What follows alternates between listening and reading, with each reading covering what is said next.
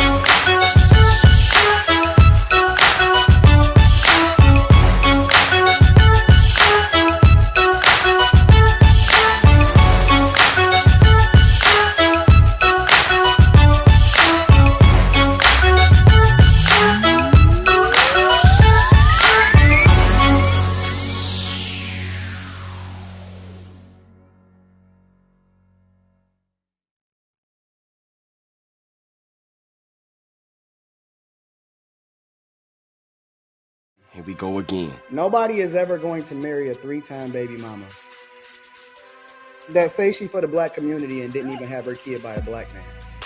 First. Oh, wow. Secondly, she looked like a real roach in real life. Like this chick, seriously, bro. She looks like. Listen, bro. That chick couldn't give me head for free. She couldn't pay me. It's no way. Yo, it's no way that I would ever let a chick that ain't even got a headboard ever give me head, bro.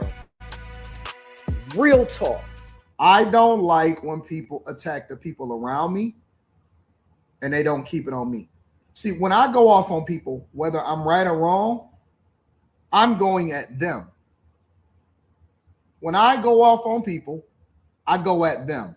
When somebody attack my daughter, wife, any of that type of stuff, it don't matter what I did. It don't matter what I did, because that's for me, the rules of engagement is you keep family out of it.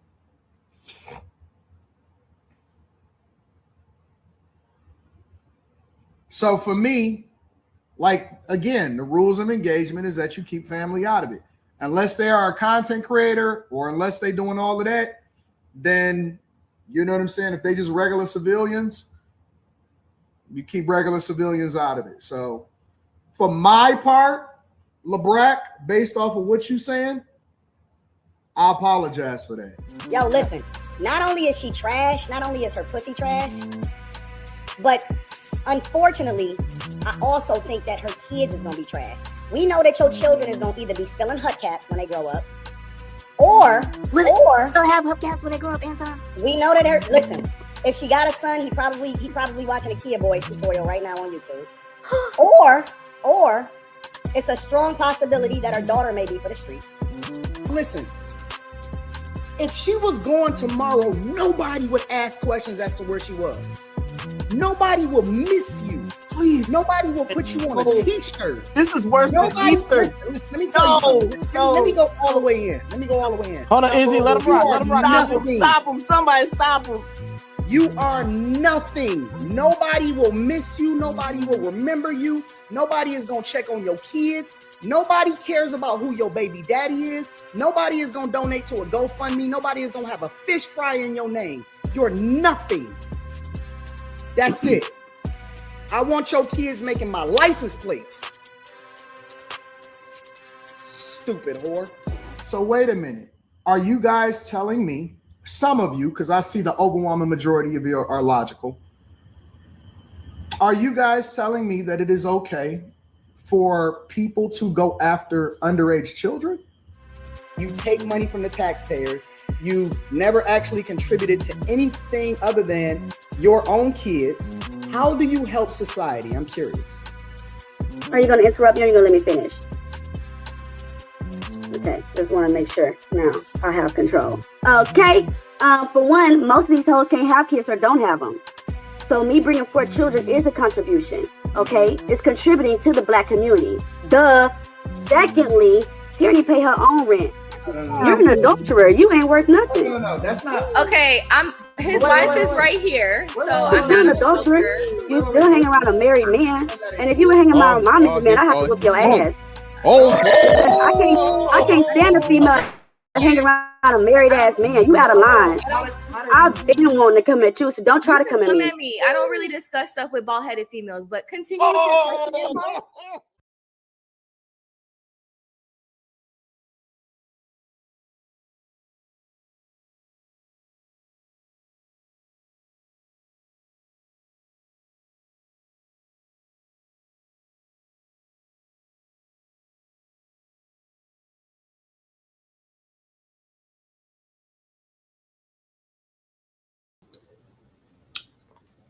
Hey, shout out to everybody. We're going to bring Teraney up in just a moment. We got her backstage, the lovely Teraney. And what we are going to do, we are going to review that stream. Well, not that stream, but that exchange between We Need More Teraney and Anton Daniels, because it's wild. And we're going to give everybody a lot, just some context, because I know what a lot of people are watching is a lot of reviews of reviews and reactions from reactions. And, everybody got selective memories. But before we even get started, I want to remind everybody, make sure you guys like, share, subscribe. Please support the stream through Cash App. Support the stream through Super Chat if you can. Make sure moderators throughout the course of the stream, you guys drop not only Teraney's link to her channel, you know what I'm saying? We Need More Teraney, and it's at Teraney. It's in the description box, but also the link to her Cash App too, because we're going to get her paid. We're going to get her paid because it's her turn to eat. A lot of these motherfuckers come in these spaces and they think the supporters owe them something, when in actuality, they owe the supporters something. So right now, we need more Teraney. So I'm about to bring her up. That was a question. Who is Teraney? I'm going to show y'all exactly who Teraney is. Shout out to Teraney. She emotional, dangerous and delusional, dangerous and delusional, dangerous and delusional. Play with hearts like jewelry, play with hearts like jewelry. Cold but beautiful, cold but beautiful. Every man think he the one, every man think he the one. Till he find out what she'll do, till he find out what she'll do. Yeah, emotional. Type that cried and curse your name. Type that smile through pain. Type the post a quote online. Then go spin your brain. Got dudes buying a piece while she flirting in their face. We got the one and only. We Need More Teraney. You know what I'm saying? Awesome mommy. Is it mommy of 4, mommy of 5, mommy of 15 now? Cinco. Teraney definitely a treasure in this space. So shout out to Teraney. What's up, Auntie? What's up, the chat?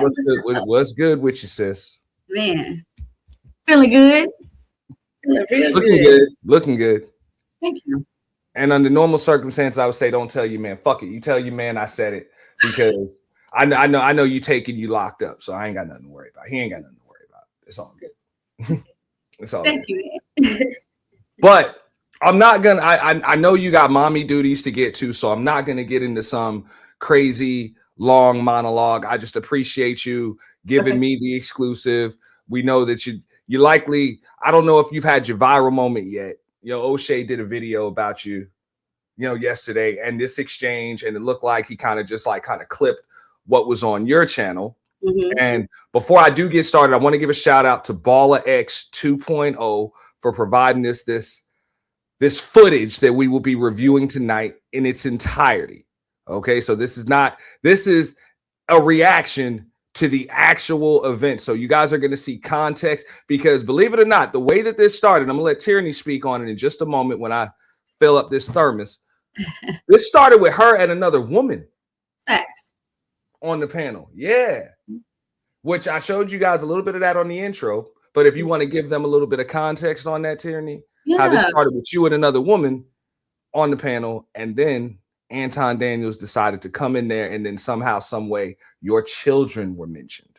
Right. Like I was taught, let women handle women and men handle men. So I was a little bit confused, but not too much, because I know how Anton rolled. That you pull up and start arguing with the woman, But he said he don't argue with he said don't talk about his family. So I guess this girl that he met off the internet is now his family. So I was just letting Q know, don't be all up in a married man face. That's all I was doing. That's all I was doing. And then it escalated. So what you're saying is he was really, really quick to defend this woman about her position in his house while his wife was there, because I believe like it was her on the panel in, with her, not her avatar, but her own box and all of that. He comes into the frame, and she's like, his wife is there. We're about to break that down.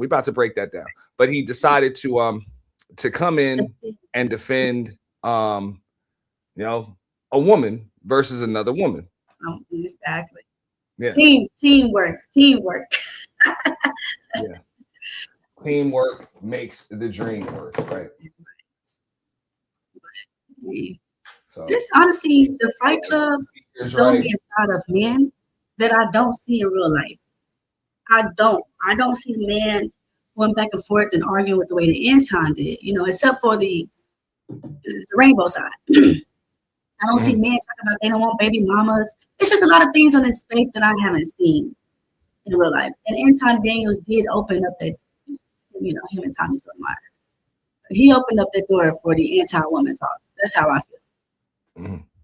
Now, one of the things that I wanted to talk to you about, because we're kind of going to run through this stuff, but you were talking about some of the other dudes on the panel, and I told you I'll let you get your opinion out, unedited, uncensored, before we break it down. So if you want to just give your monologue on that, go right ahead. You're allowed. So at the first time, I was thinking, these guys are agreeing with Anton, because as a woman, I want to hear you defend. I might not be your personal woman, but just as a woman, I want to hear someone defend. Hey, don't talk about her, da da da da. And Izzy kind of did. Izzy was just like, hey, watch your mouth. But then as I seen these guys' faces, they wasn't agreeing with us either. You're gonna see Fantastic, Mr. 824. You're gonna see a couple of guys. So what's your take on it though? What's your take on it? Well, I mean, I wasn't too fond of it. But I think O'Shea kind of touched on that on his video, that a lot of dudes are just kind of like, I don't know if they're scared to get on this dude's bad side. Right. Yeah, because they think it might hurt their channel or something like that. I just switched audio, so let me know if I'm getting feedback or anything. But yeah, I think that's what it is. I get it. They kind of looking out for. We don't have to name names. We got the beans. I want me to say names. Right. Maybe. Yes, name names. Right, because they're around. What you saying? Yeah, and look, I've said it. I get it. Clout chasing petty dudes, and a lot of these platforms, these panel channels are kind of for that. Like, I get it. That's what people are gonna do. They're gonna go where there's extra exposure they wouldn't normally get, if they weren't on a larger channel like that. But it doesn't mean you have to come up there and kiss ass. So Right. I seen a lot of that, going on. So yeah, look, I haven't made it a secret. I know my feelings about old boy. I think he's a fake boss. I think he's a fake. I mean, he might have hit 1 million. Chances are he's not liquid, but you know what I'm saying, he's a fake boss though. Fake boss. That not real. Don Fanucci type dude. But I can hear my echo. Can you hear it? Go ahead. I can hear my echo. All right. Okay. I wanted to give me a second here. But I'm glad y'all came. Yeah, thanks for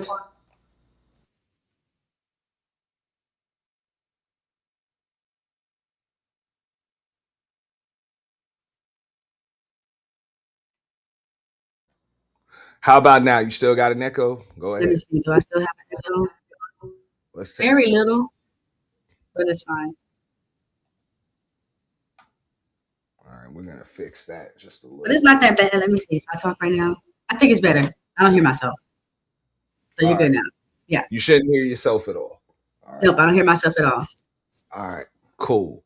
All right, so we're just gonna bring this up. You let me know when you want me to stop it. I'm gonna refill my coffee. I have my 3 kids. I'm raising my 3 kids full-time college. I don't really discuss. And again, shout out to Baller X 2.0. I think you said what you had to say to Q, and then she said she don't talk to bald head hoes and some other shit.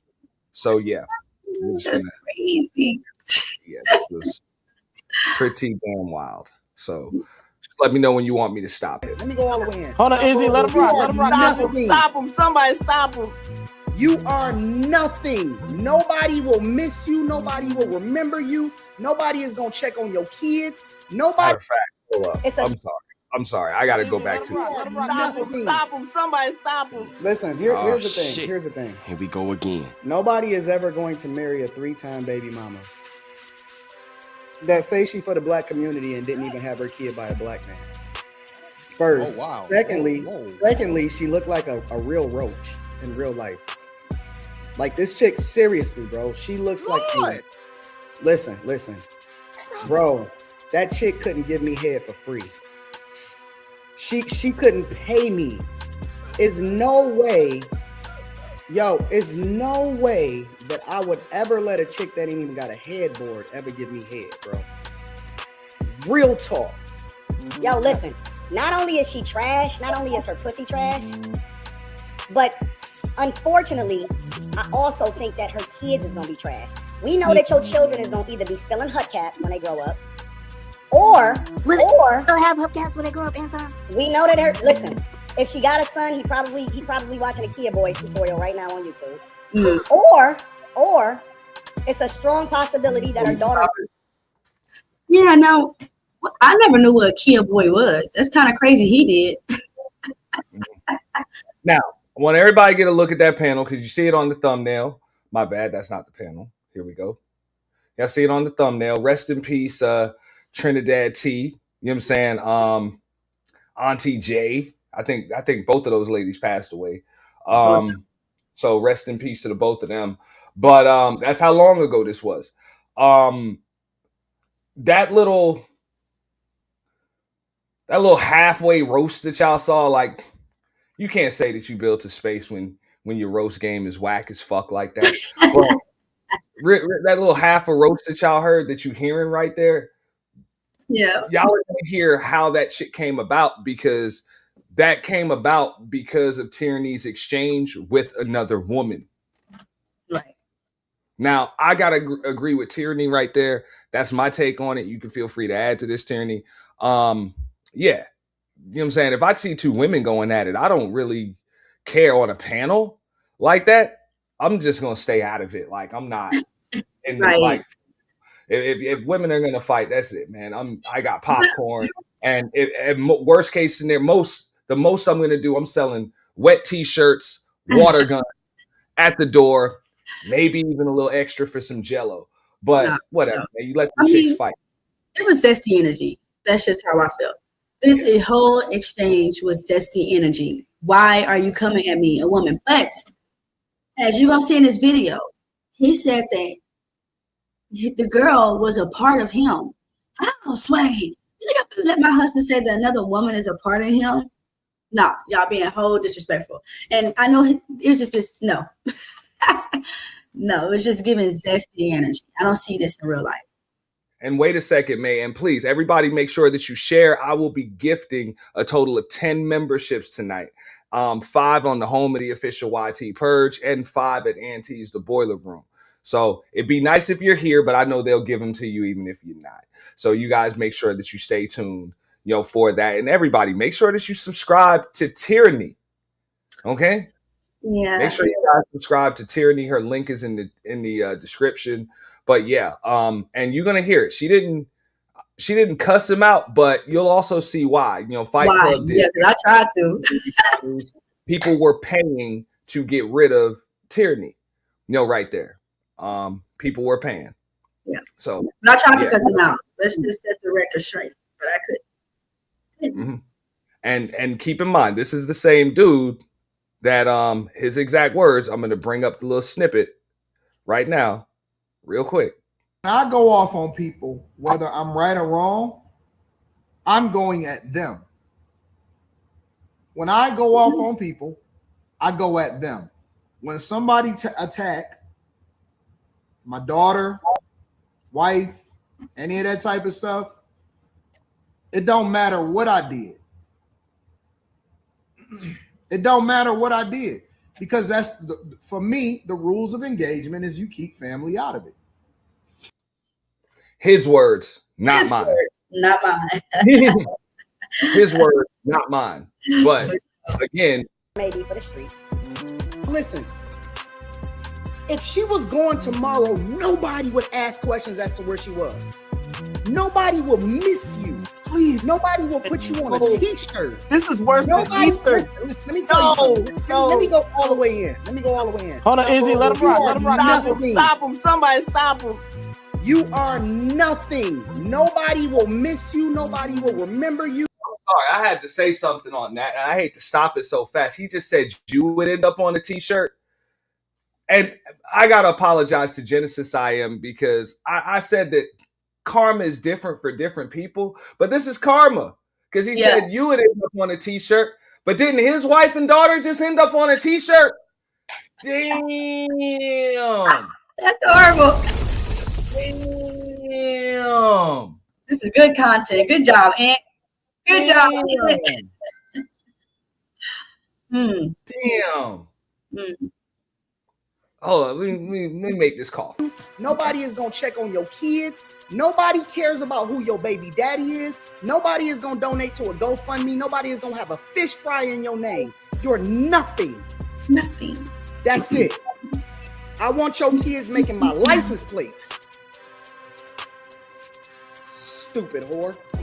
On my face. What? Let him rock. Stop him. Somebody stop him. First rule of Fight Club is we do not talk about Fight Club. That's when my hair was herring. Look at my hair was herring. I was caring about my hearing again. Talk about Fight Club. God, my hair was beautiful. You take money from the taxpayers. You never actually contributed to anything other than your own kids. How do you help society? I'm curious. Are you going to interrupt me or are you going to let me finish? Okay, just want to make sure now I have control. Okay, for one, most of these hoes can't have kids or don't have them. Or don't have them. So me bringing 4 children is a contribution, okay? It's contributing to the black community. Duh. Secondly, Teraney pay her own rent.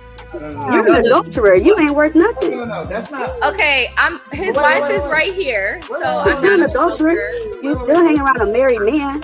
And if you hanging around my married man, I have to whip your ass. I can't stand a female that hang around a married ass man. You out of line. I've been wanting to come at you, so don't try to come at me. I don't really discuss stuff with bald-headed females, but continue. I'm not bald-headed. That's not bald-headed. It's total. Stop it. Aaron, how long is the $50 worth? $50. Yeah, for him, that's like 15 minutes for him. $50. Now look, we're gonna get back into it. So y'all see, this is before Anton decides to come up. But I got to put you on the screen, Teraney, because you deserve it. I mean, she's taken, but this is not an ugly woman. Nope. This is not an ugly woman. Nope. And I've seen some ugly women in my day. This is not an ugly woman. You know? And for real, it's not. You know? So all that shit he's talking about, I don't really like all of that. And I'm like, even if she was, like, she ain't your woman. Like, a dude that got a wife and all that other shit shouldn't even be saying no shit like that anyway. Right. But here, let me give a little bit of the super chat love real quick, man. Dark Lake. Shout out to Dark Lake. He said, Teraney. And this is why I'm reading it before we get into it. He said, Teraney, it was always people like you and me challenging Anton. I remember people attacking us because of this. And at the end, there ain't not one bag chaser in a better position than us. F them. F them for sure. What's up, Dark Lake? F them. Facts. Hey. It wasn't that many of us that went to Anton. I'll say that. Huh? Now you can't stop the sun from shining. Nah, for sure. What up, Richard Conley? Appreciate you. I saw Chicago Will up in your chat. Y'all make sure that you sub over there to Teraney. We're gonna let this run. I can't speed it up. You know what I'm saying? Because I'm watching a download. I'm not watching, you know, anything from YouTube, so I'm not able to speed it up. But we just gonna watch it in real time. You know what I'm saying? Check out this entire exchange. But it's amazing that all of these dudes up here are just they just ain't saying nothing. Now, I can understand why they're not saying nothing when you and Island Gal Q are going at it. I can understand that. Right. I would have sat there on mute just the same. Maybe ad-libbed a little, you know, but I wouldn't have said nothing. It's just when Anton comes up, like, the motherfuckers are ad-libbing right there, and I'm like, yo, that ain't. I don't know. They were scared. They were scared. So. I'm just like, bro, like, let your wife do that. I mean, me personally, I can't imagine sitting there next to a woman, next to two women, and then I got to go with a woman for anything. Sure. Even if you was being disrespectful, usually any woman that I'm sitting there with is not going to allow me to go at no woman. I don't have to. You know? See, you know your position too. Like, as a man, you know you're kind of above women. So why are you arguing with a woman? Like, what you doing? I'll cuss a chick out, but I'm not. I don't have to cuss a chick out if I'm sitting right next to her. You really don't.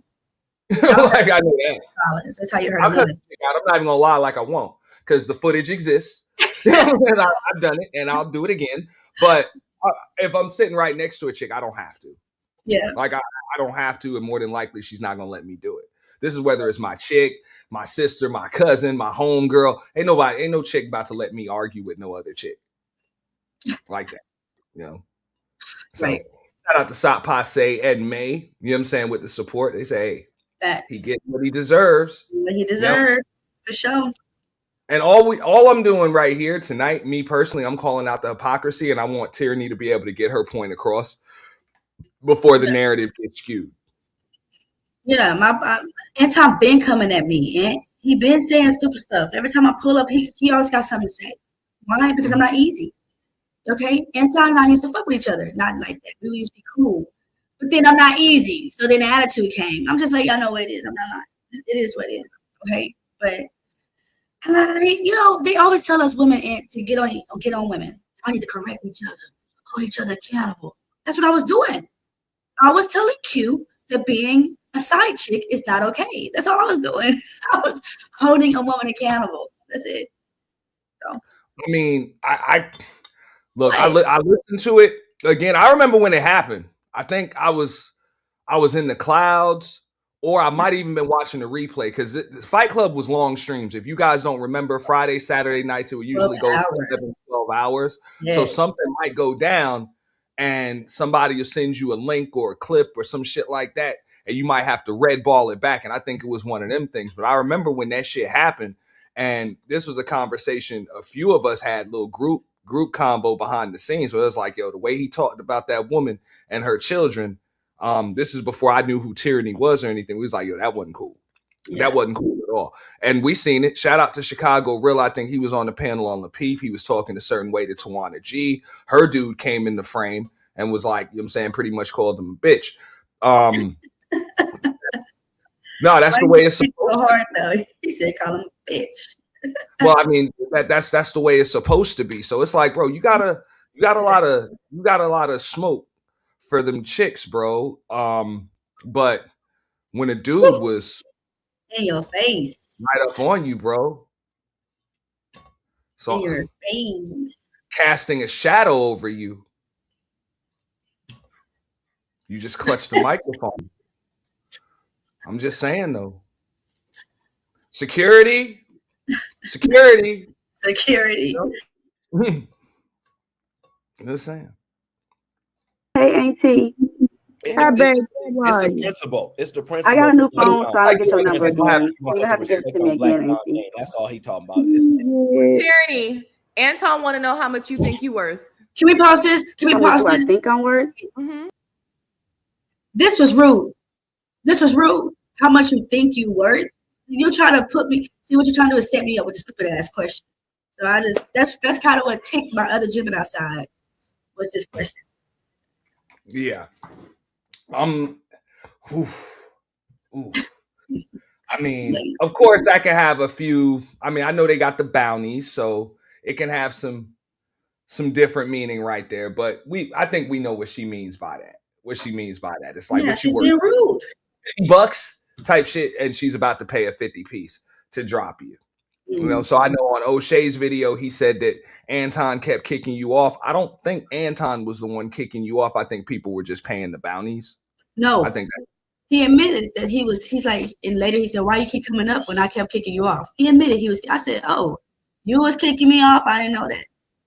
Because I saw people were bountying you, but you kept coming back. So people were paying to bring you back. They were paying to bring me back. Or were other people paying to bring you back? Yes. They were paying to bring me back, and he wouldn't let me up so he can, go off of me. But yeah. All because you was checking this girl. Yeah, that part. I mean, look, I've talked to some women even since this kind of came back up, and most of them agree with you. Like when you said, look, I don't know if you got to the point yet, but I just remember you was like, yo, that's like if you was around my husband, I'd beat your ass. Yeah. Pretty much. That's it. I haven't heard one woman that didn't agree with that shit. Yeah. Married or unmarried. They're like, I would beat your ass. You just hang out around my motherfucker. And then check this out, Aunt. Wasn't Fight Club late at night? That was a late at night thing. As a woman, girl, why are you at another man's house with his wife? You're really disrespecting the black woman. We already got shit to go through. But you're making it harder for this black woman by telling yourself you're going to be at another man's house at night. Stop playing. But that's it. I'm sorry, I didn't read it. What did it say? I got to be honest. Like, I've been in situations like that before. You can't disrespect your wife like that. Can't even do it. You can't. It's not worth it. You can do it, but is it worth it? Is it worth getting someone to kiss you at night? Get up and get you some drink? Is it worth it? Yeah. It's not. Now, granted, I mean, if you're a friend of the family, I mean, you could set up the guest room and all of that other shit. Hell no, and y'all be banging in the middle of the night in the restroom. I mean, like I said, that's what I'm saying. It's like I don't know. I try to stay out of married people's shit, but I can understand how. I don't know what the hell they're going through, but I know like the situation with Corey, Corey's podcast, Mika, you 3 time zones away, and wifey's still in Detroit. That just the optics is disrespectful. Yes. I know that for a fact. As a female, you know what you're doing. Mm-hmm. You know what you're doing. I don't care what he said they're going through. He's married. Don't hang around no married man. Make it easier for that wife. I mean, so when you get married, reap what you sow. But I'm just not putting myself in a position around a married man and end up committing adultery. That's just. Now, I mean, look, I'm on the record for saying it. I believe that Anton and his wife have an open relationship. I think they have an open marriage. At this point, yeah. Yeah, I think so. So whatever. Yeah. They like it. I love it. But the optics just ain't good when you talking about you a conservative, Christian, and all of this other stuff. And this is how you moving, bro. Conservative hoe, right? It's just not good. Especially when you said that all the women around you are giving up the drawers pretty much. And shout out to L Nixon and Chicago Rilla said we need more tyranny and said tyranny with the Anton smoke. Nah, for real, this is a real tyranny. Okay, y'all stop playing me. There's a reason I'm knowing these streets because I'm myself. I don't care what y'all talking about. Yeah. That's what's up. Y'all making it rain on you, boy. Appreciate that. Appreciate that with super chat. Okay. And y'all make sure y'all hit the Cash App too. Hit Tyranny's Cash App, which that is, hold up. They say she emotional, dangerous and delusional, dangerous and delusional, dangerous and delusional. Play with hearts like jewelry, play with hearts like jewelry. Cold but beautiful, cold but beautiful. Every man think he the one, every man think he the one. Till he find out what she'll do, till he find out. $ awesome mommy T. I gotta get this song. Can you please send me that song? That's actually done by Nightish. I gotta make sure that I credit Nightish for that. That is that's an AI track done by Nightish. Yes. Okay. Thanks, Night. Yeah. You know, I'm good with my one-liners. I came up with I called the woman dangerous and delusional, and he came up with a track like that. Dangerous and delusional is so disrespectful, bro. Yeah. Did you like it? You know, you like it, I love it. I like the beat. Nice. But now we'll get back into it. Well, the Bible told me that I'm far above rubies. Whoa! You said the Bible far above rubies. You can't come speaking in parables. Girl. What's that mean? Break that down. Break that down. I mean, you're an adulterer. You ain't worth nothing. No, that's not. Okay, his wife is right here, so I'm You're not an adulterer. You still hanging around a married man, and if you were hanging around my married man, I have to whip your ass. I can't stand a female hanging around a married ass man. You out of line. I've been wanting to come at you, so don't try to come at me. I don't really discuss stuff with bald-headed females, but continue. I'm not bald-headed. That's not bald-headed. Your daddy ain't got a problem with it. Your daddy ain't got a problem with it. My daddy is married. Your daddy ain't got a problem with it. Yeah, with your kidless ass. You need to go have some kids with somebody else. because that man's married. Your hair. That man's married. Bald-headed, and you're bald-headed. Not. I'd rather be bald-headed than an adulterer. I'd rather be bald-headed than an adulterer. Yeah, you're right. You're right. Yeah, you're right. Shut your ass up. Go ahead, Aaron. So no, Aaron. Here's the thing, though. I'm curious. So I thought Anton was booted. We might as well bring him back. Oh, his puppet's speaking for him. Yeah, go ahead. Let me talk. But anyways, the question is that like the above rubies? Is that the cost of the woman that was at the well? Go read the Bible. Go read Proverbs. Then you can understand. But you'll never know what a real woman is hanging around a harlot. Talk about. No. Hold on. Y'all be having real time, man. Now, notice the entire time, I got to give Teraney her props. She did not disrespect or even allude to Anton's wife at all. Exactly. So him and Q started. Guys, notice this is where Anton Daniels decides to come in the frame. Right. So I'm going to show y'all this in real time. There's Q. You know, and keep in mind this is a independent review, objective reaction. This is what it is. Hair. That man's married. Bald-headed, and you're bald-headed. Not. I'd rather be bald-headed than an adulterer. I'd rather be bald-headed than an adulterer. Yeah, you're right. You're right. Yeah, you're right. Shut your ass up. Go ahead, Aaron. So no, Aaron. Here's the thing, though. I'm curious. So I thought Anton was booted. We might as well bring him back. Oh, his puppet's speaking for him. I'm sorry. Go ahead. Let me talk. But anyways, the question is that like the above rubies? Is that the cost of the woman that was at the well? Go read the Bible. Go read Proverbs. Then you can understand. But you'll never know what a real woman is hanging around a harlot. Talk about. No. Hold on. Y'all be having real beefs out here, man. Hold on. Y'all be having real beefs out here. Y'all gonna try to come in tyranny? I can take it. I ain't got no problem with it. Well, I mean, usually women for the streets can take it like that. I'm not for those streets, baby. I've been single for over a year. I'm divorced I'm good. I'm not for no streets. No. You're I have my 3 kids. I'm raising my 3 kids. Full-time college student. I'm not for no streets, baby. Yeah, and you on welfare. No, I'm not on welfare. My rent is $1,800 a month, and it come out of my pocket. First of all, 1,800 ain't even. Chicago Rilla, you ain't shit. You know what I'm saying? With the $5 ball, the super chat, appreciate you. But yeah, he said, why did that thick chocolate heifer from Detroit insert herself when the females was going at it? Who you talking about?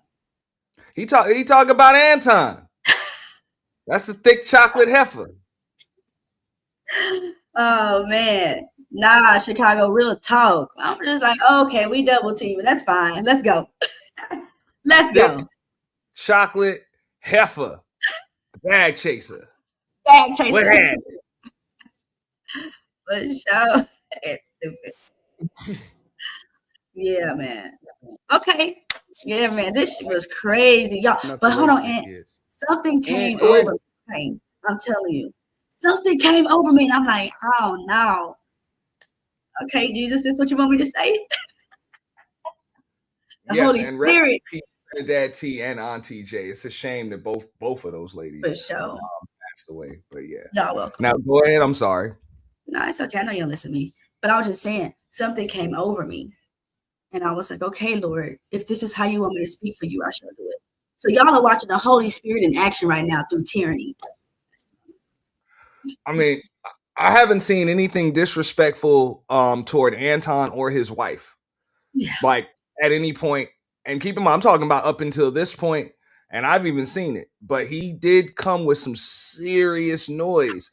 And I'm like, yo, I ain't got no problem with yeah. I mean, look, that's a cartoon photo, but I'll show you the non-cartoon photo. That's I mean, striking resemblance, don't you think?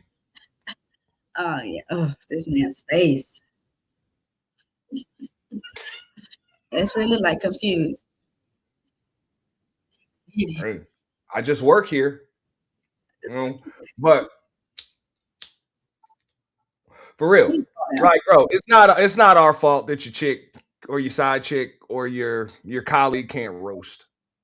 And I like Island Girl Crew, I really do. But sure, you can't roast, and it's nothing to be ashamed of. It's just don't try to roast if you ain't a roaster like that. Yeah. You know? It was what it was. And you ain't even a roaster. You just called her a harlot. And then I haven't roasted her. I didn't roast anybody. I was very respectful. I was very respectful up here. So I got enough to raise mine. What you talking about? 1,800 ain't enough to raise kids. That's just rent. That's just rent. What you talking about? So you got a job too? Yeah. Well, your haters want me gone. I'll be back, adulterer and her adulteress. Bye, nigga.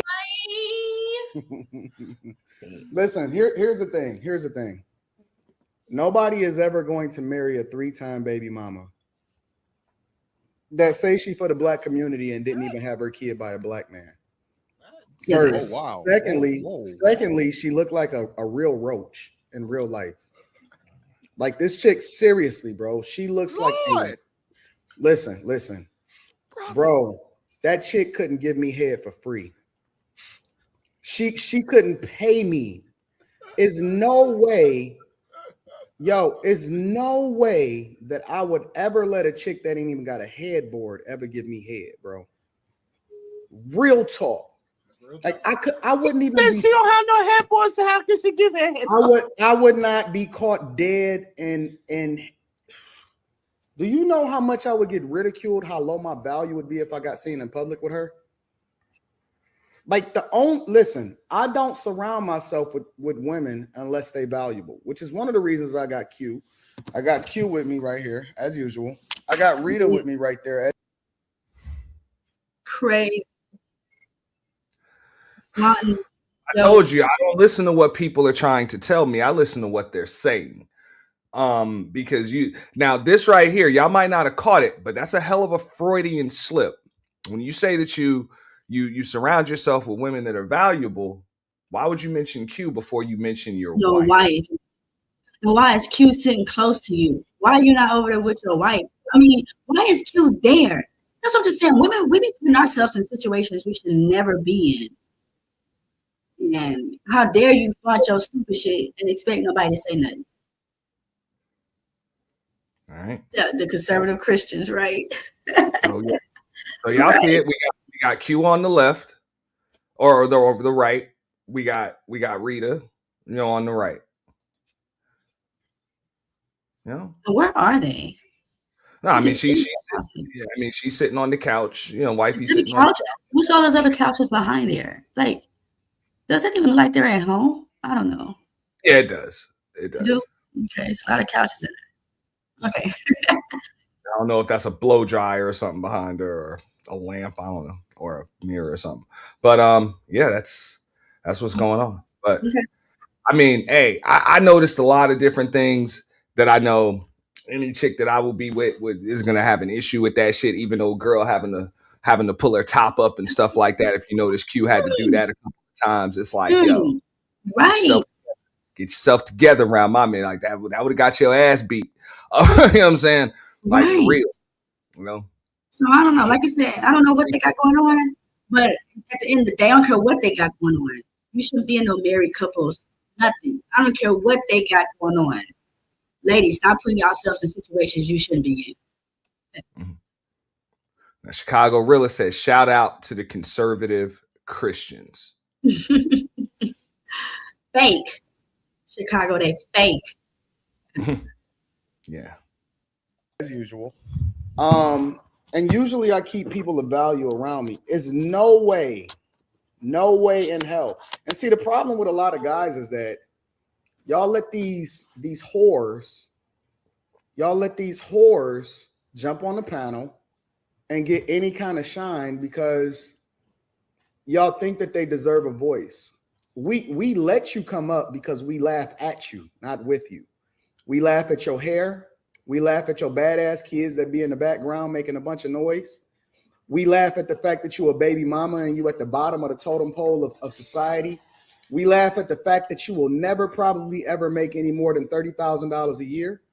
We laugh at the fact that guys only look at you as something that they can dump off in. And Anton, you got it. It's too much. It's too much. You got it. Think about this, because you got it, Anton. You got it, man. We laugh. Mercy. We laugh at. We laugh at if she did.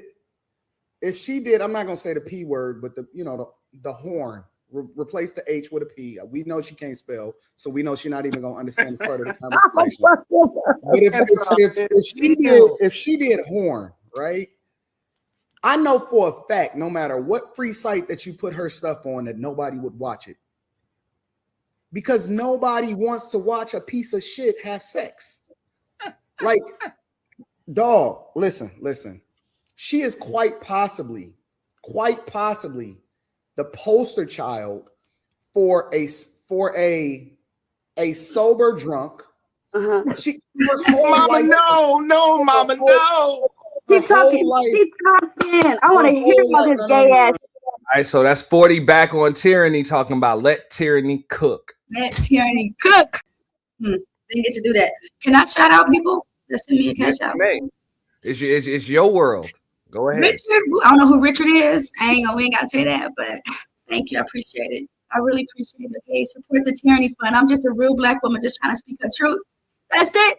Okay, so thank you. That's it. And put me down. No, it's all good. It's all good. Yeah. So yeah.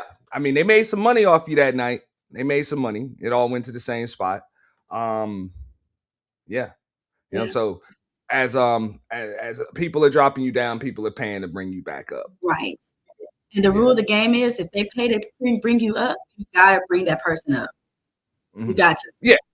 Not even if you Aaron, best host that I've seen, when it comes to this type of shit.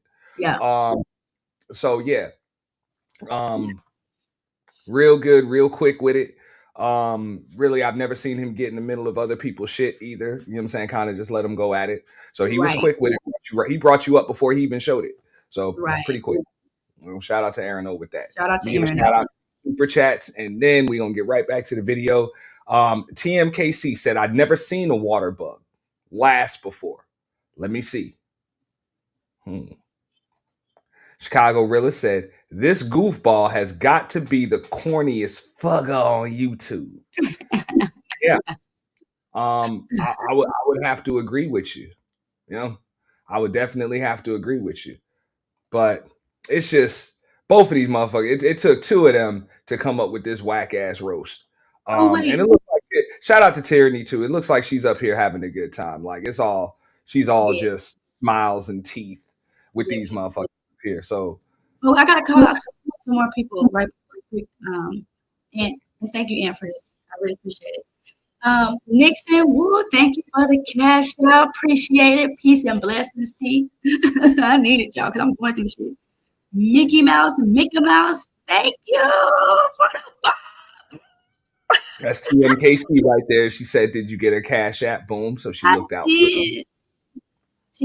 Who is TMKC? You look like Richard. Right I really her Richard. super chat on the screen. She breaking that bread. She's breaking that bread on, you know. So she looked out, you know what I'm saying, hitting us with them colors. Appreciate you, TMKC. You know, she's never seen a water bug last before. So I don't know what that means. I feel like you're trying to say something slick. What are you trying to say, Richard? I don't know. Oh, Richard, I don't know. I've never seen a water bug last before. I just work here, you know, and just make sure the till never comes up short. That's it. That's it. But no, shout out to you.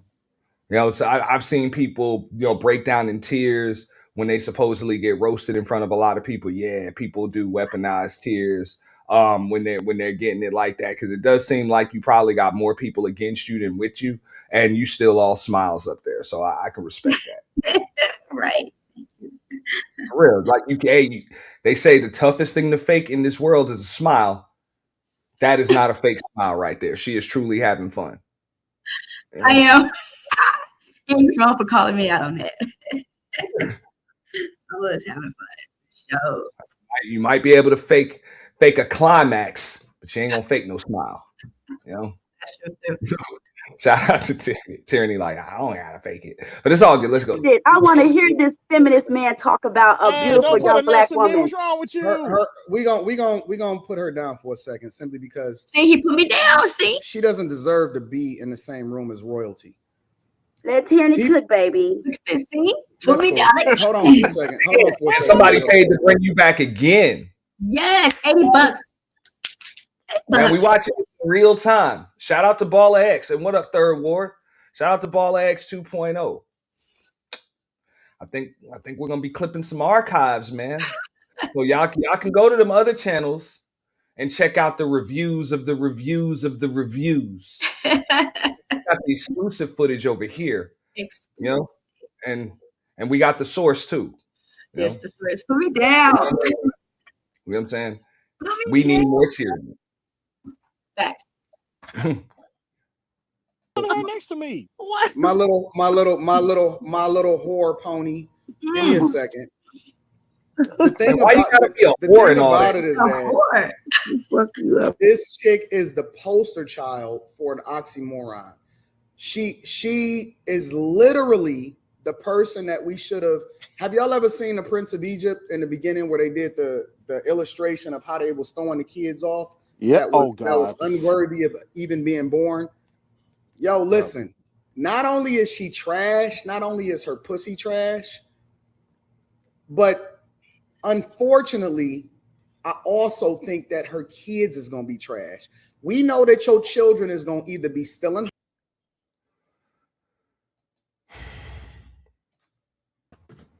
And they don't keep it on me. See, when I go off on people, whether I'm right or wrong, I'm going at them. When I go off on people, I go at them. When somebody attack my daughter, wife, any of that type of stuff, it don't matter what I did. It don't matter what I did, because that's for me, the rules of engagement is you keep family out of it. So he's saying when they grow up. He's saying the thing about it is that fuck you up. This chick is the poster child and is gonna either be still in hubcaps when they grow up, or they'll have hubcaps when they grow up, Anton. We know that listen. We're just merely pointing out the hypocrisy. Right. So he said that keep it on him because the rules of engagement are you leave kids and family out of it. Right. But she kept it. She actually kept it on cue. I don't even think you addressed him. You were kind of just going off on cue in the situation, right? Right.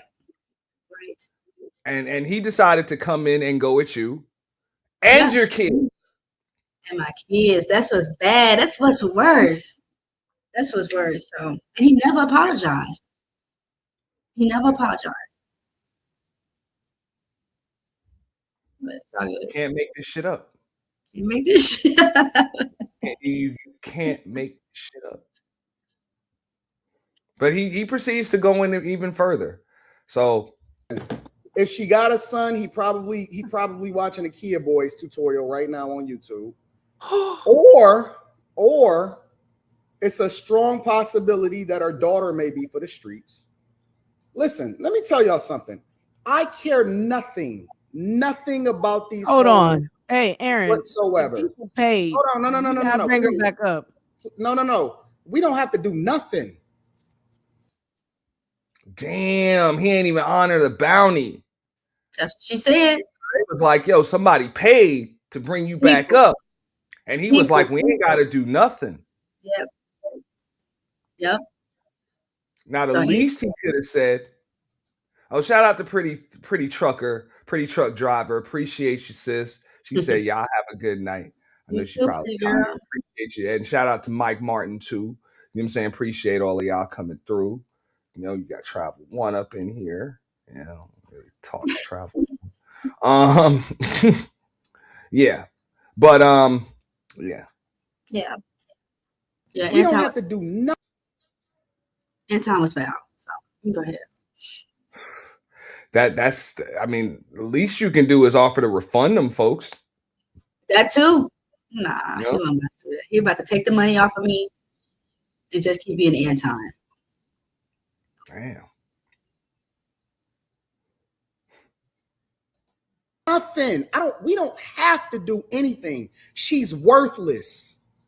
She's nothing. She's nothing but a vapor, right? At any moment, listen, if she was gone tomorrow, nobody would ask questions as to where she was. Nobody will miss you. Please. Nobody will put you on a t-shirt. This is worse than ether. Listen, let me tell you something. Let me go all the way in. Hold on, Izzy. Let him rock.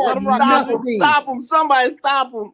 You are nothing. Nobody will miss you. Nobody will remember you. Nobody is going to check on your kids. Nobody cares about who your baby daddy is. Nobody is going to donate to a GoFundMe. Nobody is going to have a fish fry in your name. You're nothing. Nothing. Don't ever in your life feel comfortable enough to mention my name or talk about anybody that's associated with me or sitting next to me. You're nothing. You're trash. You're the bottom of a receptacle. That's it. That's it. Nothing. The only thing you good for is having more kids so that we can continue to fund our prison industrial complex that's for profit. That's it. I want your kids making my license plates. Okay. Stupid whore. I'm a stupid whore. Okay, look. So he said, I want you to, what did he say? So that we can continue to fund our industrial prisons. Who is we? That's what I'm saying. Every time got something that was going on. He didn't just come on YouTube and make it big because he was saying stuff.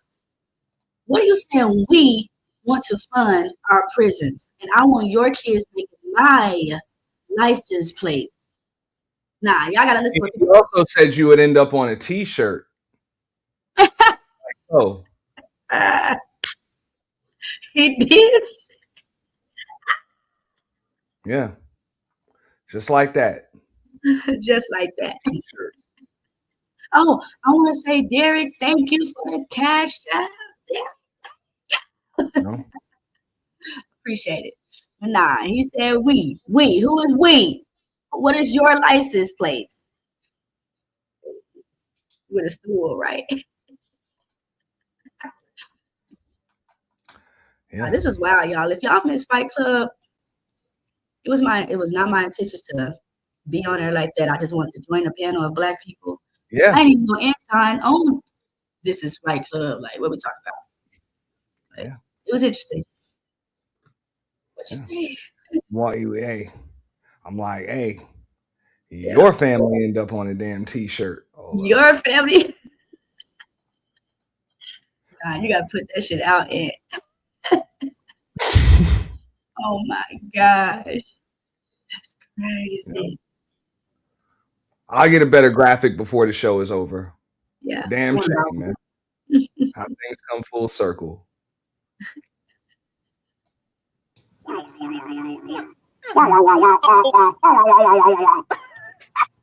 That was a mic drop. That was a mic drop. Aaron, why is she next to me, man? Now put your adulterer back on the line, nigga. Put your adulteress back on the motherfucking line. What? Go have some kids, nigga. That's all you do is spend your money on me. Go have some kids. Put this I hoe on got the top. money to spend it. Who called me a hoe? I know you did not put this woman on top. Exactly. How about you go take care of your kids? Don't worry How about you me. have some kids? You don't even know what it means to take care of kids. Go have some kids. Stop being a hoe. Stop being a hoe. Go get another job. I can't stand no female that's all up under another woman's nigga. Go get some motherfucking kids, weird ass bitch. Don't worry about what me. you talking about? Bye. Bye. Island girl Always is the spending girls that with money 2 on inches me. of hair that got shit to say. Now, as we can. All right, so Q booted you for the 20. You're not on the 70. panel. She Okay. paid 50 earlier. Well, she paid 50, but they matched that. That shit was negated. Now it's another dub, you know. Right. So maybe I don't even know how that shit worked. Like if I pay a 50, it ain't no 20s. That shit only goes up. Like for real. Now it's time to start throwing out them C notes, or we just gonna have to go at it. But I guess that's how they move. You pay 50, then you pay 20. That's Okay. weird. You know, Yes. pot goes up, never goes. Bets go up, never go down. Right. But I don't know if you remember or heard what she had to say about you after she kicked you, but I think she has a lot more to say. Okay, let's see. Continue the conversation. Back to our regularly scheduled program. Back to the men Here paying we for the go. box. What's the topic? What's the topic? Men paying for the box. You buying that pussy? Question, They've been fantastic. doing it since the beginning of How time. much They would never you gonna pay stop. for Teraney's box? Wait, What? I want to talk about tyranny. How much I got a better question for you. How Mr. much did she pay me? Here's a better question. How much You do have to pay Tyraney- me. How much would Tyranny have to pay you? How much she How got much to would pay Tyranny me? have to pay you in order to get the box? No, Bro, she gotta come out. She gotta come out with some stacks, bro. She gotta hit me at least with a couple stacks, man. Cause he A broke. couple stacks. Anton Daniels from Your Anton. shit might fall off. Wait, Your hold shit on, might fall off. hold on. Hold on, let me Your hold shit on. might fall off. Wait. Israel, I gotta Anton finish Daniels answering for the question. AntonDaniels.com. You're mean. I gotta finish You're answering the mean. question. I gotta finish answering the question. Listen, You're two mean. racks, two racks.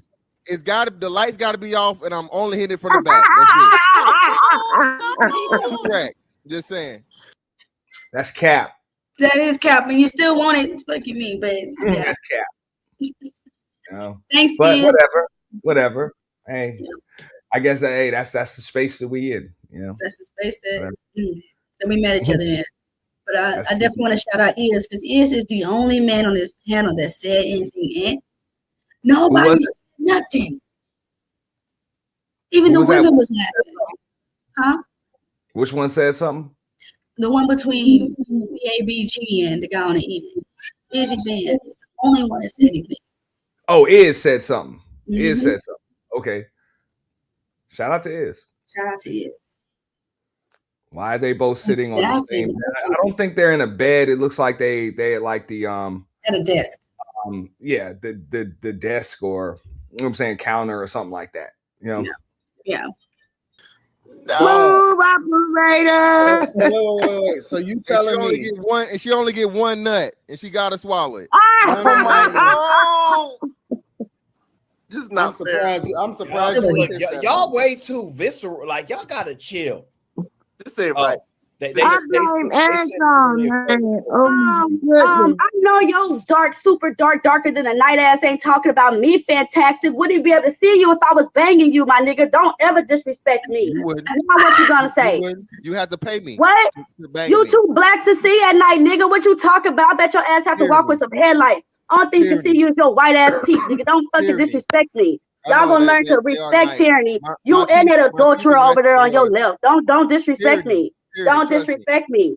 Tyranny, you try to. And I came on here to be peaceful. I came on here to be peaceful, but I see the women ain't even saying nothing. ATJ, why you laughing at this weird ass shit? Hold on, shut up while I'm talking, nigga. ATJ, why you laughing at this weird ass shit? This is what I don't like about women. Y'all too weak. Y'all too weak. Y'all can't even stand up for your own sisters. And then you got your daughter over there with a married man. That's crazy. I don't know you. All right, so I just want y'all to know. Yeah. Everybody wasn't on board with that shit. Everybody at Fight Club wasn't on board for that shit. Y'all see somebody paid the dub to bring her back. And they knew they paid the dub to bring her back. And that Cash App right there says credit for her. Yeah. You know? So then they put some more dough on her books. Mm-hmm. You know? And said Q is bitter. So yeah, I think maybe a hit dog was hollering right there. A hit dog will holler. Hit dog will holler. That's kind of what it looked like. But I know Anton kind of does that a lot. I saw a basic deflection tactic. A lot of other folks won't really touch on that from both him and Q.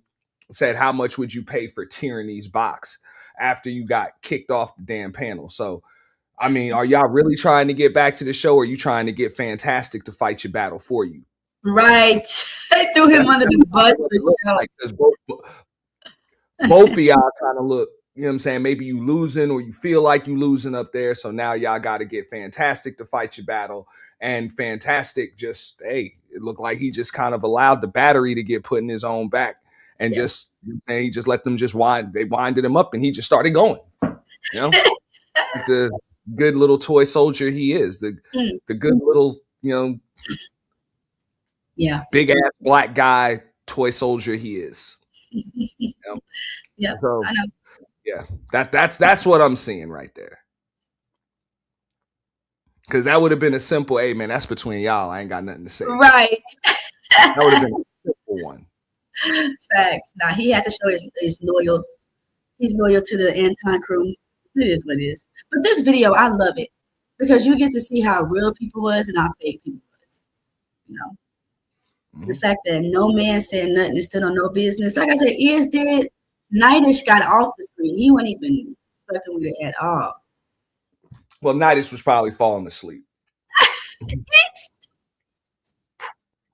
I don't know. Nah, for real. I mean, you just saw it, Gabe. And I ain't got no problem with Fantastic, but yo, real shit. I just watched Q and Anton put a battery in your back with that question, and I just watched them wind you up, and you just went to walking.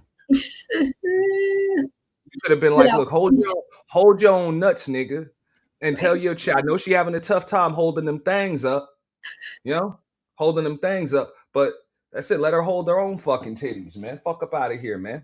That's between chicks. If y'all got issues, man, I just got popcorn and I'm watching. Yep. You know? But now they tried to turn it into some Fantastic versus Tyranny thing when it really had nothing to do with Fantastic. You know? That's crazy. Y'all women are weak in 2023. No, little girl. Thank you. That's for me. I ain't the one. I don't know what number you are. You ain't the one. I'm the one. And I was talking to you. Is your name ATJ? Is your name ATJ? Honey bun, you keep your loud mouth closed too, Mel, because I don't even know your name. That's between you and that person. That had nothing to do with me. I don't even know your name. I don't even know your name. You talking to the wrong one. I have to respect you when I could talk. Don't, please, I'm not the one. I laughed at that crazy ass talking about some two facts. I ain't even worried about her because I don't even know what she's talking about. But like I said, okay, we're supposed to have each other back, ain't TJ? And you over here laughing at the menace to society. I'm laughing at fantastic ass. The shit was funny, but he said it'll take him 2 stacks. Do you know how much that is? Paid for you to come back. Hold on, pause, please, pause. Miss Teraney, on some realness. I was not trying to disrespect you. It wasn't my place. Sit here and wait, you a big girl. Okay? Nobody was laughing at you. All right, I'm gonna pause it again, right? Because now, again, because I know Teraney, she wants to take a quick, you know what I'm saying? She's gonna go clear her throat and go back in on this video. And we got as long as she's gonna let us break it down, you know what I'm saying? We're going to, I think it's probably another, let me see how much time we got. It's probably another like 40 minutes of the video. We don't have to go through the whole thing if you don't want to. But let me know when you're ready. But this is a good time to pause it because as you see, our number one, you know, Eveline Flying Monkey decided to come back into the fucking frame now that women are going at it again. Right. And speaking about a bitch. I was disappointed that none of my girls had my back. And TJ, right. Trinity. Now it's like you hold up. Is that me or you? Why I can't hear you? I don't know. Teraney, you can't hear me? Y'all hear her? Because I can't hear Teraney. Okay, well, this is a good time to go on break. Good for break. Giving us sign language. You say good break. Yeah. Go ahead, but when you do, you know what I'm saying, check your speakers because nobody was your speakers is mine. I got it. Yeah, you hear, I don't. It's mine.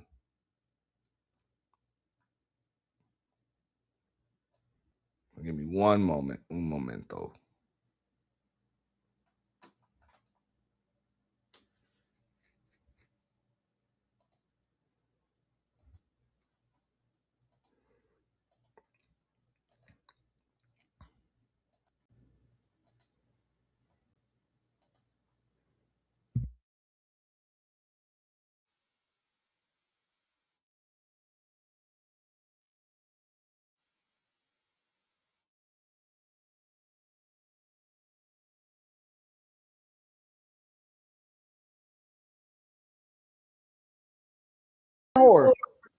Like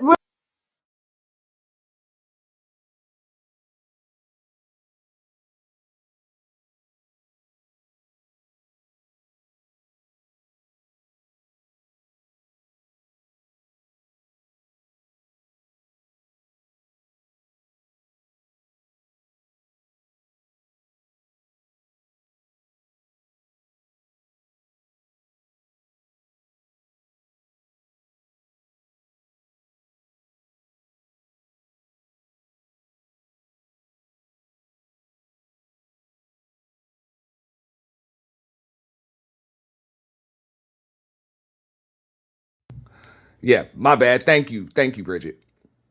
But yeah, we're gonna wait until Teraney comes back to finish breaking this down. Well, she'll be back in a second.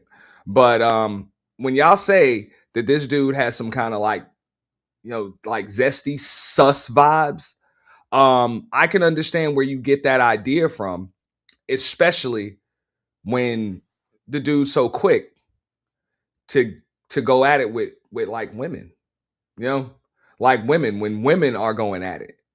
Like, I don't see any reason, to be going at it, jumping in the middle of the frame, up in the middle of women's shit. I seen him jump in the middle of the frame when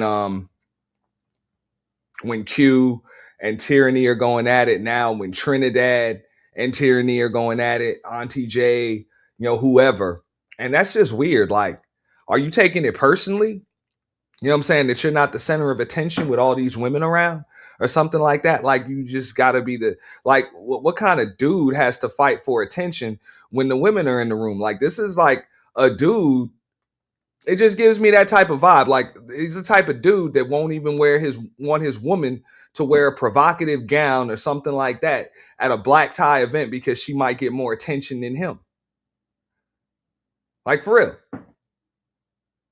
Like, it's one thing to tell your chick to cover up because you just don't want people seeing her like that. And it's another thing to tell her to cover up because she's taking the attention off you. This is the type of vibe that this dude kind of gives me, right here. And I'm just giving an objective opinion, but it's some serious insecurities that are omitting off of this panel from the bearded dude. Like some serious insecurities. And they're just clearly on display. And it's so bad that it's like you can't even wait your opportunity to go with a dude. You got to project that shit on the women because the women seem to be some kind of easy target. It's like, that's some crazy shit.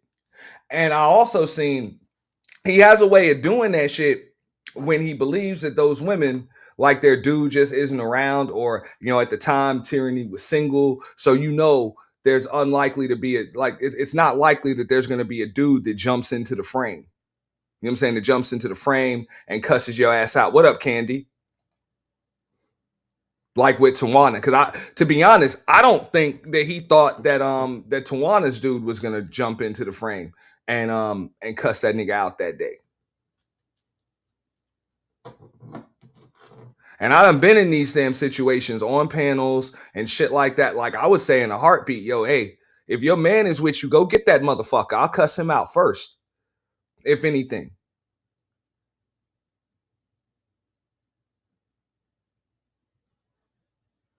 Like, if anything. Like, before I call, you got a man, before I call his woman a bitch, tell him I called him a bitch. Tell him right now.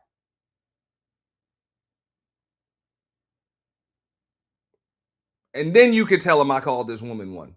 But whatever. And see what he has to do about it. That's all. But this right here, this is just weird. Like, this is weird. This gives some serious zesty sus vibes. And then trying to put the battery in the backs of other dudes. And I'm kind of killing time until Teraney comes back. So don't mind me, I'm saying, when it comes to that. But it just gives some weird sus vibes. What up, Letitia McGee? You know what I'm saying? Appreciate you. By the way, now that I'm here and we got time, I'm going to gift some memberships. So whether you're watching at the home of the official YT Purge or you are watching at Auntie's The Boiler Room, we are gifting 5 memberships on both channels right now. So bear with me one moment here.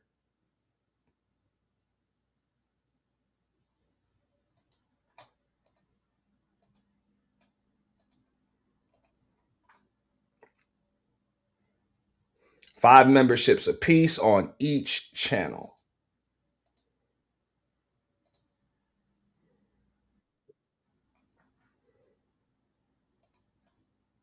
Boom.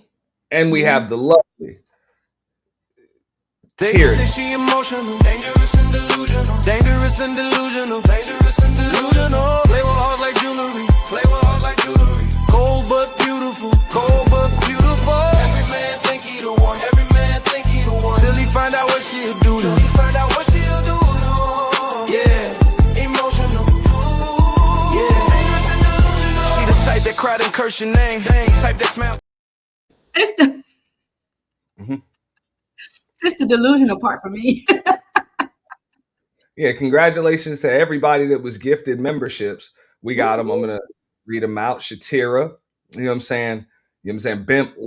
Bimp Loke, St. Louis Vet got it. Tall Stranger, you know what I'm saying? Straight Face Media, you know what I'm saying? Realty 23, you know, and Indigenous 56 Ace, you know what I'm saying? Got them at the home of the official YT Purge. And at the Boiler Room, we got a few there. Shout out to Black Pearl, you know what I'm saying? B Love, Marvel 318, you know what I'm saying? Chalk 251, and Annie. Shout out to Annie, you know? Appreciate that. You know? And y'all make sure y'all stay sub, keep them memberships. We got members only content coming. We're gonna be going through the archives, doing a lot of shit. What you got for us, Teraney? I said this is some zesty vibes, weird sus vibes that that this dude just keeps running up in the middle of women's shit. Like, we done seen it twice already in a 20-minute span. Not even in the frame. Got to come in the frame when he see women going at it. Right. And I think a lot of people in this space know what energy he's on, but Anton just scares people or something, and they don't want to speak it. But yeah, he was out of line. He did way too much.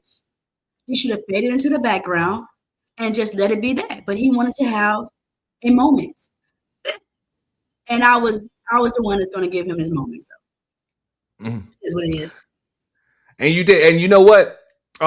Shout out to my crew. I can't give out, all of my sources and my crew. You got to protect the ones you care about. That's how this works. But we had this conversation when this happened, a few years ago, and we all said, like, we all pretty much in agreement that not only was this like just not a good look, it just had just a weird, eerie feeling just watching it. Like, there was nothing funny about that shit. It was really nothing funny about it. Like, I think the exchange with you and Q probably would have had some funny shit to it. Because I'm on the record as saying the women, when y'all go at it, y'all just have a different type of energy. Like when y'all drag and roast each other and shit. It's just a different type of energy that for the most part, the dudes just need to stand down. Like that's the energy that gets the money flying. It's entertaining as fuck. It can't be matched. So the dudes just need to stand down and let that shit happen. Yeah. But that might have been funny. But as soon as this dude starts coming in, it's not even like, it's not funny. It's not even entertaining anymore. Right. It was just so. Yeah, I felt like, look, that was gonna come full circle. And when I messaged you and reached out to you about this, once I saw O'Shea had it. I was like, look, you was gonna get your moment anyway. Like you was gonna get your moment anyway. Like seriously.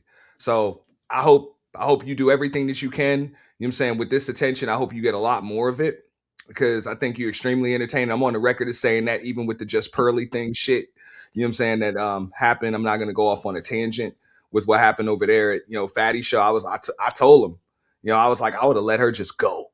Yeah. I would have let Teraney just go in on that bitch, man. Whatever. And they talking about what you would have said. I'm like, fuck that. That was a viral moment right there. Right.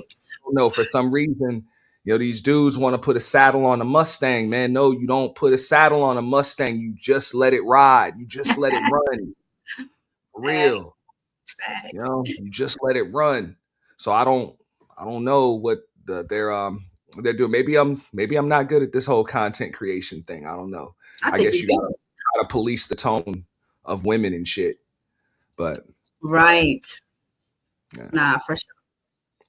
They can all tell you, the most, all of that shit, their views go up the most. That's why women are at a premium. That's why they want them. That's why they want all of y'all on their panels and all of that shit. They know that y'all bring the views and the money, but then when y'all come through, then they want to police how y'all talk and shit like that. It's like, nah, what y'all bring them for if that's what y'all right.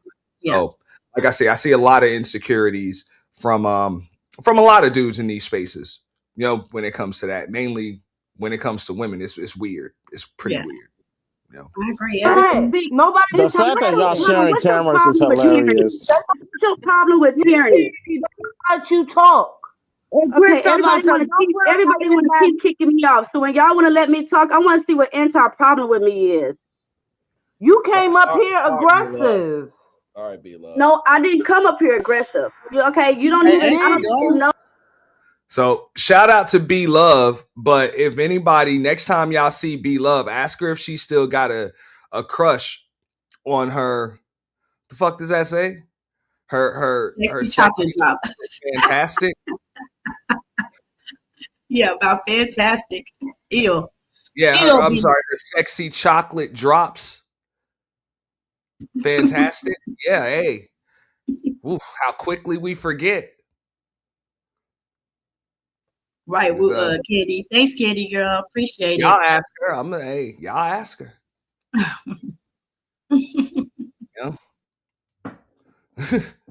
Cause B-Love, hey, she pulled you off fantastic ass, man. What's been going on? So maybe I don't want to come at you because I don't know you because I usually be having my women's back. But I want to know why Anton be going on. Okay, I want to know why Anton be going on panels with my name in his mouth. respect you. I respect you as a mother. I wanted to say hi to you. I don't. You didn't have to be aggressive. Okay, Queen, I apologize. I apologize if what I said you took wrong. I apologize. But Anton, I've heard my name in your mouth too many times, you and your rat. Y'all always got something to say about tyranny. And I don't understand. Y'all got plenty of females to talk talking about. herself in third person like she hot.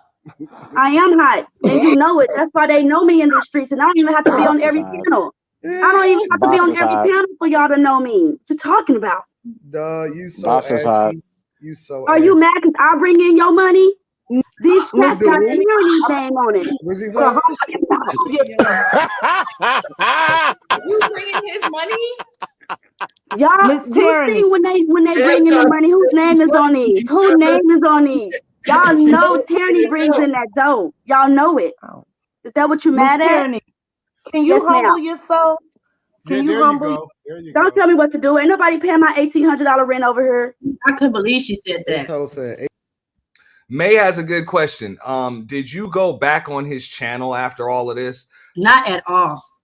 You never went on Fight Club again after this? Never went back after this. You never went to like Lapeef or none of that after this? No, never.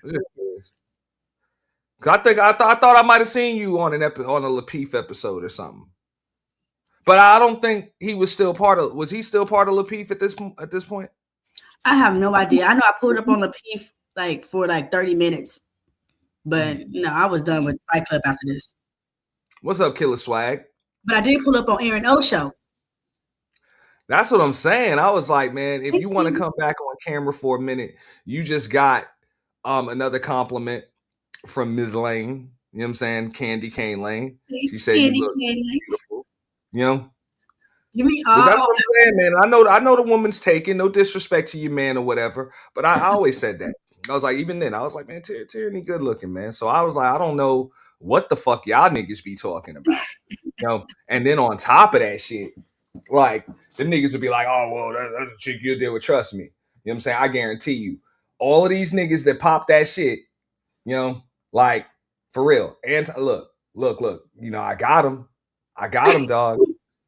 You know? I got him, bro. You ain't in no position to talk about nobody. Rita's taller than him. That's crazy. Anton. Or they might be the same size or something, or same height at least. This black woman been down with him since he was at the bottom. And this is how you treat her? Come on, man. I'm just saying. Nah, I'm just saying. But I was like, man, Teraney's a cutie, man. You know, so what about it? You know, what about it? And I'm like, I guarantee, bro, I done dumped chicks that you wish you had. Dumped them, ghosted them that you wish you had, niggas. So don't even try me with that bullshit. You know? For real. I guarantee it. You know. That's funny. I paid that and might live by myself. You got 3 kids. Go get some kids. Pay for your kids. I always talk about something else. You ain't even talk about nothing. Y'all sharing a bedroom together? Because that's what I pay. I don't care. No, Anton pay that. You don't pay a damn thing. Close your legs to marry me and house, and then you can have a conversation with me. Teraney, don't say that about Q. Anton, like come on, bro. I don't respect no female going after a married man. I don't respect it. Sorry. What up, Quentin? What's good, family? Where the hell you been at? Tyraney's honor. What up, Quentin? Get your goofy ass off the stage. Now y'all leave Quentin alone. Quentin, you look so nice tonight. This shit out. You love hoes though, so I'm. But the thing about it is that hi, Quentin. Y'all do realize that this chick is just a ball of toxicity, bro. Like, in no way, shape, or form has she ever gave us a coherent thought of positivity. Has she ever said anything that has helped anybody? She can't listen. How's she gonna give y'all some game and she can't even get her own life together? My life is great. Anton, no shit. We told you that during the summertime. No offense. What you mean? No offense to Anton. I'm a full-time student. I got a job, and I'm a badass mother. What are you talking about? My life is awesome. And I just moved into a house a month ago. Hey, how old is this? How old are you? Teraney, stop setting yourself. Why do you want to know how old I am?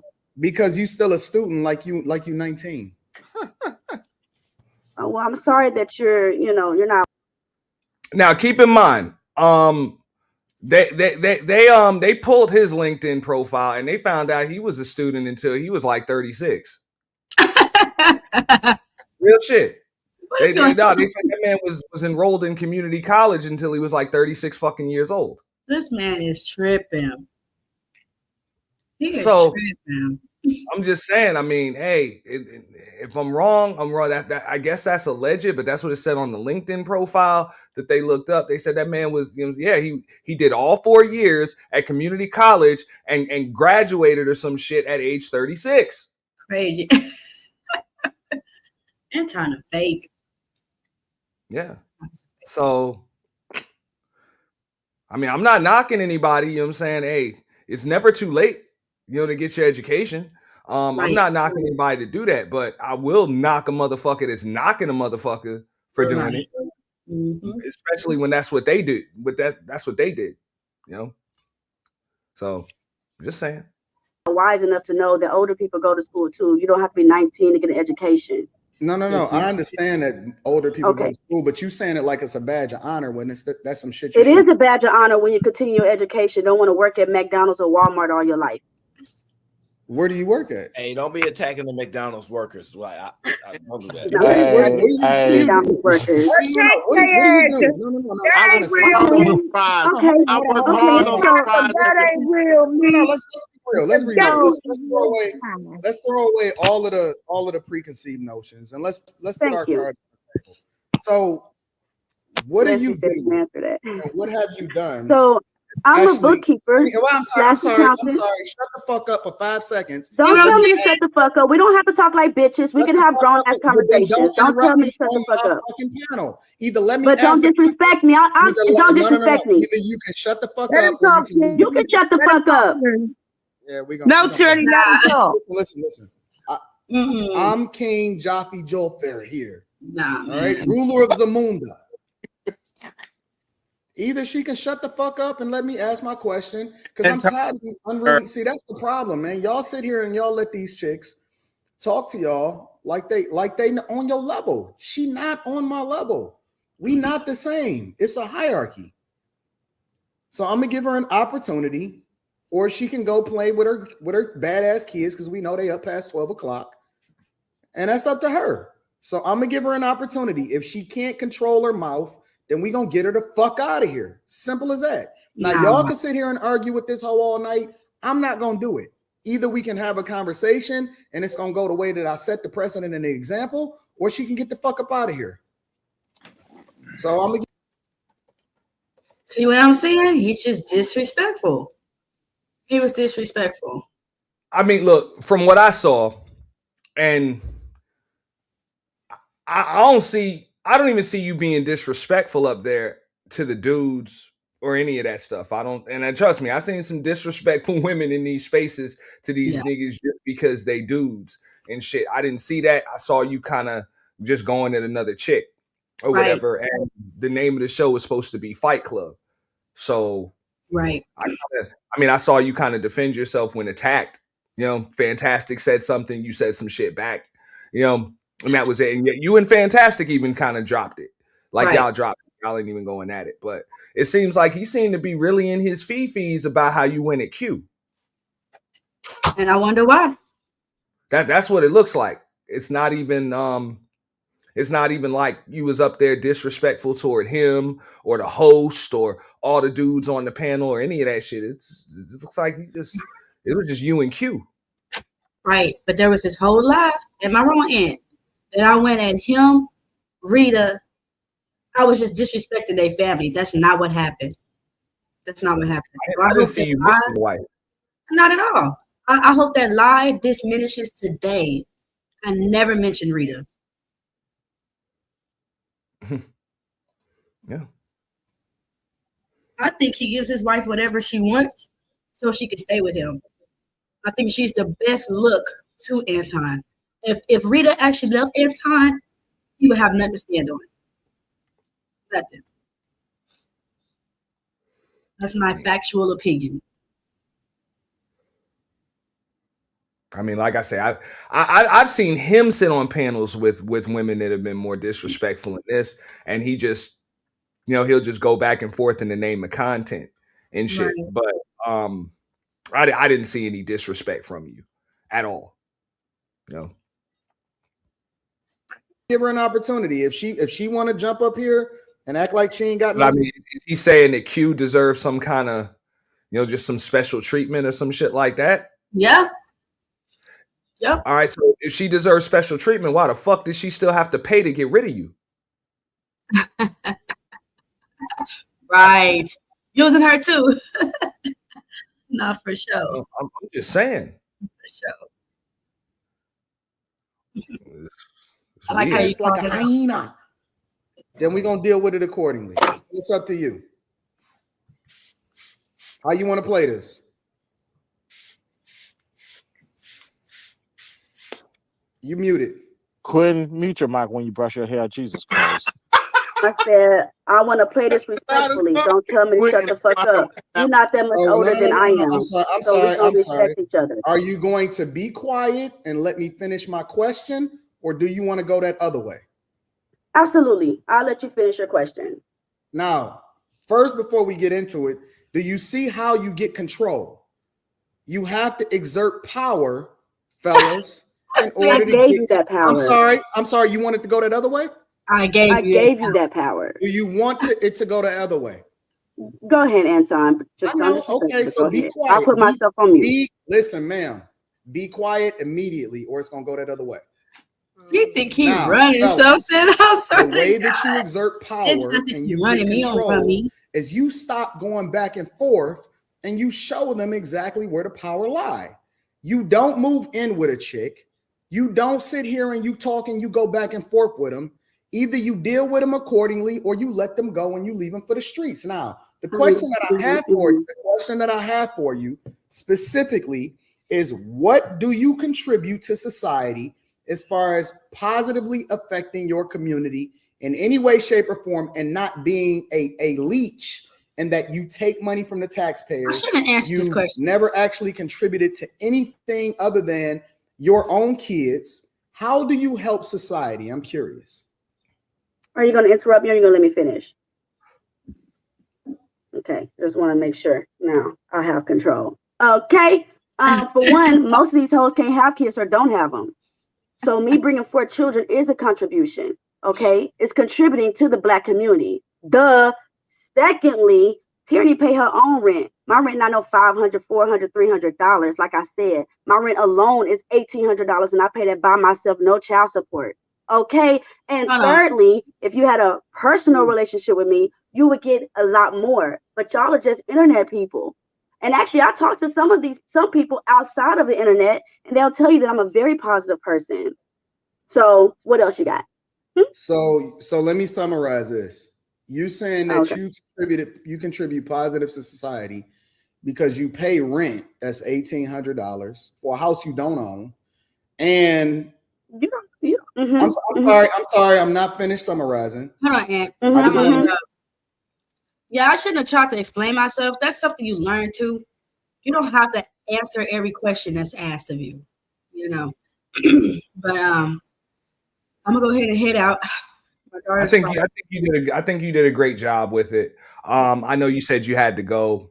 I was gonna ask you if you wanted to take a few questions, but I know you got the babies and you gotta, man, you gotta tend to. So I'll break down a little bit more of this video.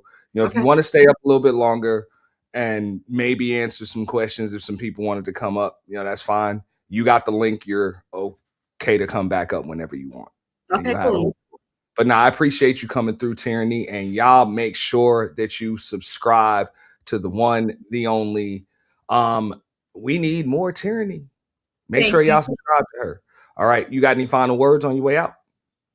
Nah, be true to yourself. Don't let nobody change you. And that's it. Y'all have a good night. Bye. Appreciate you, Teraney. They say she emotional, dangerous and delusional, dangerous and delusional, dangerous and delusional. Play with hearts like jewelry, play with hearts like jewelry. Cold but beautiful, cold but beautiful. Every man think he the one, every man think he the one. Till he find out what she'll do to him. Till he find out what she'll do to him. Yeah, emotional. what's your name? Type that smile through pain, type the post a quote online. Then go spin your brain, got dudes buying a piece while she flirting in they face. All right, so I just dropped the link. Her link is in the description, no matter what channel you're at. You know, my moderators, which all of y'all are, so please feel free to drop it. Okay, drop it. And if anybody wants to, hit the panel and discuss this episode of This Is Fight Club, you are more than welcome to come up and do that. Okay. As usual, you come up here sucking Anton Schmeat, I'm going to get rid of you. Or if you do that shit in the chat, I'm going to get rid of you.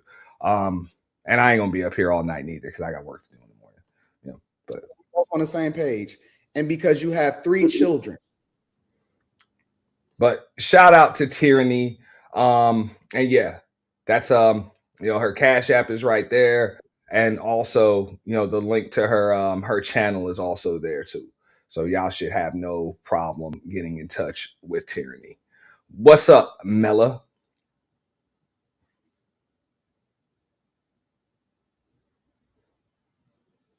Mella. Got me? What's up? Okay, cool. We good. All right. I want to turn my volume up a little bit if I am allowed. No, you're not. I just came in on the back end of listening to the full scope. I just needed to hear a couple of clips to confirm that we're dealing with a very insecure man. When we observe the way he's combative for no reason, I would like to believe he's doing it for salaciousness, like, hey, this brings attention to my channel. But no, he's doing it to make himself seem fine, to seem all right, to seem okay as a man. That is not a man. I grew up around men, real men. That is not a man. That's someone that has unresolved issues regarding his manhood. So if in the event that Teraney can understand that, she is right. She needed to learn that you're not obligated to accommodate these inquiries that would otherwise be thrown in your face. I hope she's learned that she's not obligated to do that. Do what you want to do to promote your channel and keep your name hot in those streets. Nonetheless, there's a strategy to this game, and it is not accommodating emotional losers such as Anton Daniels. That's all I had to say. And I don't mind saying it. No, it's fine. And shout out to the one, the only, Ms. Lane. Ms. Lane, what's up? Can you guys hear me okay? Absolutely. Okay. Hello. I didn't want to interrupt Mel. I just wanted to say hi real quick. And you guys got the floor. I'm just glad Teraney gave me the exclusive with her. She's in high demand right now, so everybody wants to talk to Teraney, and hopefully we'll have her back up next week or weekend or something like that. But she's an extremely busy woman. Mela, can you repeat what you were saying when I was coming up? I was mentioning how he's emotionally stunted. Really, to capsulate everything, he's let's just say arrested development emotionally, and he has this need to diminish women because the woman that raised him has failed. So that pretty much that's it in a nutshell. And I think it's more. I think it's more than that. Okay. I think Anton has recognized that the algorithm likes when you tear down Black women. It likes when you tear down Black people in general, but especially when you tear down Black women. And I don't know if he's always had the views that he's had, or if it came about because he created some sort of a character version of himself and just decided to live that out fully. But from what I have seen of his content and all of the fight clubs and anything really related to him over the years, it's been a combination of trying to showboat to men and trying to humiliate women. And are you saying he doesn't enjoy doing it? He just I'm does not. it for the money? I'm not saying that he doesn't enjoy doing it.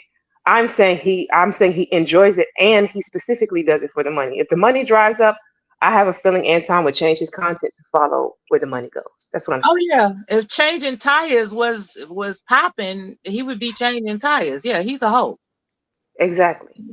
And he does like when I heard him talking about the whole Pearl thing, I forget who was reviewing it. Maybe it was somebody else who was reviewing how he was screaming at B. Taylor about like um her complaining about Pearl and like, why are you letting this white woman come in here and disparage us the way that she's doing?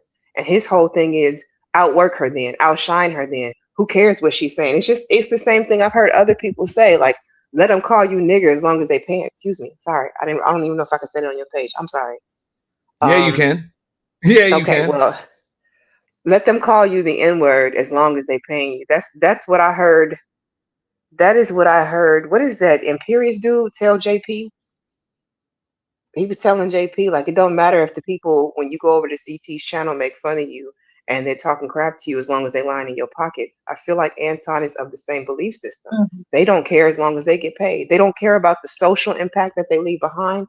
They don't care how this will shape the space, because it's not just you. Like, even though you're a content creator, you are like, think about all the little mini fight clubs that tried to come after him with the same formula of beating up on women.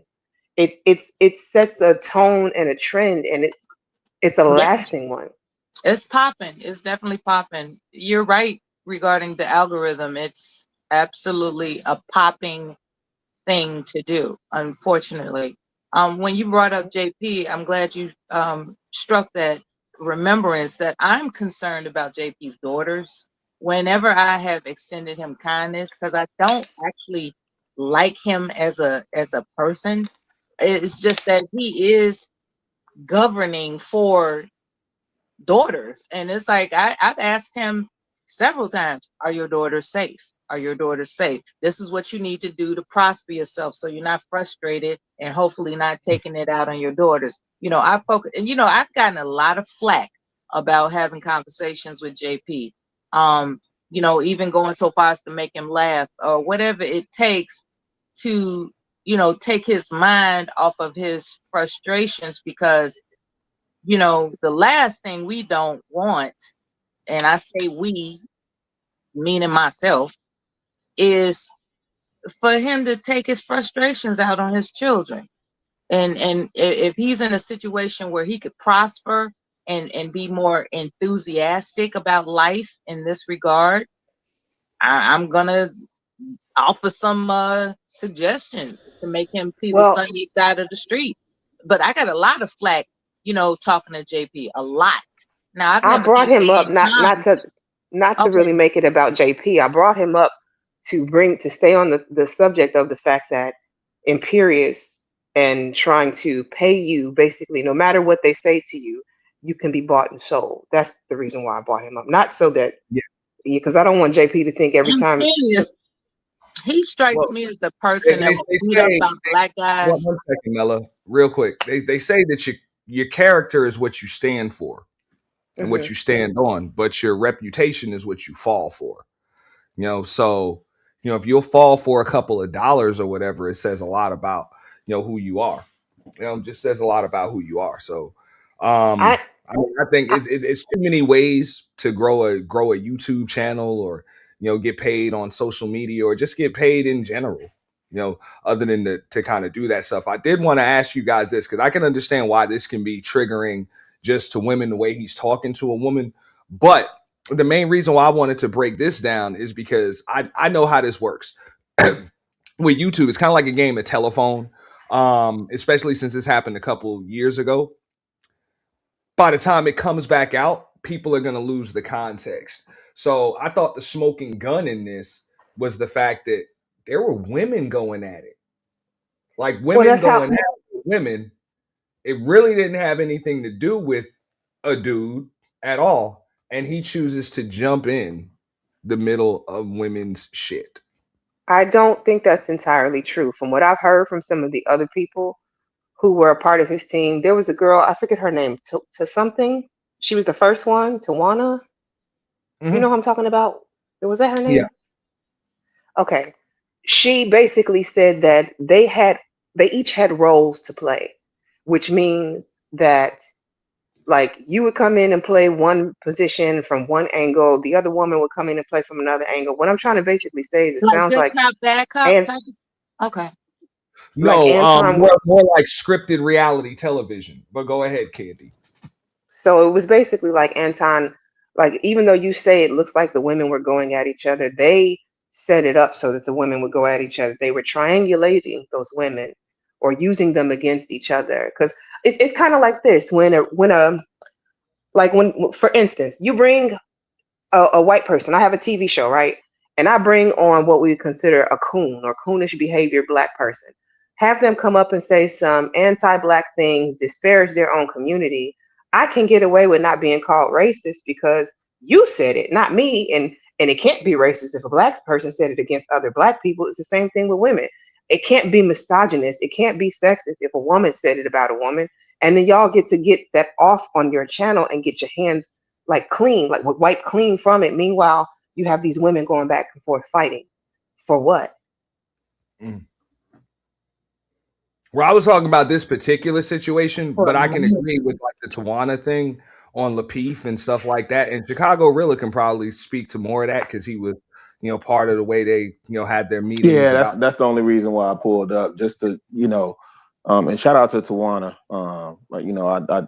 I politic with her before she had her interview with Freezy. What Tawana was giving was her perspective on how Courtney was brought in, but I talked to Courtney too. Courtney was never brought in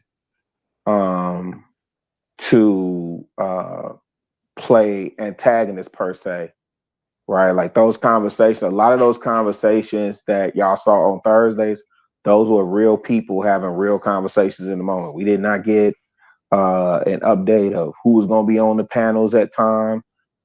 Sometimes we did, sometimes we didn't. Sometimes we got the topics beforehand. Other times we didn't. And I don't think me and Tawana's time on stage was like very long, but like again, I still chop with her because she put bricks in the building.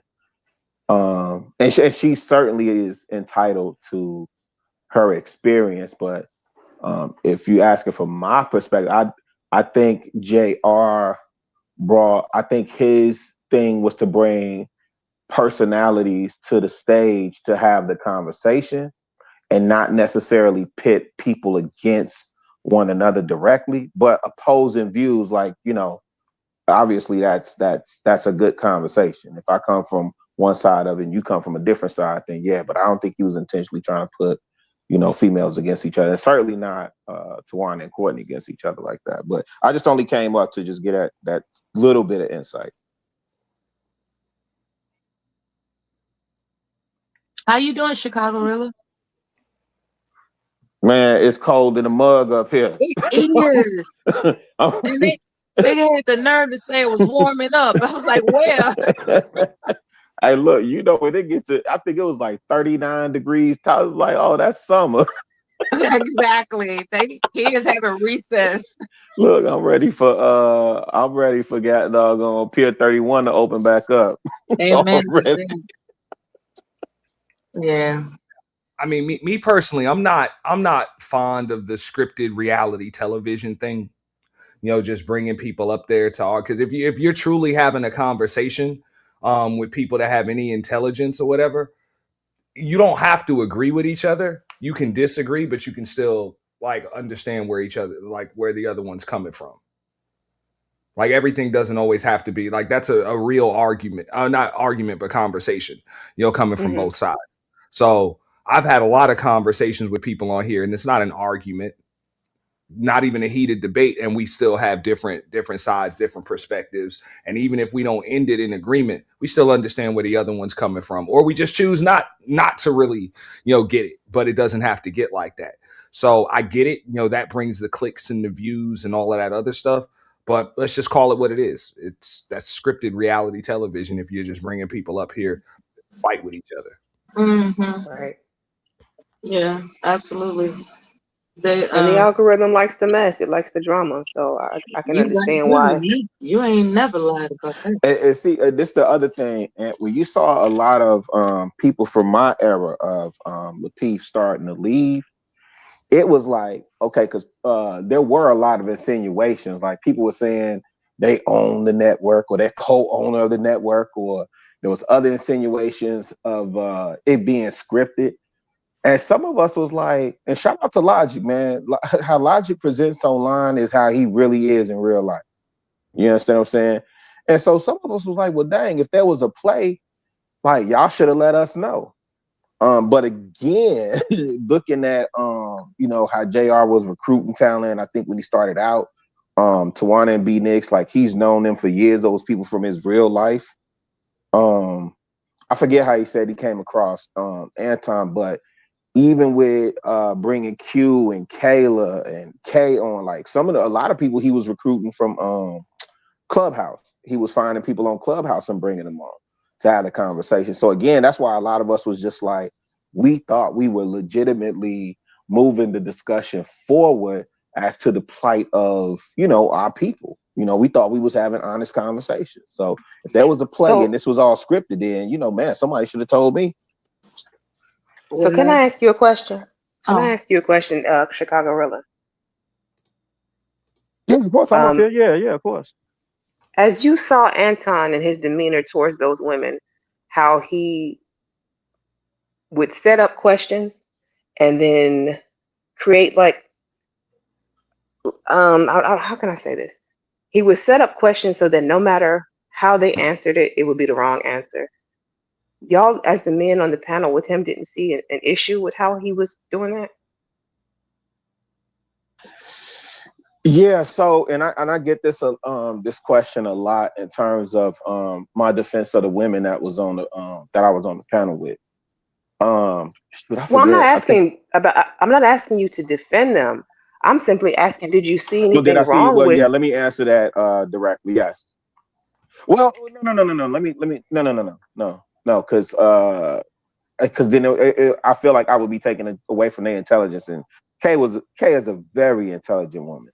Courtney definitely very intelligent, and Kayla and so on and so forth. So I don't want to take away from their intelligence. What I saw problematic was with the way we were having conversations, how people were looking for gotcha moments and to create viral clips instead of just having the conversation, right? Because again, if you think about the height of Lapeef, like I told JR, man, you caught lightning in a bottle. We were all home. We were all looking for something to do. Kevin Samuels was taking off, and then, you know, he started popping up over there. Lee Teraney came over there, and the channel took off. And then you have these moments where people are just speaking real reckless, right? And so I found that more problematic than maybe how he was positioning the question. Because yeah, Kay is definitely I know people had a problem with the way she would answer questions, and for me, I always say that's little sis because of the way he would be annoying and irritating for me at times. But no, I didn't find issue with the way he was setting up the questions at all. I had a whole bunch of other things that I thought was problematic. Do you care to expound? Yeah, just the way the conversations were being had, and you know, it felt like you know, like us being in the Facebook group. I called the Facebook group Gladiator School. You know what I'm saying? And so every Thursday though, it felt like you were just like kind of going into the Thunderdome, like you literally knew there was going to be a moment in the show where you was just going to do battle. And that's, you know, that's not a comfortable space to be in. And we had post-production meetings, right? Well, we had some pre-production meetings, but definitely post-production meetings when things were coming to the head. When the sisters started feeling really uncomfortable, they expressed that. And that was supposed to be honored. And that just did not get honored. And again, for me, I found that problematic. I also found it problematic how people would behave on Thursdays and to go on their shows, on their channels, and be super corporate. So when you say the sisters, the requests didn't get honored, by whom? Who was not honoring the request? Oh, I think that's obvious. Like there were requests for people to, you know, not go on their channel and do a morning show and talk disparagingly about your castmates, right? That was not honored. The sisters, and I can't recall off the top of my head, but I know that between Kay and Kayla specifically, there were things that they were asking for. And again, that's why the last Thursday you see me up there and me and old boy going at it, the sister said, you know, how come we didn't get this type of protection? I said, dang, I never came. You ain't never heard me say nothing. All these meetings we did. They said, no, really, you did say something. You see what I'm saying? So yeah, there was a number of requests, including, hey, don't antagonize me. Right? The sisters was saying, hey, don't antagonize, don't single me out and try, you know, put me on spot like that or come at me, you know, aggressive like that. So that kind of goes to the question that I originally asked, though, about his demeanor and how he was treating them women. Don't you think? No, the question you originally asked is, did I have a problem with the way he would set up the questions for the sisters, that regardless of how they asked, how they answered, it was a lose-lose. And I was saying I didn't find that problematic because for me, I feel like I would be taken away from their intelligence. So that's not the issue that I had. The things that they brought up that they said, and again, like, you know, I'm from the south side of Chicago, man. My sisters, you know, definitely could handle their own, right? And so that was my approach to it initially. You know, the sisters. But you know what? I'm from Chicago too. We on the internet right now. We on the internet right now, though. It shouldn't be a war zone. We're not on O Block. 1,000%. Yeah. I mean, I get that the name of the show is Fight Club. Yeah, that's why you don't see me in many spaces. Rilla is talking about Lapeef. Yeah, I'm not talking about Fight Club. Yeah. Oh, I'm sorry. I can't give you no insight on Fight Club. I probably went up there twice, and I went up there on some Sharif from Minister Society. Like, you know, why y'all doing this to the sisters? Why y'all doing this to the brothers? Jokers ran me off quick. My apologies. I didn't mean to say Fight Club. That was a slip of the words. I did mean Lapeef. My apologies. But either way, like, I don't know. I just feel like I understand. Like, to me, Anton was always supposed to play bad cop, and they let him get away with that for far too long. And I, as an outsider who has not had any dealings with him or anybody else from the show for real, can give my unsolicited, nobody asked me opinion that I wish the women didn't sit through that for as long as they did. I don't know if any of them feel like it was worth it in the end. That's a good point. Why would they do that to themselves? You know, yeah, because I think experience degrading behavior. Why would you stay? That's a good point. So I would ask you to qualify what you thought was degraded. What was done to the women that was degraded? I mean, we just watched it with Teraney just now. Yeah, but that's Fight Club. I'm specifically saying Lapeef. That's what I'm saying. I agree with you about the Fight Club. You're showing a Fight Club clip, and Rilla was on Lapeef. So maybe I am mixing it up, and that's my fault. My apologies, because I'm speaking on what I just saw on the Fight Club side of it. Oh, that didn't happen on Lapeef. I mean, it probably sounded like it very similar, but no. I will say this much, and I'll break down some because I still do have some clips of that. Real Life with Yanni did check Anton and JR and Mr. Let Go about their treatment of women on the Lapeef network. She did a whole call to boycott. I do recall that a few years ago. And all three of them niggas came up there and apologized.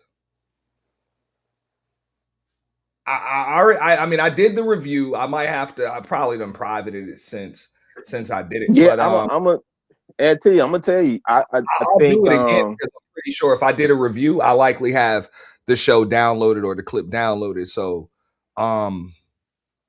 it really wasn't too far off.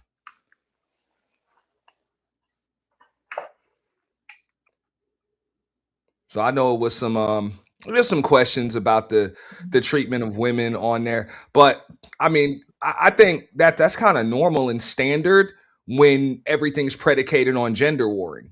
Mm-hmm. You know, if it's predicated on gender warring, you're right. Some gender is going to get quote unquote mistreated. So it's really not about having a conversation. It's really just about men versus women and just dressing it up in some differently worded topic or some shit. Yeah. You know, which Yeah. Mella's been a sub to me since I came into the space. I'm not about that shit. I don't do that shit. Right. Never seen some men versus women type title. I stay away from that. I'm like, you can get that at any other channel. And I don't give a fuck if it costs me viewers and costs me views and shit like that. Even when somebody comes up here or comes into my chat with that, get the fuck out of here with that shit. Just get out of here with that. There's You can get it so many different places. I don't do it. Yeah, very many places offer that type of content because there's people out there that crave that type of combativeness. They crave it. They are, I don't know, anything from being frustrated at their workplace to their own in-house relationships. They crave the disputes, the conflicts, the just the mistreatment and everything in between. They crave that. Unfortunately, it does fall into an algorithm, and it's profitable. I told one of my co-hosts one time, I said, you are the cheerleader that they couldn't get in high school. And that's why they go at you so hard. Right? Because she couldn't understand, like, you know, wait a minute, when did I become the villain? What did I do? What did I say? And I said, no, you represent, you know, when you're going along with them, it's cool. But when you have an opinion of your own and you articulate that, then, you know, you represent what they call with these other hyenas, right? Like you literally are the cheerleader that they couldn't get in high school, and they revert to their revenge of the nerd posture. Right, and take out all their frustrations on you, but Auntie, go ahead, sis. My bad. No, go ahead, please. To be fair, though, I wouldn't even put it all off on the men because I see women doing the same thing in the chats, keeping up the gender war, and then they go from chat to chat, place to place, space to space, doing the same thing. Then on one hand, you'll say you're tired of gender war, but every chance you get, you bring it up, and you antagonize. I'm trying to get the word out, can't get it out. Antagonize with it. I think on both sides, like it's just if we've been doing that since 2020 and we're in 2026, y'all ain't tired of that yet. It was happening before 2020, but it blew up during Kevin Samuels. Exploded. Yeah, it exploded during the C-19 stuff. It exploded then, and I agree with you. But I also I come from the camp where the sisters check the sisters. Right? So when I'm calling out the behavior of men, because these men say, we the leaders. Y'all should be letting us lead you. But where you lead these sisters to? What you talking about? You sit up here whining and complaining all the time about coochie you ain't get in high school. You know? I would say this much though, because that was another trick bag I believe a lot of dudes fell for. Oh, the women check the women. And then what ended up happening is you had the quote unquote pick-me's or grifters come into this space. You know, those women that just tell these niggas what it is that they want to hear. True, absolutely. You know, and just go at women just for the sake of fucking doing it. And to be honest, I know it works because it sounds good to a lot of these dudes, but I'm like, y'all don't even know, like y'all look like y'all are marks. Like y'all are marks. Straight up. They defend the tricking though. They defend, they go tooth and nail for their right to trick. I'm not gonna say the woman's name, but I saw a comment that she put in the chat where this was the other day. She said that she's in the clouds or hears about it. She don't know who she is. But she said that her son is not allowed to date a girl with no father in the home. That's what she said. She said her son is not allowed to do it. And the dudes are up there championing that shit. And I'm like, y'all don't even know how stupid that sounds. Like, that's oxymoronic right there. So she's telling you, all of y'all, that she's raising a fucking mama's boy that makes his decisions for him. Tells him who he can and can't date. You just said your son is not allowed to date certain types of women. Like, I wish even at age 15, 16, my mother would say some shit like that to me. Yeah, that doesn't sound realistic. Or my father. Yeah, but wait, you said something like, and if they raise you right, they raise you to make decisions, even if they're bad ones, to make mistakes and learn from them. Like that's what a parent does. But that I guess that was supposed to sound good to a bunch of these dudes. And I'm like, that doesn't sound good. That sounds like an extremely controlling ass fucking woman or somebody that's just pandering to you. Wait, but it sounds like he doesn't have his father in the home. I was just getting ready to say the key word was the in the home part. So if any of these men are co-parenting from separate households, then their daughters wouldn't count, right? Yeah, I mean, I just say, I was like, for somebody to just come and say that, like, my son is not allowed to date, and I'm like, that was supposed to sound good? Like you raising a mama's boy.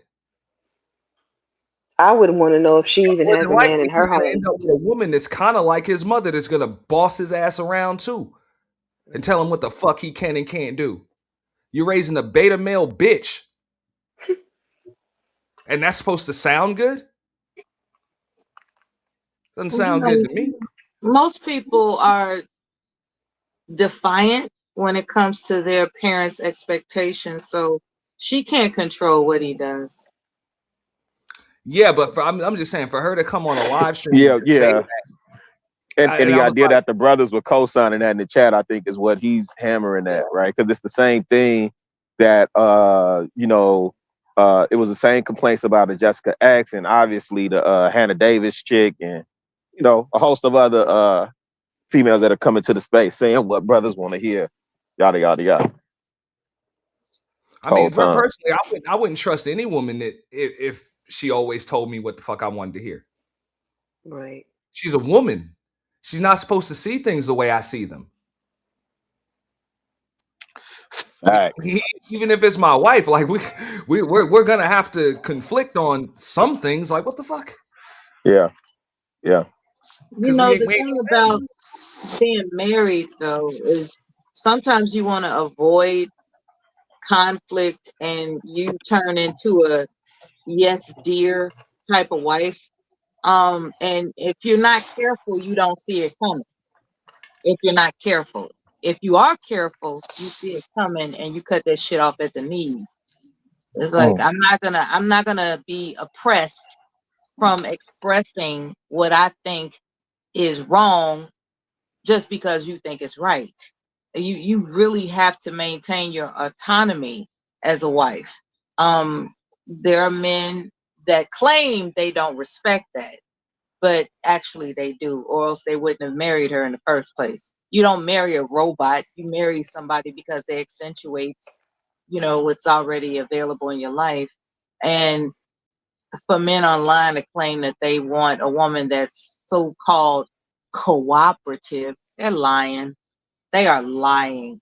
They want a woman who is that she fell in, that made her loving for him. And I guarantee it wasn't a robot. They didn't fall in love with a robot. So why are these men online professing as if they want a robot? They don't. They're just trying to get paid with the rhetoric that attracts. I see a bunch of dudes, Mela, that will fall for any damn thing. Because just like what Rilla said, I'm gonna go right to y'all in a second, but just what Rilla said, that would be the first question I would have for that woman if I were either on that panel or in the chat. I'd be like, where is your son's father? Because he need to check you because you overstepping your boundaries. Like you're overstepping your boundaries as just the parent. Like when it comes to your kids dating and shit like that, like that's kind of where the whole authority as a parent kind of stops. I've gotten to the point. I've gotten to the point where none of this shit is any of my business. Because a lot of these people are just fooling themselves. They'll change their mind next month about something. And here I am extending these energies of opinions for people that are flaky to begin with. So I just sit back and see. That's true. I think a lot of people get online and they like to present themselves as one way because it's popular, like it goes with the crowd, but that's not the life that they be living outside. Like all of this, my woman has to do this, my woman has to do that, that bravado. I think if you took a peek behind the curtain on some Wizard of Oz, yeah, you're gonna see it's not quite like that. Those are the same dudes. And trust me, the women ain't too far off. But these are the same dudes that be tied up with gag balls in their motherfucking mouth. Okay? and real shit. Talk about thank you, mistress. May I have another? What was Ving Rhames' character on that's a terrible visual, right? I'm Julius? just saying, God, dog. Our woman's got to be cooperative and submissive. These are the same motherfuckers that be the with the visuals. They want to submit Auntie. Yeah, you know what I'm saying. They be the ones wearing the choke chains and, dog. and shit, dog. They have another visuals, I tell you. If they like women at all. Yeah. Okay, this is getting kind of wild. Okay. I'm just saying. No, the truth of it is, and that's why I always try to present like the average, because I don't know why people think something is wrong with just, middle class or average or whatever. Like, obviously we always aspire for more and so on and so forth, right? But when you talk about, I don't know, like high value and all that other stuff, what we consider high value, right? That's a small percentage of the population. Most of us are average. Most of us are middle class. And I always tried to present that perspective. So I've never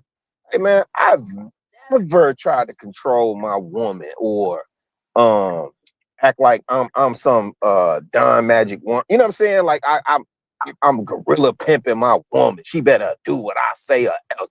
That's a grown. Hey man, she had a father. You understand what I'm saying? She had a father.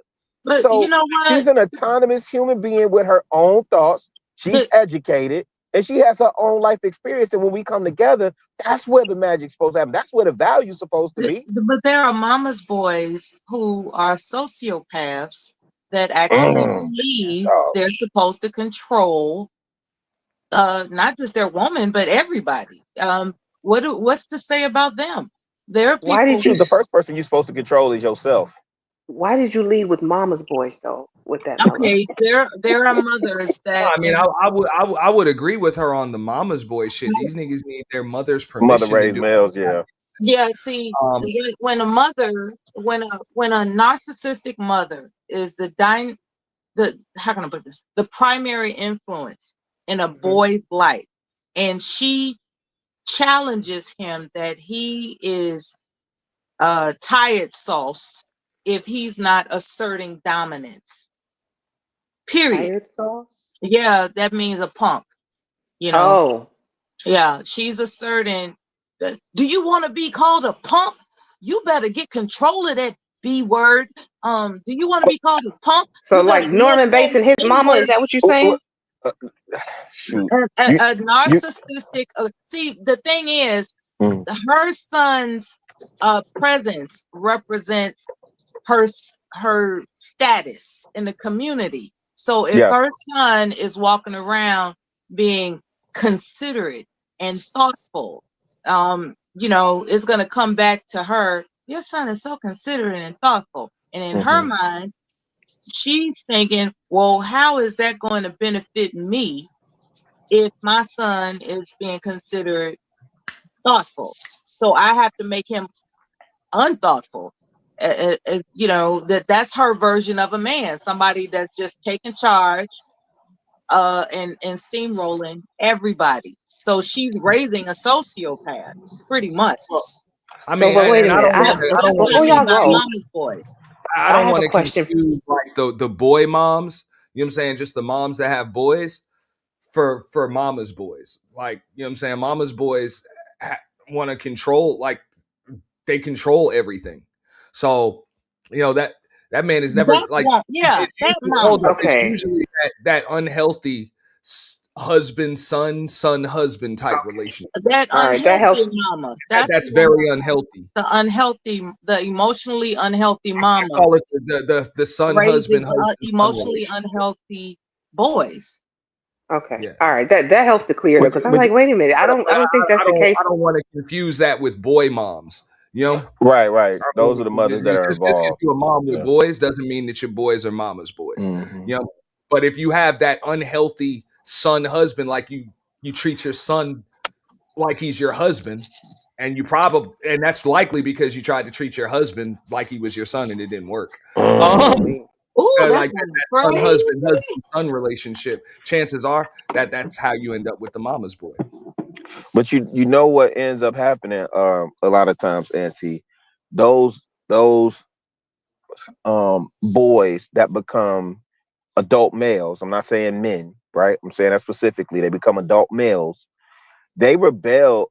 They reject the notion of their mother, right? And so one of the other things that you see how they are responding and reacting, not responding, how they're reacting to women is in direct opposition to their mother. Would that be like Mr. Let Go calling his mother a loser chooser?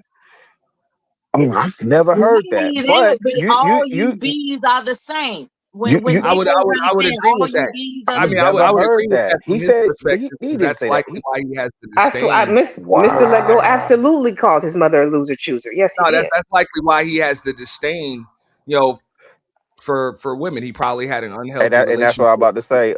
And if you examine the relationship between, I'm saying for women, if you examine the relationship between that man and his mother, that's gonna give you a lot of insight into who you dealing with and what you about to go through. I mean, you can look at his relationship with his father too. 1000%. Yeah, there's a lot with it, but like that's why I call it the unhealthy son-husband relationship, because when her son will get a woman, you know, she pretty much feels like that, like her son is cheating on her. Yeah, you know, like you got her bitch? flowers for Valentine's Day. Where are mine? Yep. You bought her a bag. Where's my bag? Yep. Where's mine? Like, she's my woman. You're my what the fuck you talking about? Like I get you a set of pots, mom. You know, type shit. Man. You know?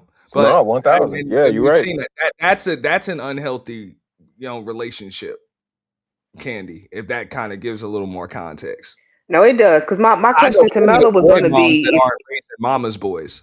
I know plenty. I was gonna ask Mella, like, if it would be the same thing if it was a 2-parent household where there was a father and they came up and said your son was so respectful, your son was so nice. But when you put it the way that you're putting it, to where, she's an overbearing mother who is controlling and also treating him like the man of the house, I could see how that could warp. Yeah, the dynamics are different depending on the man you marry. Some men are not going to allow you to interfere with how that boy is raised past a certain age. Period. Like there was nothing I could contribute other than hot meals in an orderly home after a certain age. Period. Mm-hmm. I'm not ashamed to say that. That's just the way it is, because a man raises a boy, to be a man. I mean, period. Like there were things that I thought were kind of harsh, and now the adult that he is today, he has endurance and confidence as a result of his father's tutelage.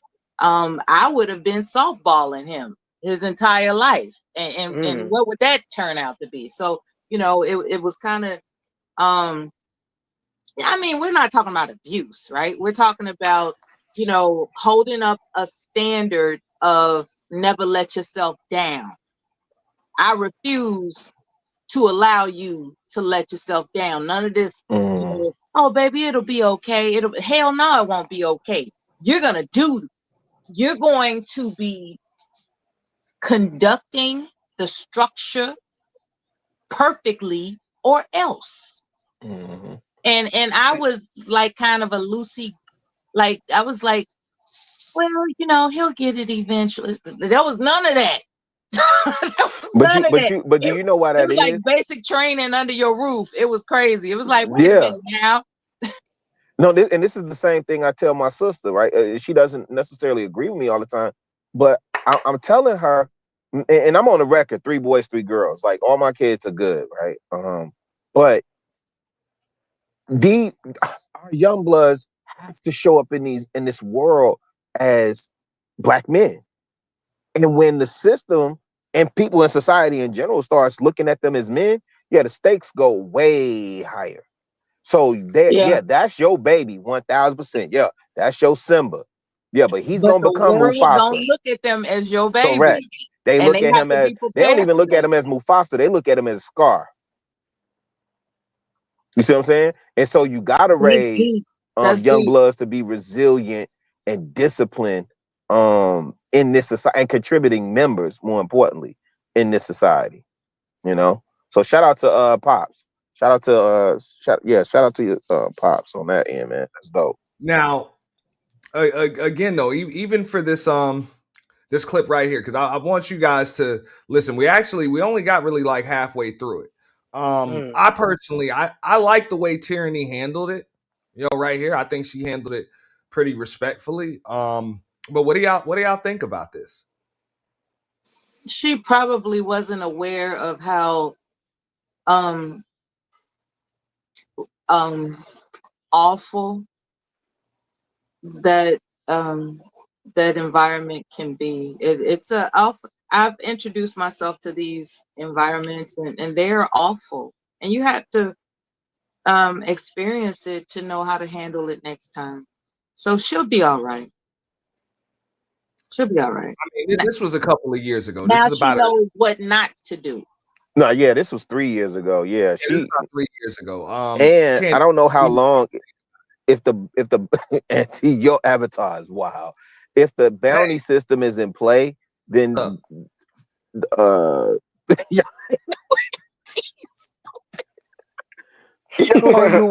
just looked down and saw that. I never knew you had an issue with old boy like that. I don't have an issue with him. I just believe he's a fake boss.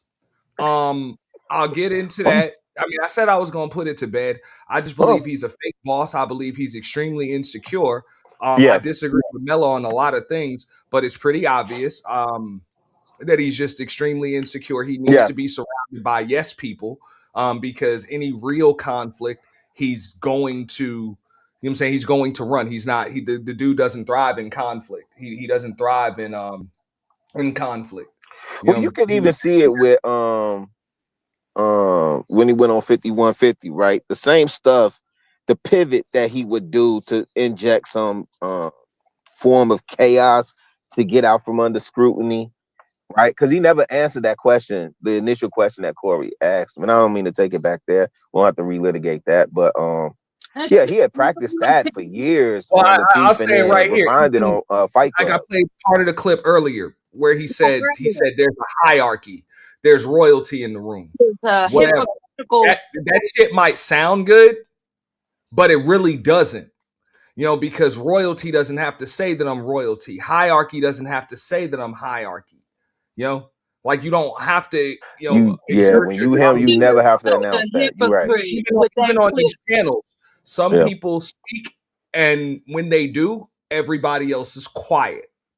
He was such a hypocrite. Yo, that's a fact. Everybody shut up. Sorry, sis. Right now, that's a fact. Because I'm royalty, but just because, you just have a certain energy. And it has nothing to do with what the fuck is in your bank account. It has to do with who the fuck you are. Like we've all worked for people like that. Like, you might have drove a Bentley in this motherfucker. You might wear the nicest suits, but you're a baby. We see you throw temper tantrums. Nobody respects you. We just don't cuss you out because you signed the checks. Right. But at the end of the day, respect is earned. You can't buy that shit. The whole thing you showed earlier about him critiquing that someone came after his underage child, and then fast forward with your presentation, it appears he didn't have a problem with talking about people's children at all. He's a hypocrite. He wants to cry about how people are, and they don't keep it on me. Yeah, this is. See, when I go off on people, whether I'm right or wrong, I'm going at them. When I go off on people, a damn lie. I go at them. when somebody attack my daughter, wife, any of that type of stuff, it don't matter what I did. It don't matter what I did. Because that's for me, the rules of engagement is you keep family out of it. The rules. Okay. So for me, like again, the rules of engagement is that you keep family out of it. Unless they are a content creator or unless they doing all of that, then you know what I'm saying? If they just regular civilians, you keep regular civilians out of it. So for my part, LeBrack, based off of what you're saying, I apologize for that. Yo, listen, not only is she trash, not only is her pussy trash, but unfortunately, I also think that her kids is gonna be trash. We know that your children is gonna either be stealing hubcaps when they grow up, or they'll have hubcaps when they grow up, Anton. We know that her, listen, if she got a... Hey, I thought you said leave family out of it. Thought you said leave children out of it. Man, that Joker, and now when they come back, he's like, that Joker dropped, and I don't know if you was around for the Hormeku days, but that Joker dropped him off a panel because he thought he insinuated something about his wife. And Hormeku he actually was asking, the question that he was trying to pose was, if you didn't have the money, would your woman be with you, right? That's what he was really trying to ask. And because he insinuated in the least bit something about, and I get it, but the hypocrisy is astounding.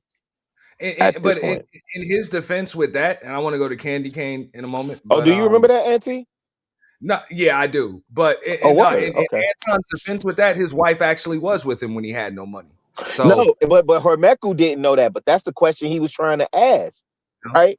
And he dropped him. Then here's the thing, and it goes to whoever was speaking earlier, saying about, maybe that was you. You were saying that, Auntie, about people being intimidated and insecure and all those other things. When Hormeku pulled up to the platform, fam, all that, and because it was the same with Logic, all that big money talk, all that rolly this and six figure this and index fund this, like you couldn't talk that with them, right? Hormeku is a trust fund baby, so you couldn't talk that. He came from money. He second generation. I think he's second generation. Ran for office, right? So you couldn't talk that with him, and fam was intimidated. He was intimidated on that platform trying to talk that talk with him. So the moment he invoked an implication, he didn't even mention his wife by name. He just asked, he was trying to ask the question, if you didn't have the bread, would she have got with you or something to that effect? And he dropped him immediately. But yeah, go ahead. You was about to ask something else. I mean, before I go to Candy, I would say more than likely because she was with him, but more than likely he also projected himself as a different person. Before he had money, he was probably a little more genuine. But money makes you. Oh yeah, true indeed. Yeah, just a little more humble. Yeah, money is an amplifier. I agree. Yeah, more of what you actually were in the first place. So when they talk about the dudes that couldn't get the cheerleader or whatever, when in actuality you really was supposed to just work on your jump shot, nigga. Do some fucking sit-ups, hit the weights, bro. Like what I'm saying, dude, do something, bro. If you was around for that, then accept that. But hold on. Let me go to Candy. Go ahead. In a minute. Well, a couple of things that I noted. So, that goes back to you. Do you recall when I said Anton likes to sit? He likes to be the big fish in the small pond because if he sat around his financial equals, they would be able to sniff him out and know that he wasn't who he said he was. You better go back to JT Pocket Watch. They would throw him out the office. They would throw him out the window. Yeah. So that you just confirmed that for me. That was one of the things that I had, suspected, and thank you for confirming that, Chicago Rilla. Second thing was, I think a better question wouldn't have been whether his wife would be with him without money. It would be whether the Mikas of the world would be. The ones that he's flying around town talking about, baby girl, I'm gonna fly you out. Without that money, would those women be paying attention? Because we know his wife would. She was down for the cause from the beginning. Chill, Auntie. No, I mean, Wifey was down for the cause. You know? Yeah, she was. She's a sweet. She is sweet. Hey, listen. She is a very sweet woman. She really is. Very sweet woman. But as you wow, they put Mika up there. Show that body. Now, Mika ain't bad looking, but I'm like, I mean, look, because I saw on the video he did where he said he was like, the dudes are bigger clout chasers than the chicks. I'm like, everybody around you is a clout chaser because that's all you have to offer is some clout. That's it. But what dudes everybody around you clout chasing? So that's all you are and that's all you've ever been is something to eat. You know, you just something to eat. So people are around you for what you can give them. But what dudes are around him that's clout chasing though, Ant? Huh? What dudes are around him that's clout chasing? Well, the select few. It's the Antonites that go around defending him. That's who I think are the clout chasers. Shut up the freezer. I'm just saying, look, this is likely one of the reasons why you fell out with him and other folks fell out with him because they didn't want to bow down and kiss the ring. And he can only have people like that. That Joker wasn't making nobody. Just like I agree with what Candy said. He has to be. He takes pride in being the world's tallest midget. Yo, I'm going on mute permanently. I cannot with y'all, man. Yo. Yeah, and I'm just saying, man. In an arena of actual men, you can sniff that shit out a mile away. Like for real. Yeah, I wish you was at the Atlanta meetup, Auntie. Yeah. I wish you was. It doesn't matter how much money you got or any of that shit, bro. You can come in there with a Rollie and Versace glasses and fit it up. I'm fucking no man. Fuck out of here, bro. That ain't nothing but a uniform, bro. That ain't nothing but the standard issue of the culture that you say is trash. Like, man, I remember when Kevin Samuels pulled up to the platform that first time and complimented dude. He spotted the Rollie and he complimented him. And I just always wonder, well, like, why you never went that route, right? From a fashion lens, right? You quick to talk about how the culture is trash, but you emulate the culture every opportunity you get. And part of it is because that's embedded in Detroit DNA. I know there's conversation about whether he's really from Detroit. I don't dispute that part, right? Because I know I know on one stream he talked about going to Cass Tech and show pictures like with him and Big Sean. So I don't dispute that part. But if you are the example we should all follow, then why? I just don't know why you never went the refined route, the Renaissance route. All right. I think he had more fun being an asshole. 1000%. Fam found the character, and this is what I will say. Yeah. He found his character on Thursday. He didn't get to have his asshole days in his teens and his 20s. Right. I know me personally, I had my asshole days then, and I still got my asshole days now. But you definitely do. I had to learn. I had to learn. I had to tone down a lot. Like, hey, I can't just say everything that I feel like fucking saying because I'm going to create more conflict, than not. And you got to tone that shit down as you get older. Can you show that pic again, Ant? Can you show the pic again of him and his wife? Show the pic. Now look at this man, and I'm not saying anything about his wife, but just look at the man, right? You ever hear that African proverb, like the child that is rejected by the village will burn it down to feel its warmth? Yes, that is my favorite proverb. Don't he look like that rejected child? I wouldn't say anything bad about his wife. No, I'm not talking about his wife. I'm talking about him. Say that African. I'm sorry for talking over you. Say that African proverb again. That is one of my favorite African proverbs. It might be a Chicago thing. I don't know, but it basically goes, the child rejected by the village will burn it down to feel its warmth. I feel like that's what Anton is doing to the Black community. Like, he grew up that lane, probably got picked on. Look at him. He's short, stubby, not very attractive. And so now that he's got money on the come up, what was that line from the Denzel movie? Oh, Which one from Training Day? Training Day. That's what I'm thinking of. I can't remember, but Auntie. That's why I said I wish Auntie had came to Atlanta, because he had somebody from Detroit with him, like somebody that was in his past, and he dang, I wonder if that video is still available, because he said, "Hey, wasn't I this way in high school?" or something to that effect, right? And the thing of it was, we all been in high school, and I'm gonna say this respectfully as possible. The person that he was using as a like to verify that he was that guy, that is not somebody that we would have been like, oh yeah, I can believe what they saying. You understand what I'm saying? If that makes sense. Like the problem is, anytime somebody feels like they need to verify that they were something, yo, if you feel like you even have to verify, because look, I don't have to verify what the fuck I was in high school, because I ain't in high school no more. That shit over. Exactly. What does it matter? You grown. You like 30 years plus past it.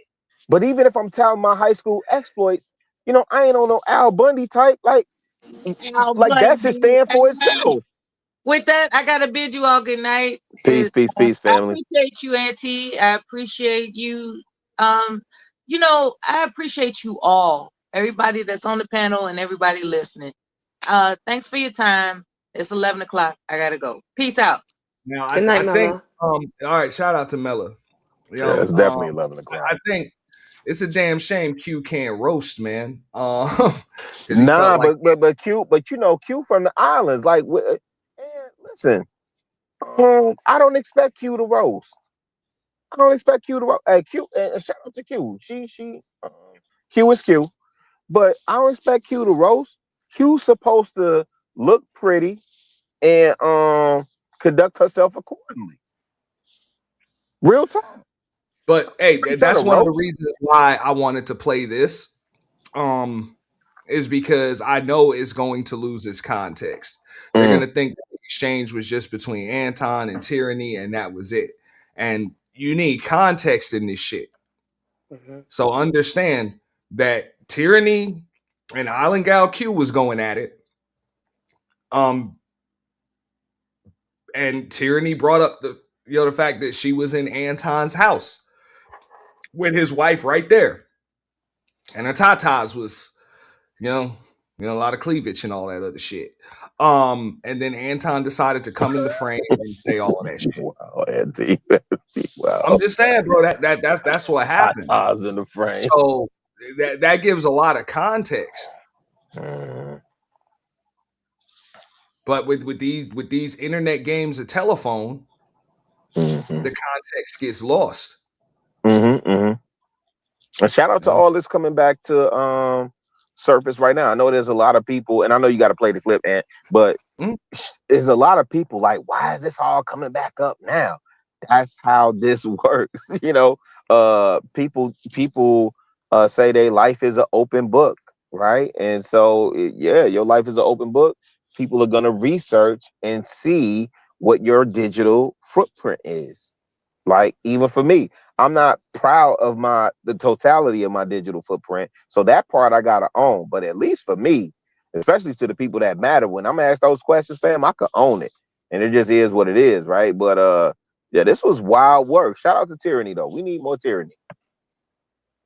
Hey, shout out to Teraney, and I appreciate her, giving me I think I got the first one, the first interview. So you'll likely see her. 1000% you did, Ed. But like I say, I got the clip unedited, uncensored in its entirety. My house is rent to own, so it shall be mine. Okay, most of y'all live with y'all mamas, anyways. And yes, I have children. Wait, Auntie, I'm sorry, just really quick. I'm so sorry. Listen, did you see the way the hammerhead from Detroit did the face palm when she said my house is rent to own? And it's the problem that I have, right? As if we didn't see you streaming from peculiar places prior to you getting your own spot and becoming this millionaire when Lapeef popped off. Like, how you clowning or making that gesture at that sister Like, there's a lot of people in some rent to own situations. I'm not, but I'm just saying I understand it because I have been I know there. rich people, like actual rich people, that refuse to own the home they live in.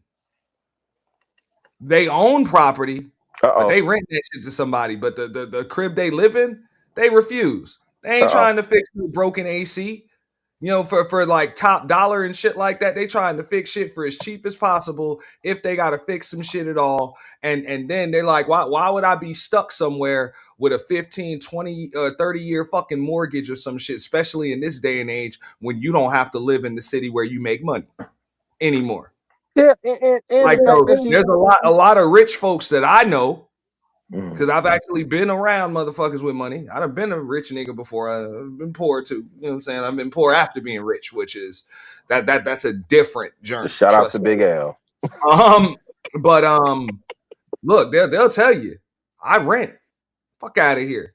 I ain't trying to own the spot I live in. When some shit break in this motherfucker, I want to call somebody else fix that shit. And I think that's what Kwame Brown was getting at too, about new money and old money. Saying some shit broken, I'm trying to go to goddamn a damn secondhand spot and replace that motherfucker. The damn washing machine break or some shit. Man, motherfucker trying to get that shit secondhand.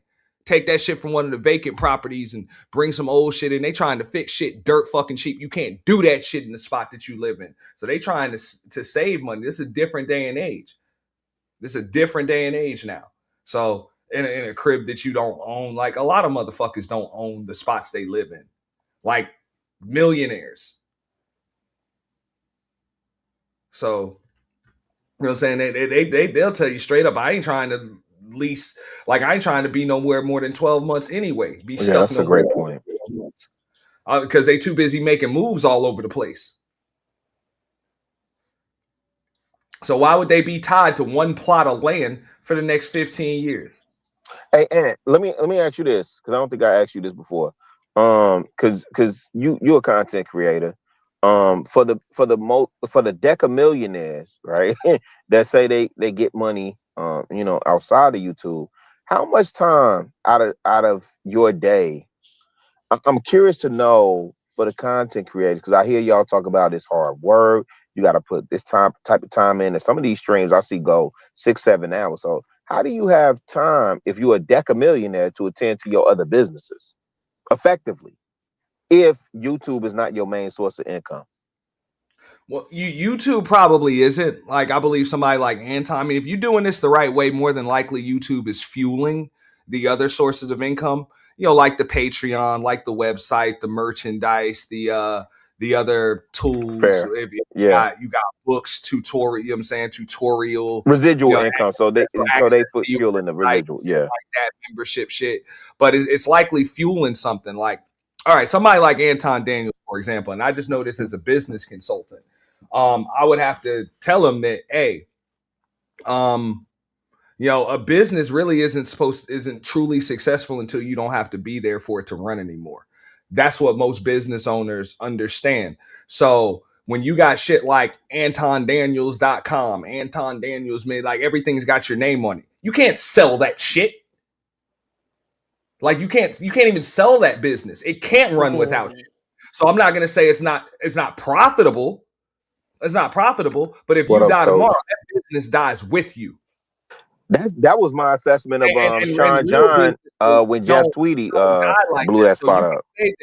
I'm just saying, like for me, for example, you can say that, okay, my business ain't as successful as Anton's. I'm like, it's not as profitable, but something like the official YT Purge, I don't have to be there for that shit to run. It's a system. You know what I'm saying? It's a system. Somebody else, like I can literally, let me knock on wood. I can die tomorrow. Somebody else can run that shit. Doesn't, you know what I'm saying?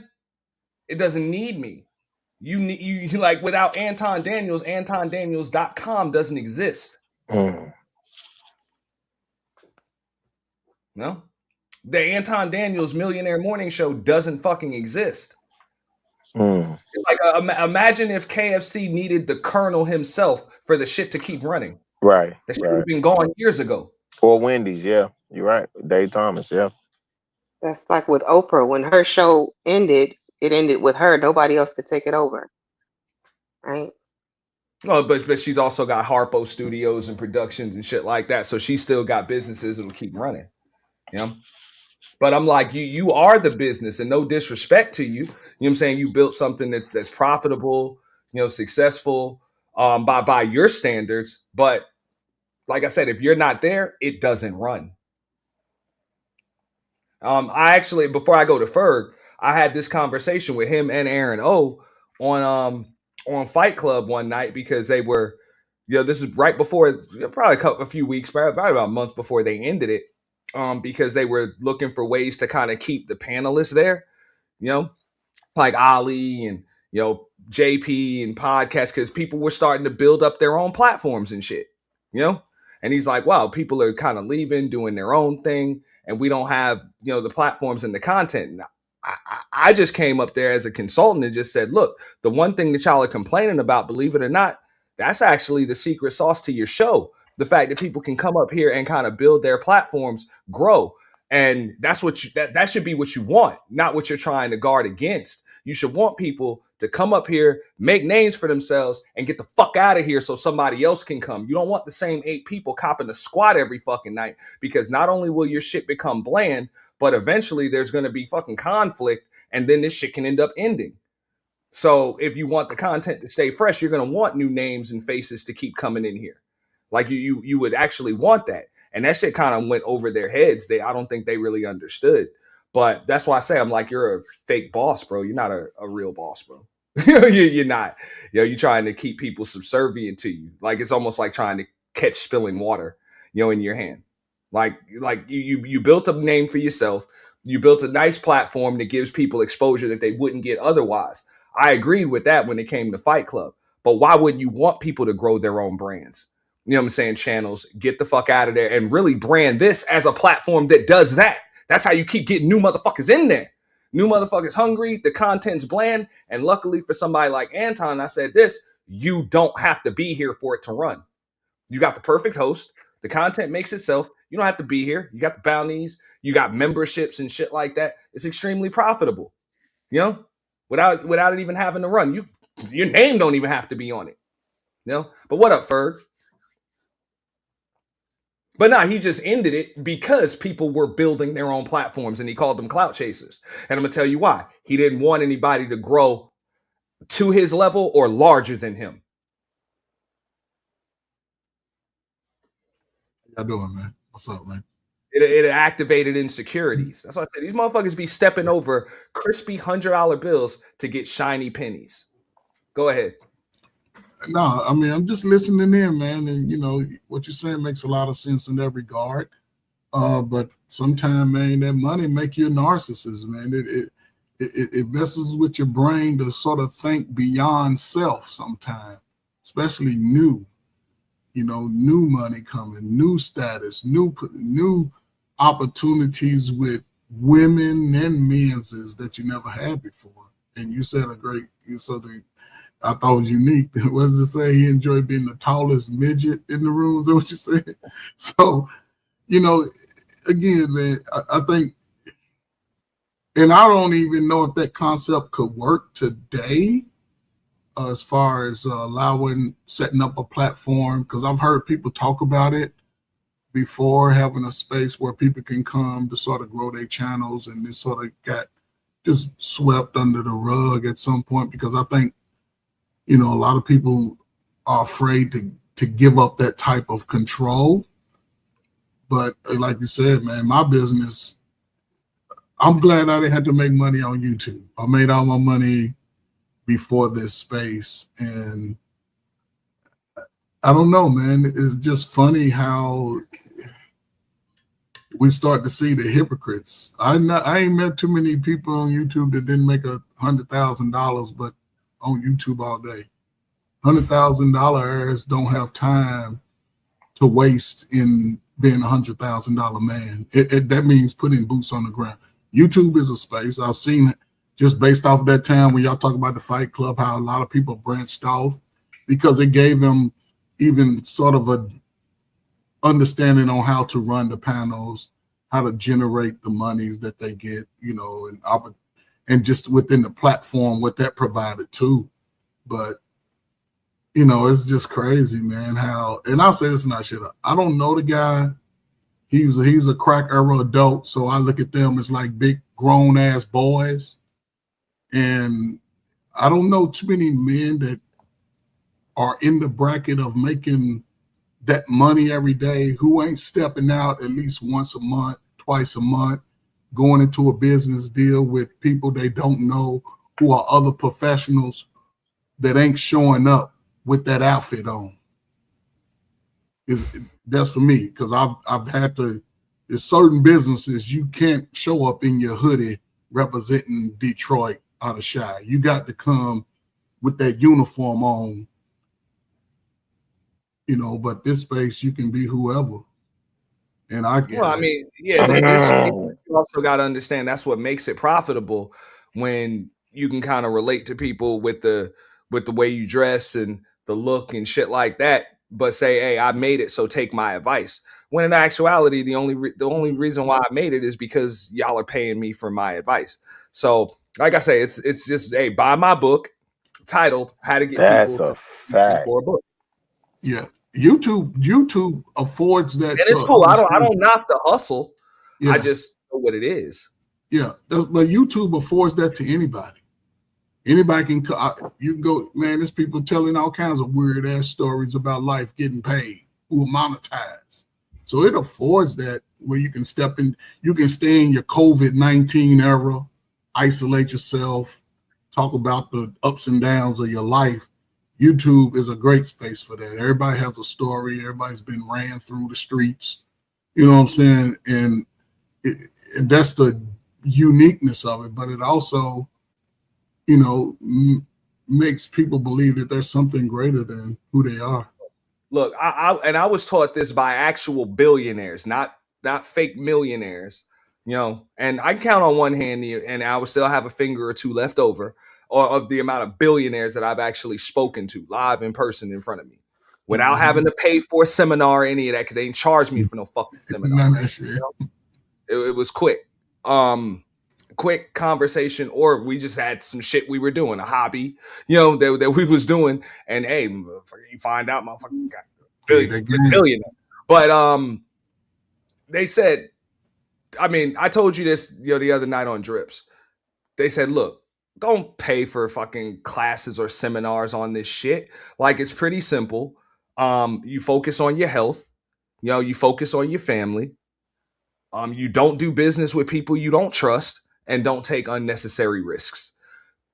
Like, it's really that simple. I can't charge you for that because it's that fucking simple. Like, I don't need 400 pages to tell you that shit. That's what Damon John said to me. He didn't charge me a dime. He didn't charge me a fucking dime.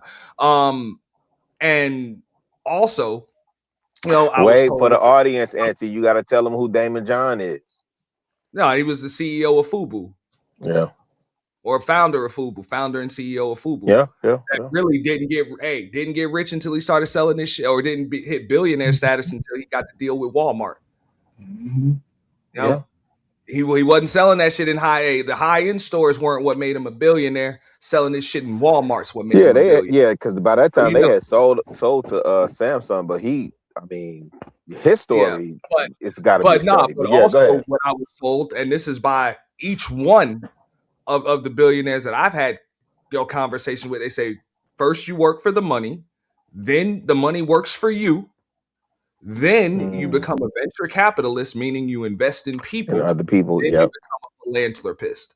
That's when you become truly successful. You help those that are less fortunate because you're able to, but a lot of people get caught up in the first thing. The first thing, which is just work for the money, chasing the bag chaser.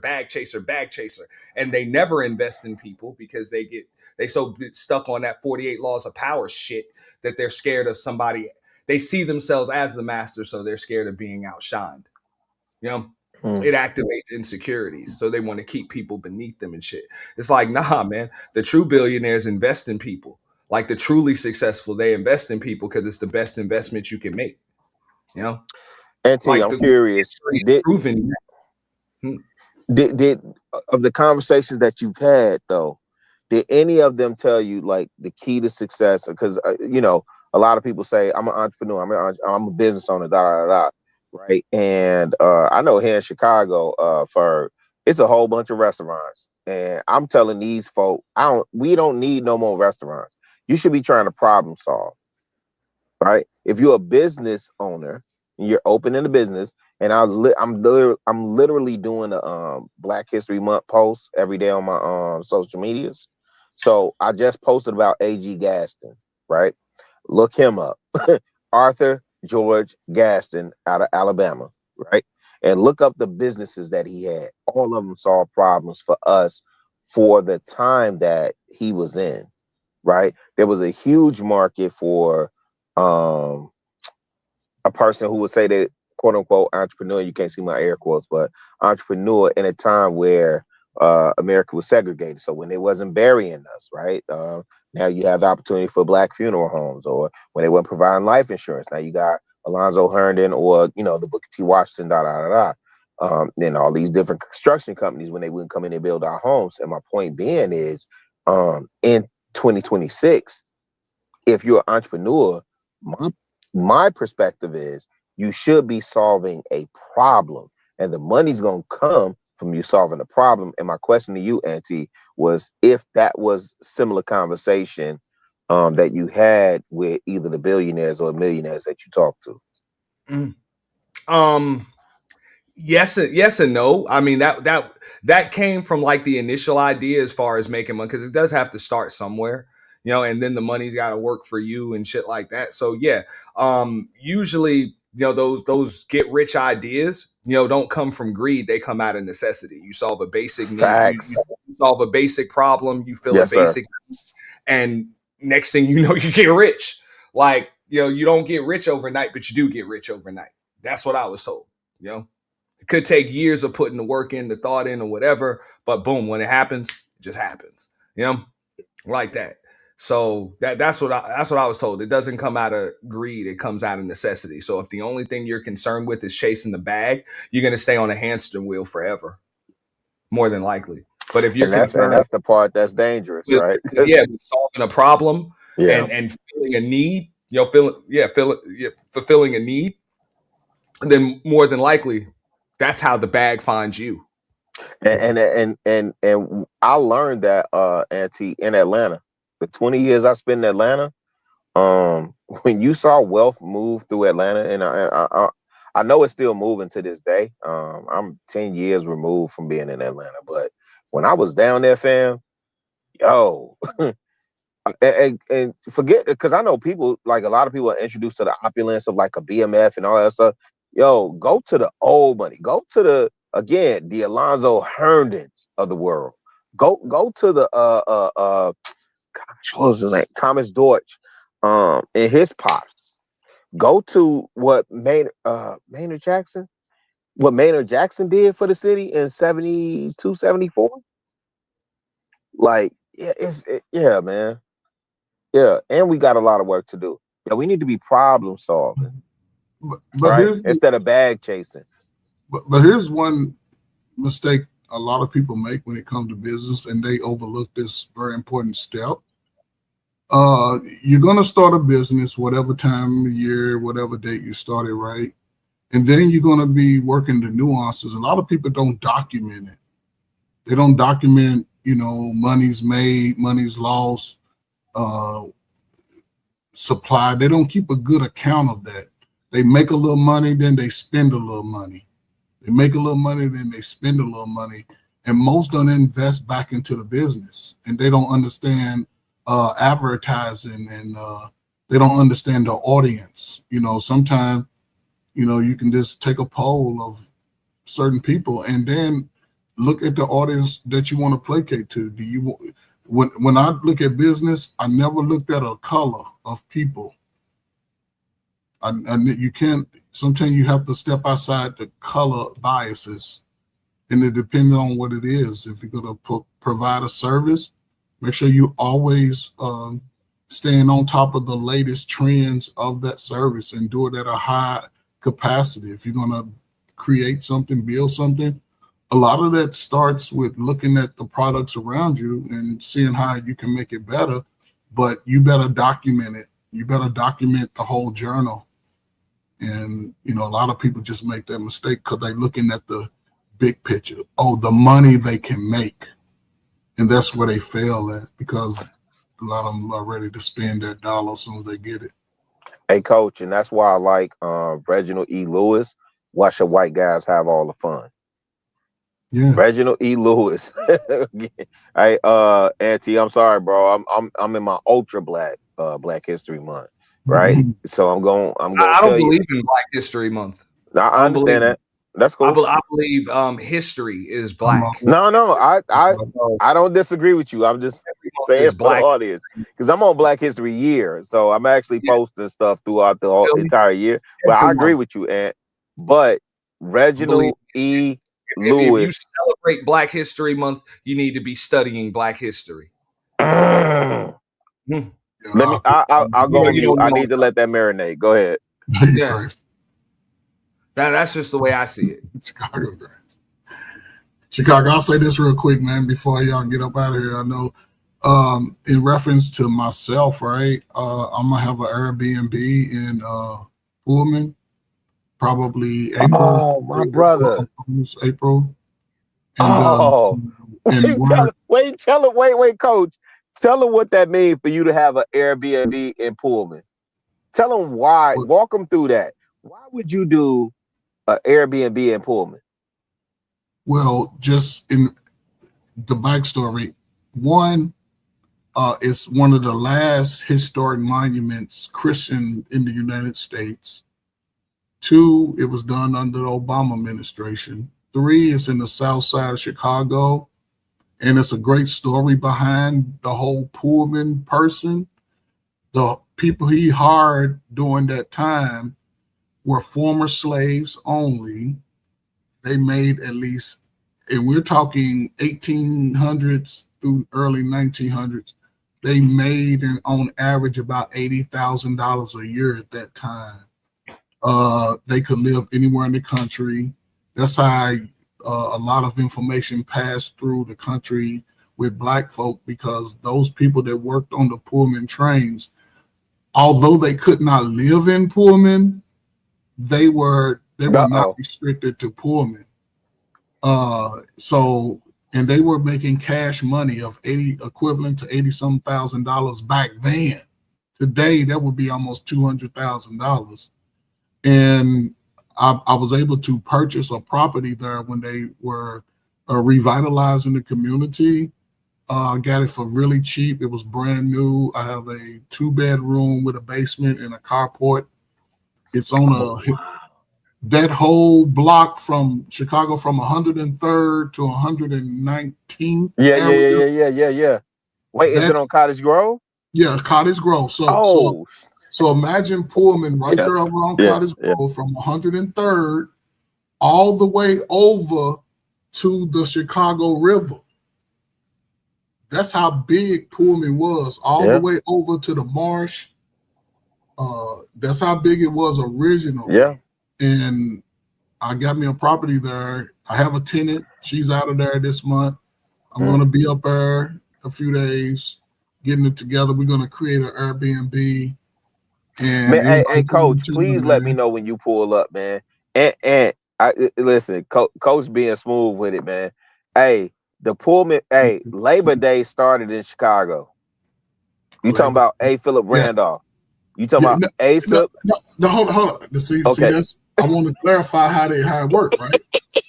the people working at the factory, what Pullman did, he built luxury trains. And if you ever get to see the train, where had Labor Day worked out, that the people worked in the factory struck. They went on strike. Yeah. And he wasn't, and if you tried to go on strike, he would fire you. And if he fired you, you couldn't live in the Pullman housing. You had to get out on the street. But they protested, and during that protesting time, someone had got killed. And then when the laws changed, they started to create the Labor Day within that time at that incident. I used to give tours. I used to give tours and everything. Had on my little Ranger outfit and walk around giving tours. People giving me money. And coach, and this is what I'm telling you, coach. I told my sister this, and I took my nephew down there, over on 111 in Cottage Grove. Okay, We literally could walk there, and we had no idea. We thought, this is where the white people used to live, right? That's what we thought. We didn't know about Florence Hotel.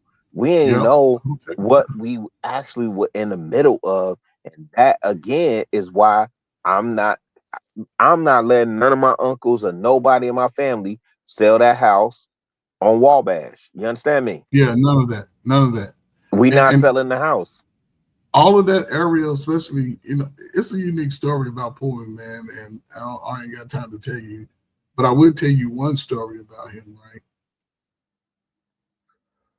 Up like around early 1900s, that's when the black people were able to move in the area. But when he lived down by Prairie, right across from the stadium, right? Yeah, it's a Executive Row is what it's called now. But yeah, you're right. This is what happened when he passed. When he passed away, well, it's a whole story. He had 2 twin boys. They turned out to be shit. So no. You talking about the Pullman Mansion? Yeah, that's different. Yeah. Okay, go ahead. Yeah, but when he passed away, this is what happened. They dug a hole 12 foot deep. They put railroad tracks over that. They put the casket down in there, filled it up with concrete to over the casket, put railroad tracks in that, and then filled it up again all the way to the top and put another set of railroad tracks over that when he passed. So they thought somebody was going to dig his body up. But he started the vocational school style of education because in the community, Pullman Tech, which became Mendel, St. Martin de Porres, which is now Gwendolyn Brooks and Auntie. We essentially talking about Seneca Village right now. That it's the equivalent. From my limited knowledge, if I had to describe the conversation me and Ferg having, it would be Seneca Village.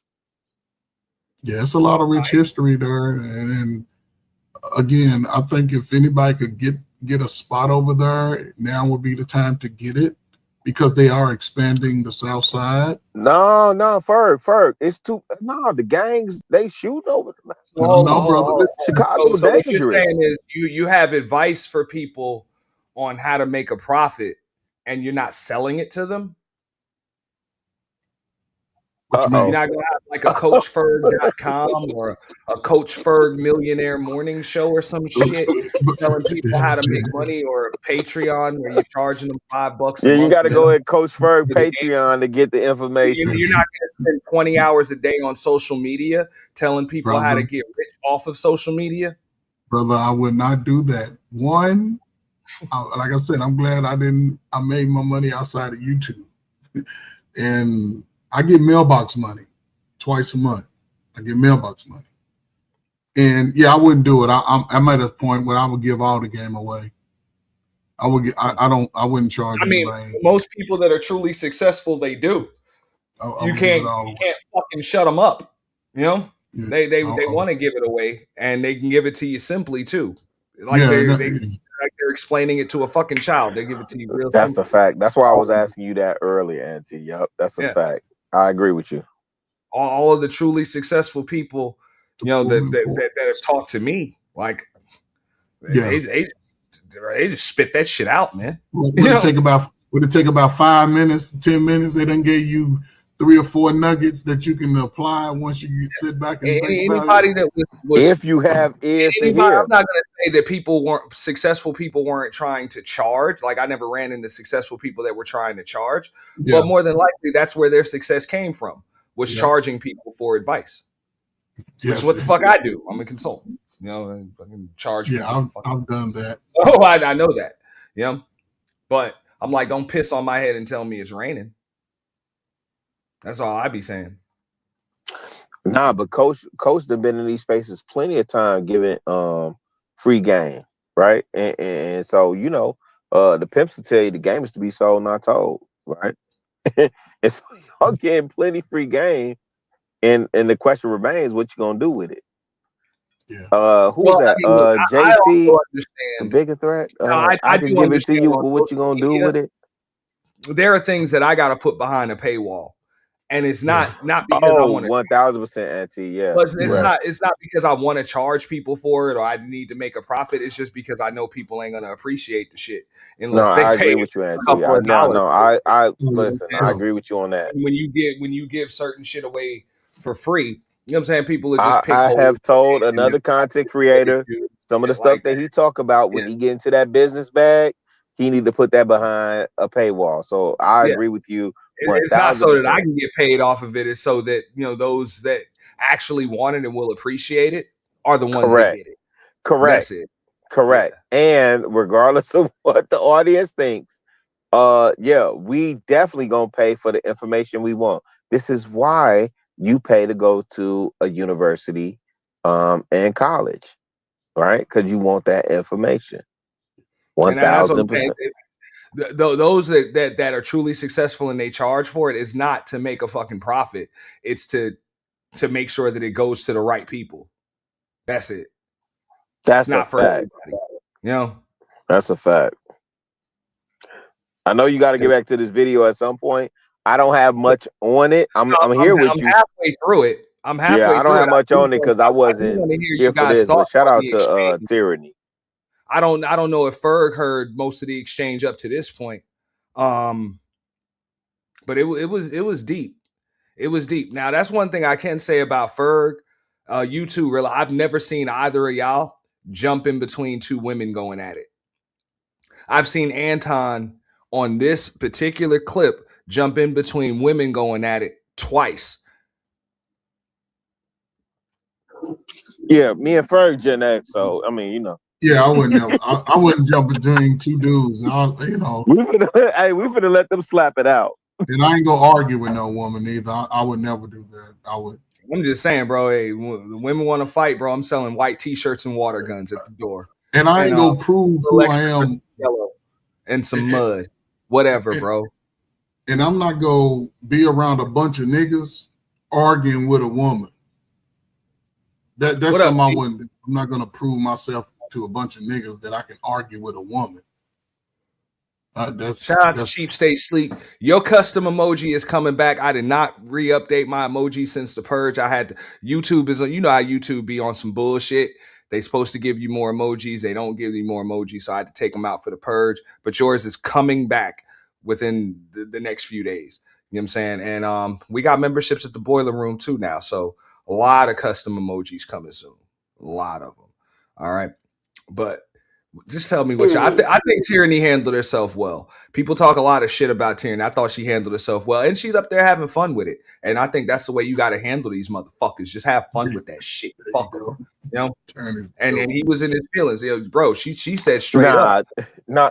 This one was one of Teraney's. Teraney is Teraney, man. And this is one of the ones where it just didn't get the shine until it needed to get the shine. You understand what I'm saying? It was wild.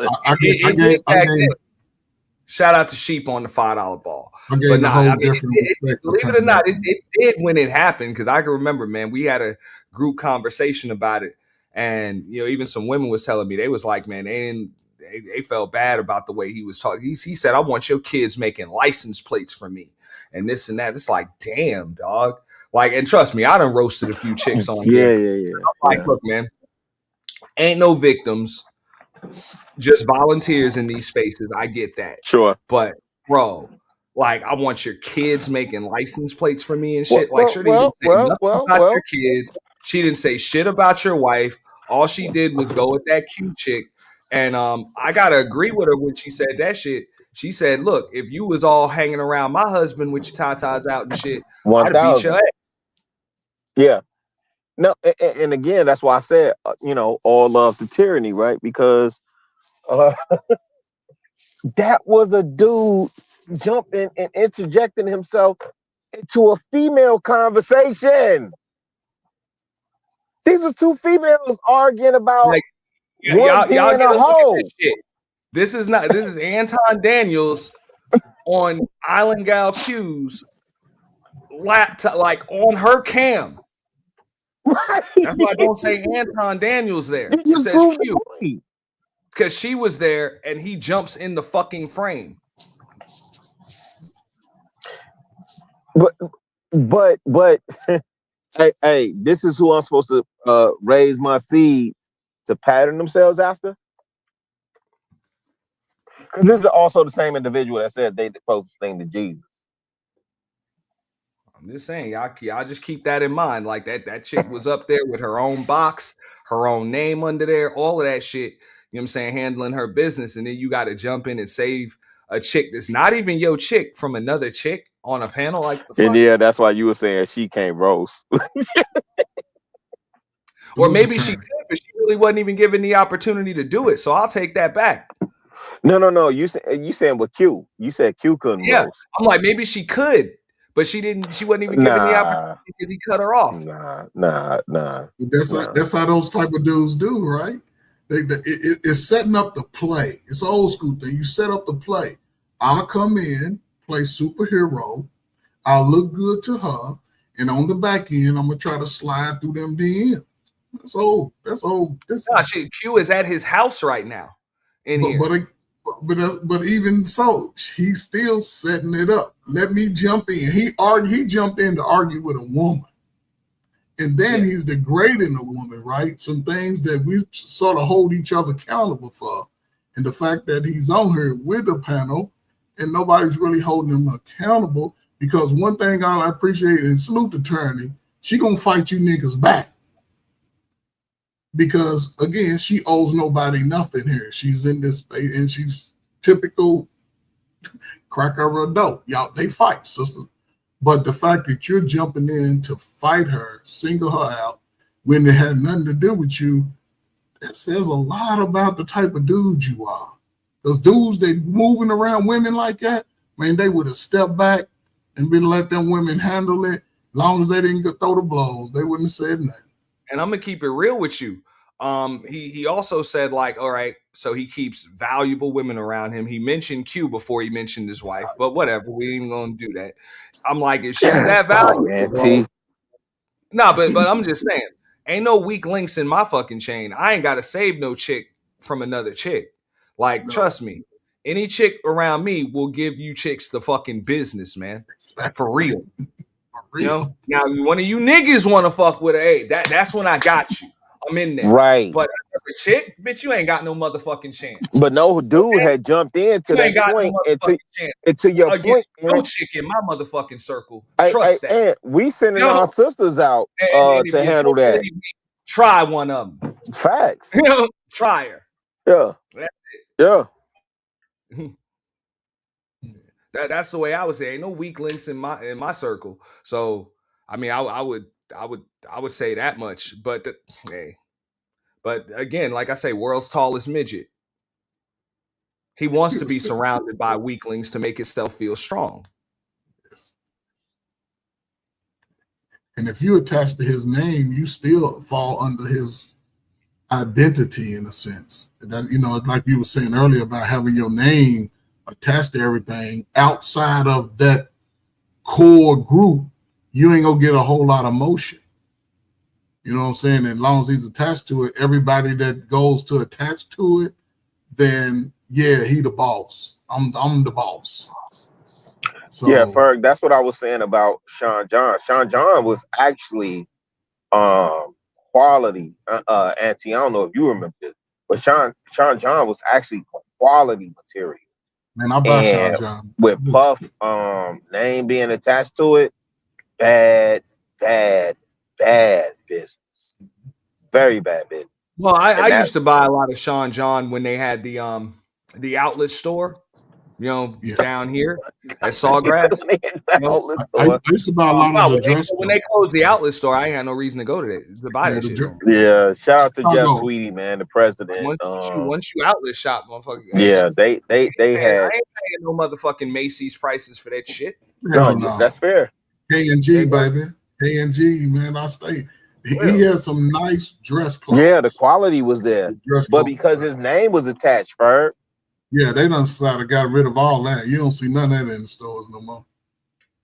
But back in the day, early 2000s when it was rocking, man, I couldn't some Sean John slacks. Early 2010s as well.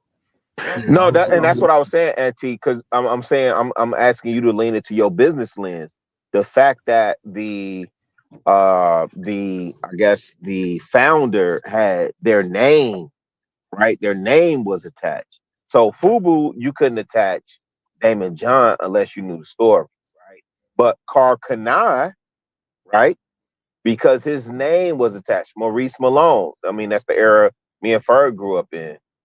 Maurice Malone, so on and so forth. However, if you say Cross Colors, you don't know who owns Cross Colors. You don't know who those people are. You don't know who Damaged Jeans were and Used Jeans were, so on and so forth. Right? When you think about a Chrome Hearts.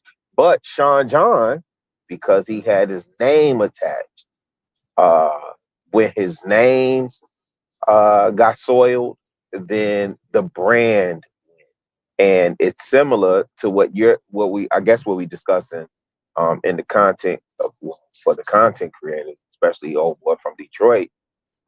Yeah, but it's also why when y'all tag him and y'all try and say the Hammerhead from Detroit, he comes up as Room 9. I've been seeing that all day.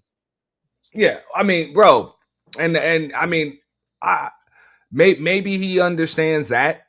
I mean, look, I thought Fight Club was a good thing. I think that was just something that he kind of magooed into. If you listen to him tell you, I thought he bit off you, nigga. Nah, I didn't think that was a good thing. I thought he bit off you. You thought he bit off? I mean, I wouldn't have taken especially for the Christian conservative. What Christian conservative finna create fight clubs? But the thing is, what he said was it was a bunch of people, in the Lapeef chat box or whatever. So he just kind of kicked off like an after show, and that's kind of what it grew into. It ended up becoming pretty profitable. It did, yeah. And it did, and that's what it was. So I'm like, bro, shout out you to Brittany B into that and Sherelle and and Tamika. Yeah. When I believe it actually showed that it had potential to grow even larger, that's when you shut it down. Because of the route you would have had to take for it to grow. It would have meant other people growing their platforms too. But that's after.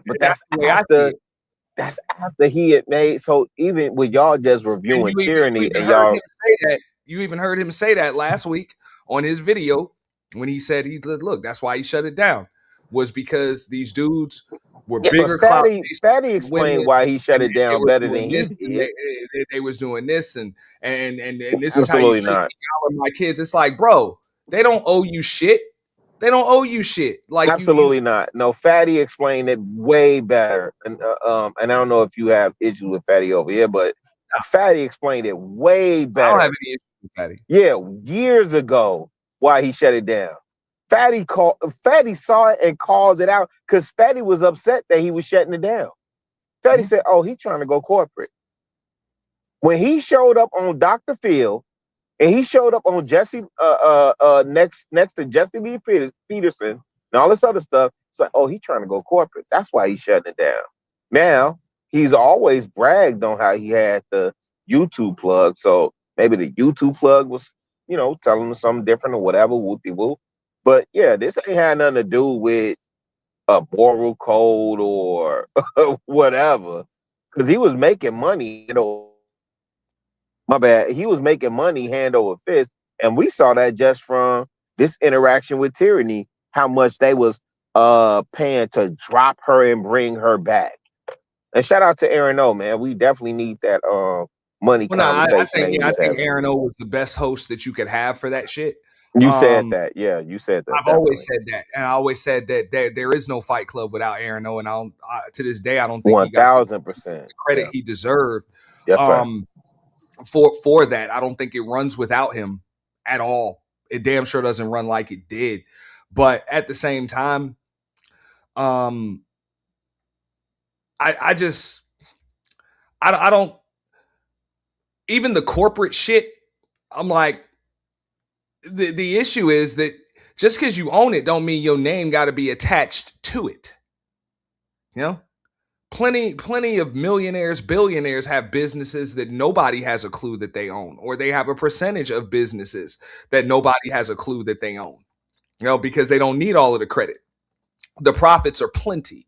So, I get it. He rebranded in the Room 9. It's no secret.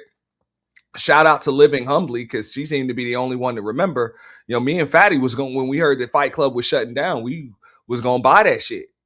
I was gonna buy it. Fatty was gonna go in with me on it, and it was no secret what the fuck I was gonna do with it. So I'm not even gonna bullshit. So why did he shut it down, Auntie? I'm gonna ask y'all a question about that. Oh, my bad, Ferg. No, I'm just gonna ask the question, right? The fact that he made the move to shut it down, which seemed to be a space where a lot of people got their careers jump started, and it still had opportunity to grow. And he sort of disses himself from that, and then he sort of doubled down on his critique of not just Black women. He started doubling down on the critique of Black men, and the verbiage seems to always be a little bit, "You are less than me, nigga. Speak," right? Yeah. But then he all of a sudden appeared on spaces outside of YouTube when it came to corporate white America. You think that they could have gave him the bag play and allowed him that? I'll go back to what I was just saying a moment ago. I don't even blame the dude for, because that was something that I communicated briefly, very brief. So I'm not gonna bullshit like I had a conversation or any of that stuff with Island Gal Q, but that's who I had to communicate with about it. And there was no offer made because he didn't want to sell it. He didn't want to sell it. He already had plans for his rebrand, and I can respect that. And Room 9 is profitable. You know what I'm saying? It's profitable. You know what I'm saying? He's doing his thing. So whatever he did with that, I guess it worked out for him. So I'm not going to say that he made a bad decision by not, selling it to me or even shutting it down or whatever, because, Room 9 is probably just as profitable, if not more profitable than Fight Club. And it's also more sustainable. The only thing that I would say is, I'm like, bro, you already had a name where you could have did that shit on another channel from scratch, and you actually have to be there. So I personally think the concept of people being able to come and grow their platforms off of yours without you even having to fucking be there or your name having to be on it is like way bigger than a panel that you literally have to fucking sit on every time you're live. Yeah. So, Auntie, this is what I would ask you, right? As a content creator, the fact that, because I don't buy the whole Room 9 stuff, because there was a whole bunch of other it's business, so it's more than one way to skin a cat. So I get that part too, right? Because there was the don't do coke in the bathroom. Yeah, I was gonna say from a business perspective, I'm not saying he did the wrong thing, shutting it down. No. I'm not even looking at that, but I'm talking about the question, because I think what Ferg was asking is, like, why did he shut it down if it was profitable, right? And I heard Fatty explain it, and Fatty was speculating, but I think he gave the best explanation is because old boy was trying to go corporate. You cannot go corporate with having Black people argue over the weekend. And Ferg, that's what Fight Club was. They was arguing. It was the purge on steroids. They really weren't. I mean, look. What? Look, trust me, bro. I well, maybe I'm just seeing the clips, because you're right. I wasn't over there like that. Bro, you had topics, you had conversation, you had debates. Sometimes it could be arguments, but that's not what it was. Trust me, we come from a space where motherfuckers argue, goddamn it. Motherfuckers argue. People drag, people roast. Kept that shit even too, Yeah, I wouldn't necessarily say argument. That was who just pulled up? Watered down shit, but it's cool. I'm trying to look. Uda, shout out to Uda. It's always seemed like your mic is low, man. My bad. Yeah, shout out to Uda. I'm turning you up on this. But I think it sort of provided a jump start to where spaces are now in looking. We started out, looking at that space, it started out as y'all from all over the country. We don't know each other, so we're going to be like this, trying to prove that we are the man, we a man. But then I think that allowed for other people like yourself and everybody who has a platform that's consistent. They were able to take that foundation and then butterflied out to their unique style of it. Look at that then, shit. Hey, your filter hits you. but then it's sort of like in that space over time. If it was, I think it would have evolved and still us trying to be better as men. Eventually, you got to get to that point.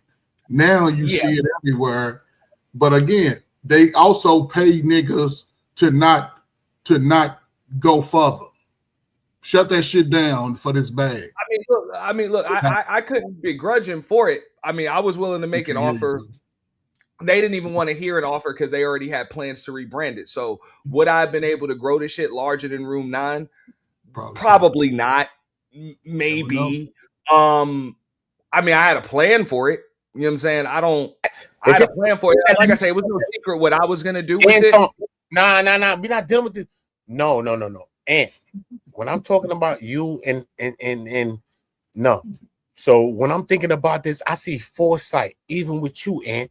I seen foresight with you because the first day you created what you created, I seen the home of the YouTube purge. I saw that and I left YouTube after that because God set me on another place, right? But I saw something after that. I came back and saw you actually did that. I just created a graphic, you know, and I'm gonna show you how things are so ahead of the time of things, right? And so then we understand that things are different, right? Because I literally just created a graphic and I was like, nah, because you just created the purge. And I was like, you know what? This is the home of the YouTuber. Nah, this is crazy. I didn't think about next year. I didn't think about the following year. I wasn't even there for some of them years, bro. But when I came back to it and when I seen it again, and I saw it and it was there, right? And I see your channel, the name of it, right? And this is all God, not me or anything that anybody want to claim. I'm just saying, like, God is just like when you moving in the way you moving and God is moving the way you moving, it's just like so on time. And that is like one of the best things and one of the things that me and you both know is like a premonition before us both, because you created the thing. And I was like, yo, Ant, I swear to God, I think you before I'm telling you before I told you that. And I was like, you know what? And then I created a graphic, right? And when I created the graphic, that's what I put on that thing, Ant. And when I came back to see you, was where I got the idea from. I was like, yo, Ant, no, God only, not me, ever. Fuck me. I'm a baby. I will always be a baby. But when I came to see you still doing what you're doing, it just showed me how real God is and how much we always ahead of our time. That's how come we got to be working together.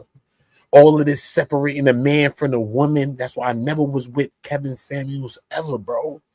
You feel me? R.I.P. to him, but he wasn't doing us no good. I'm sorry. It is what it's going to be. You know what I mean? And I'm going to say that all the time that I always say it. You know what I mean? Because it's about us going to a further place. And it's about us bringing some connection together. And I believe that that's what God always made me to be. And I was missing a lot of my time being everything else that I was being. But when I really see the real thing, it's just about us connecting. It's not about us thinking about us different and this and that. And we get so caught up in religion and all these other things. That's why even in one community, I never talked about religion, because the religion is the thing that separated everybody. But when I was 14, God told me to study all of the ways of life. So I read everybody's ways of life. I studied the 1%, the God bodies, the 120s. I read them all. I read everything. I read the metaphysicals. I read everything. I read the Hinduism. I read them all. I read everything that ever believed, because I want to know what everybody believed. And when I read everything that everybody believed, all I saw was correlations and no differences. So for me, you know, it's not about being anything or what anybody want to be, but for us to go to where we want to go now, we got to separate everything from us, because everybody got religion, like the Jews, the small hats or anything else got everything that they have, right? But what the black man and the black woman has to have today is something that's beyond religion. It's something that's beyond everything. It's something that when we look at each other, we have to literally see each other. I swear to God, make my light go on. You hear me? Make sure my light go on right now, God, at this time. Please, because my light acting up. It's a short in my wire. But make sure this light go on at this time right now, because this is what it's really about. Okay, I'm against the manosphere. Okay, I'm against it. I'm gonna tell you the truth. Kevin Samuels here. Obsidian is the creator of the framework. Okay, I spoke to him. I read his books. Okay, cool. I understand it. Right. The manosphere is one of the only things that doesn't have a framework. It only has loose ends that want to tie in. Right. That's what created the incels. So when I spoke to him on Freezy's channel, Obsidian, who's the god of these people, because he created the framework that even Kevin Samuels used. Okay. Kevin Samuels never had a framework. Obsidian's the god to them. He's a king. He's the one. He's the one that created the thing. He's the one with the mind. I go for the head of the snake. I don't go for the people that the illusions of it all. He created the framework. So when I spoke to him, I didn't ask him everything. I didn't argue with him. I didn't curse him because I've known Obsidian, but I've never seen him in real life. I've always seen a black image when I've always seen it like 7 years ago. But I got the chance to be on a panel with this man, and this man was it. And I didn't argue with him. I asked him a question. This is the question I asked him. I said, yo, look, you know what, Obsidian, after you've created this framework, right, we're left to deal with a bunch of incels and people that is going to deal with this mindset, right, of whatever you've created, right?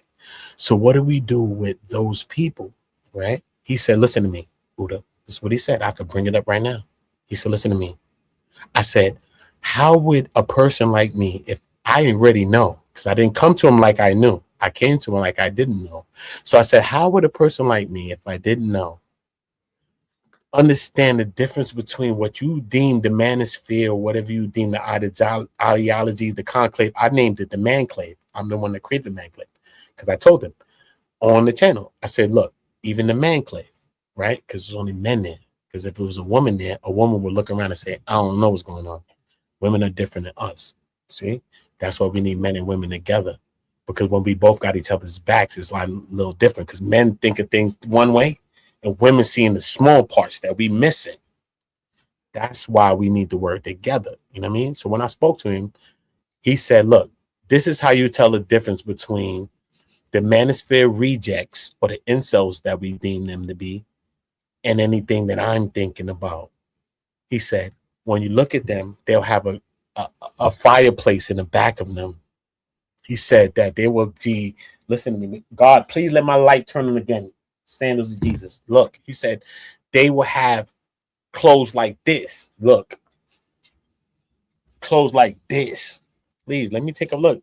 Clothes like these, like these things. I'll throw these things, bro. He said they're gonna be dressed like this.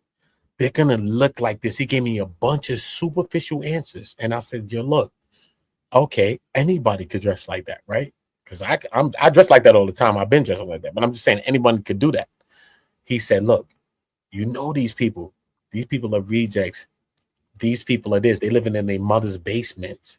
This is what he said about the people that he deemed to be those people, which were the same people that bought his books, which were the same people that helped him to be who he is, which he's going to tell me right now. He don't know. I'm asking them the realest question. No argument, you know. I sat on that panel and asked him the shit. Asked him 2 shits. And both questions was related to the same thing, right? And you may believe in God. You didn't create the Bible or nothing. Cool, right? You might see a brother or a sister that's living less than what they live in. You might be living less than I was living less. I swear to God, I was. Everybody I know is living mental less, right? But you might go and talk to that person and say, you know what? Nah, I think you're doing wrong. I think you might be less. Yo, look, chill. I think you're doing it wrong. You know what I'm saying? Even if I'm doing it wrong, I might go and talk to this person, right? And say, yo, look, you're doing it wrong. If I created this too, he told me he don't even care. So if you are you are the creator of the framework. So then basically you the fucking Knights Templars, you the Nicaea Council, you that. You the person that created this whole framework, but yet you don't even care. Speak to the people that is going to take on your ideology and take it to a wrong way and move wrong with it. You see what I'm saying? Oda, can I ask you a question? I'll say this. This is why I disagree. The framework, the framework that you're speaking of was already there. It was already there. It's just that YouTube And social media allowed it to be one voice at one time, meaning you're in a state, Rilla's in a state, I'm in a state, and T's in a state. Now those messages go from the community to the web, and those messages allow that, and brothers who may have been the incel, not communicating with other brothers on a regular basis, not understanding how to grow up and be a man, when you have a voice that they can now hear, and sometimes that voice will placate to what the issues I may have. So if I'm having issues with women, I can come here and tell everybody women ain't shit. But you're only going to tell men that, because you're not going to go around a bunch of women and say that. But Uda is also talking about before the that's pretty limited. The C19 coach, because if you listen to a lot of these cats, they say the Black Manosphere concept was around way before then, and I forget the dates. Yeah, no, what I'm saying is it was there already, because it wasn't on a level to attack the women. It was the men. But that's the backbone of it. Fuck where it started. It became something else, and it became stepping on the back of the Black woman. Forget what the white manosphere did, because the Black manosphere pirated that. No, okay? I'm talking about duplicated that shit. You know that, right? I'm talking about the Black manosphere. What I'm saying is they were talking about white women. So now people are talking about with us delineate from Black women when the white man created the manosphere was talking about white women. And they wanted they was having problem with white women. So now the Black man is gonna say that they're gonna accept the white women when it's not fixing the problem that the white women never had, regardless of the issue that the Black woman never had. It was all created not by Black people. It was created by a white man about white women that was they wanted them to get right. So if we come in there filling the gaps, making them good, right? Okay, so then they is mad at us because we not fixing the problem that they white women that they want them to fix, right? And the white manosphere then never talk about the Black woman. So only the Black manosphere I talk about. So we stepping on the backs of the Black women to create that. Therefore, it ain't shit. These niggas ain't got a bad bitch, can't show you a bad bitch. Correct. Outfitting himself is laying with a Bertha, sandals of Jesus Christ. I never lied to my uncle, whatever. Okay, I'll show you a bad one anytime you're ready. Cool. So look, so therefore now, who we listening to? Because a man never told a man how to get a woman. A man showed a man how to kill things on earth. Listen, when you were trained from the ancient days, you were trained by the madam schooled you to the arts of love and all these things from the ancient times of earth. Forget today. If you wanted to learn, the prince was shown to the madam. She had the whores, the harlots, and all of them. She showed you how to get women and how to talk to women. Right? No. Women only showed men how to deal with women, whether a woman told you or whether she was your mother or somebody related to you, or you made incorrections with women and women showed you how to deal with women. A man never showed you how to deal with women because men we are conquering shit, right? So why would he tell you what's going to work for him when you might possibly take some of things that he's going to have? That's a natural instinct. Men never showed a man how to get a woman, sir. But grit. Okay, again, I like to look at generation differences, right? You know what I'm saying? Yes, I think I would if I was the guess, I would say you early 40s, late 30s, right? So yes, a lot of that examples that you see may not have been fluent as much. When I'm talking about this space out before YouTube, right? The elders above me, they wasn't talking to me about shaming the woman. They was telling me that a woman is going to be who she is. Sisters cannot hide and fake who they are longer than 90 days or between pay periods. They broke one time, they different. They get some money, you know who they are. I learned from that type of environment. And again, it's a lot of that because it's YouTube. I can talk to 52 guys who ain't got no pussy in 6 months on YouTube. I can talk to 52 guys who's been heartbroken the last month, who been the stepdaddy dummy, who's in that space, and if I can give them that message, right? One, YouTube, they're gonna pay me for it. Two, now they developing this false sense of confidence to where they think they can go outside and talk to women the shit I've been talking about online. And it doesn't work for a lot of people. So only thing I'm saying is you're right in that regard. But before that, and again, I'm 50, I'll be 58 years old on Sunday, Super Bowl I listen Sunday. to you as an OG to me, because I listen to you too, because I hear you speak. So don't ever think I'm challenging you in any way. No, I never look. No, that because I understand what you represent too. Because I listen to people. I may not listen to you in the fullness of everything, but I've heard you speak a few times. Sometimes so I get that you embody a lot of energy, and you probably fill some of the gaps that some people may not fill. Because you may have some more completeness, maybe with age, maybe with wisdom, maybe with the things that you also all of my life I've always worked with Black people, specifically brothers. Grew up in the house with 6 women. My father was the craziest nigga I knew. And he gave me the realness about life. My mother told me about women, and I had sisters. And then as I traveled throughout the country, light skin, had muscles, stood tall, I didn't have a problem with the women that y'all had today. Y'all aunties was nice. They took you out to dinner. They still nice. What you talking about? They still nice. They're dealing with the order. They still nice. Yeah, they still nice. They great. And they know how to treat a man. So hold on. Are y'all talking about relationships again? Hold on. Me and him just had a moment. Like I said, I respect the aunties, baby. Because they still treating us good. No, we ain't talking about relationships. We ain't talking about relationships. He's dropping jewels. No, I'm just taking in reference to this like manospherian man rejuvenation, but at the expense of women a lot of times, because a lot of men today have come out of their shell that they didn't have in their 20s. They didn't have that type of confidence. Let me explain something. But women are losing men that really support them. Because Auntie, I'm telling you, like a lot of people, I'm telling you, look, the way I don't know what's happening, but I'm telling you, it's something happening. You know what I mean? Because I'm telling you, I know brothers that really support women. So I don't know if talking points change or maybe people change for some shit. But I know the core of people and I know the core of some men. You know what I'm saying? And I know that they respect and represent so much more. Fuck the talking points. You know what I'm saying? And sometimes we get caught up in the talking points because I know some people like Aunt T or certain people from beginning of time, more from a time like this. Fuck the today. You know what I'm saying? I don't care what people's talking about. You know what I mean? So I know that, come on, bro. You know that we represent certain things and you know that we're going to defend ours and it's that. And it's that.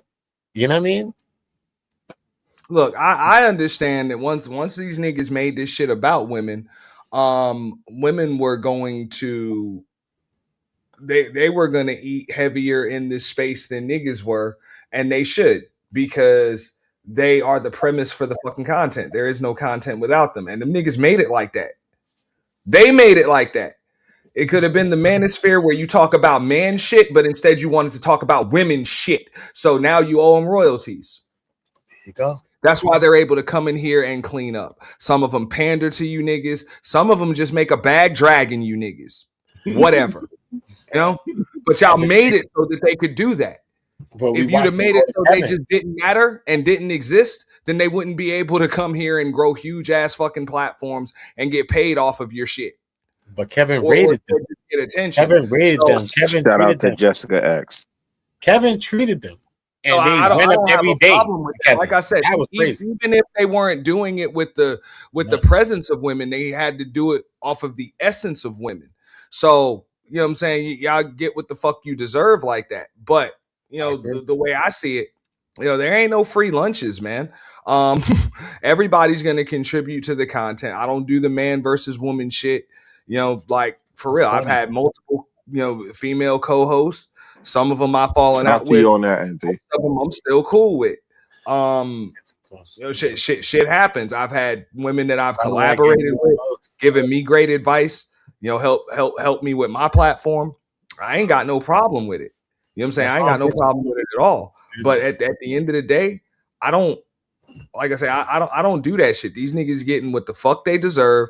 That's why, you know, they just kick off channels unless they do latch on to an Anton Daniels or some other huge fucking creator. These chicks can just come in here and grow their fucking platforms huge as fuck. Because at the end of the day, you got a bunch of niggas that just really just want, like, you I need love them on my side though, Ant. I need the bitch. I need the nigga. I need all of them on my side. I don't care what people doing. We winning and we moving. I want people winning. You know what I'm saying? So whether they chicks, they niggas. Yeah, but hey, you in the wrong space for that shit. I don't want to get caught up. I mean, I agree with you. That's what I wanted too. Get me caught up. You're in the wrong space for this shit. Most of these folks in this space don't want everybody winning. They only treat want women like I treat men, men. as long as That's they're how I winning move. a little bit more than everybody. These motherfuckers take pride in being the world's tallest midget. Okay? They only want you to win if they're winning more than you. Like I say, they don't want to be big. They just want to be bigger than you. But life figure that shit out though. That's the regular mathematics that life figures out. So at the end of the day, as long as my heart is in the right place, you know what I mean? And I see it because I got premonitions, I got foresight, I got a bunch of things. But at the end of the day, you know what I mean? My heart is where my heart's at. But the way things end up being every time that I've ever seen, I can tell you how I grew my history, bro. I'm like, yo, I'd rather take this long way around the corner. No, this is Ancient one history, of the bro. why It's I gonna still work in have my the favor. connections that I do. People be like, "Oh, well, your numbers ain't that big." Look, I'll get it popping. I'll get it popping at No, any your given numbers ain't time, that and big I don't because even they have to made put the you, word and they purge in the title if I don't fucking want to. No, Because at the end of the day, if I really wanted to get them numbers popping, for all you niggas that think you doing something, let me put myself on the big screen for this shit. For all you niggas that think you doing something, I can just fucking get it popping talking about you if I fucking want to. No, like real shit. You. That's how come. Like real shit. Or some other shit. No, And you wonder where the fuck everybody came from. Create a whole new channel, a brand new channel, and watch it happen. Yeah. I'm gonna tell you the truth. So bro. no, I mean at the end of the day, I can really fucking get it popping. Yo, on this shit. When we have our channels really and we talk about certain things, YouTube don't forget. The internet don't forget. So I mean, you got to create new channels or new emails. This You shit gotta is not have new channels that's going to bring new energy to this channel, and then that's going to push this one to get in the 100 bro. viewers. I'm not worried about that shit, bro. No, that's like, what it is, though. I'm just saying what it is. It's just a science, bro. It's just a formula. I'm just saying, man. Simple. All of this shit, you know, blaming women for anything. I'm like, you niggas fucked up your own shit. Not you dudes up here, but you niggas fucked up your own shit. And y'all know who the fuck. I shit a couple of times too, nigga. The fuck, I fucked up with women too, nigga. That's how come we I all learned have. it. That's how come I learned it because I made But mistakes. So if a man ain't make mistakes, he's talking alive. about as far as this shit's concerned. But you build this shit off of the essence and presence of, you know, off of the essence of women. You're gonna need the presence of women to keep that shit going. So it was a matter of time before they came in here and took your shit over, or you needed them on your fucking panels in order to keep fucking viewers. I'm just saying though, what women validate men though, regardless of the fact. What can men? be standing with a bunch of men all day, but women, if a woman and women come on that shit, it's another energy. They just bring another vibe. You know what I mean? So women validate men. So regardless if I want to create something for men, I need women involved in it because women validate. I always said it like this. That's is going the to way make more men come. I don't have to be. I don't have to try to be Michael Jordan when I can just build Madison Square Garden. True. Like, I don't have to be the best ball player when I own the venue that all the ball players come to compete. You know? That's true. That'll be here long after I'm gone. You know? That's like, true. for real. If I'm the mogul, I don't need to be dancing all in the fucking videos. and all of that other shit. It's my job to put up, to have a platform for the stars. So that's why I say fuck niggas like Anton. You know? Because that's Diddy. I think he's trying to dance all in the fucking videos. Yeah, for sure. Because you can't. What I learned about when I watch it, everybody that's on his show when he's running the panels, they placating to everything he say. They don't even challenge none of that bullshit. And as a man, you have to be able to challenge that, or you're just gonna be a follower. And in this modern day, following somebody with ideologies that speak against some of your cousins and experiences that ain't genuine to me. I've seen these type all my life. I've seen it, and it's unfortunate that you're coming up really speaking against the foundation of what made you who you are. Yeah, but they don't give a fuck about that because with a lot of these niggas, a couple of dollars is what made them what the fuck they are because they like substance in the first place. It was so they're not speaking against that; they're speaking to that because that's what's making them more dollars. Yeah, but that's short lived though. That's a broke man's mentality. That's why people tell me I'm crazy when I say it's only money. Nah, it's only money. Ferg, I want to ask you something, right?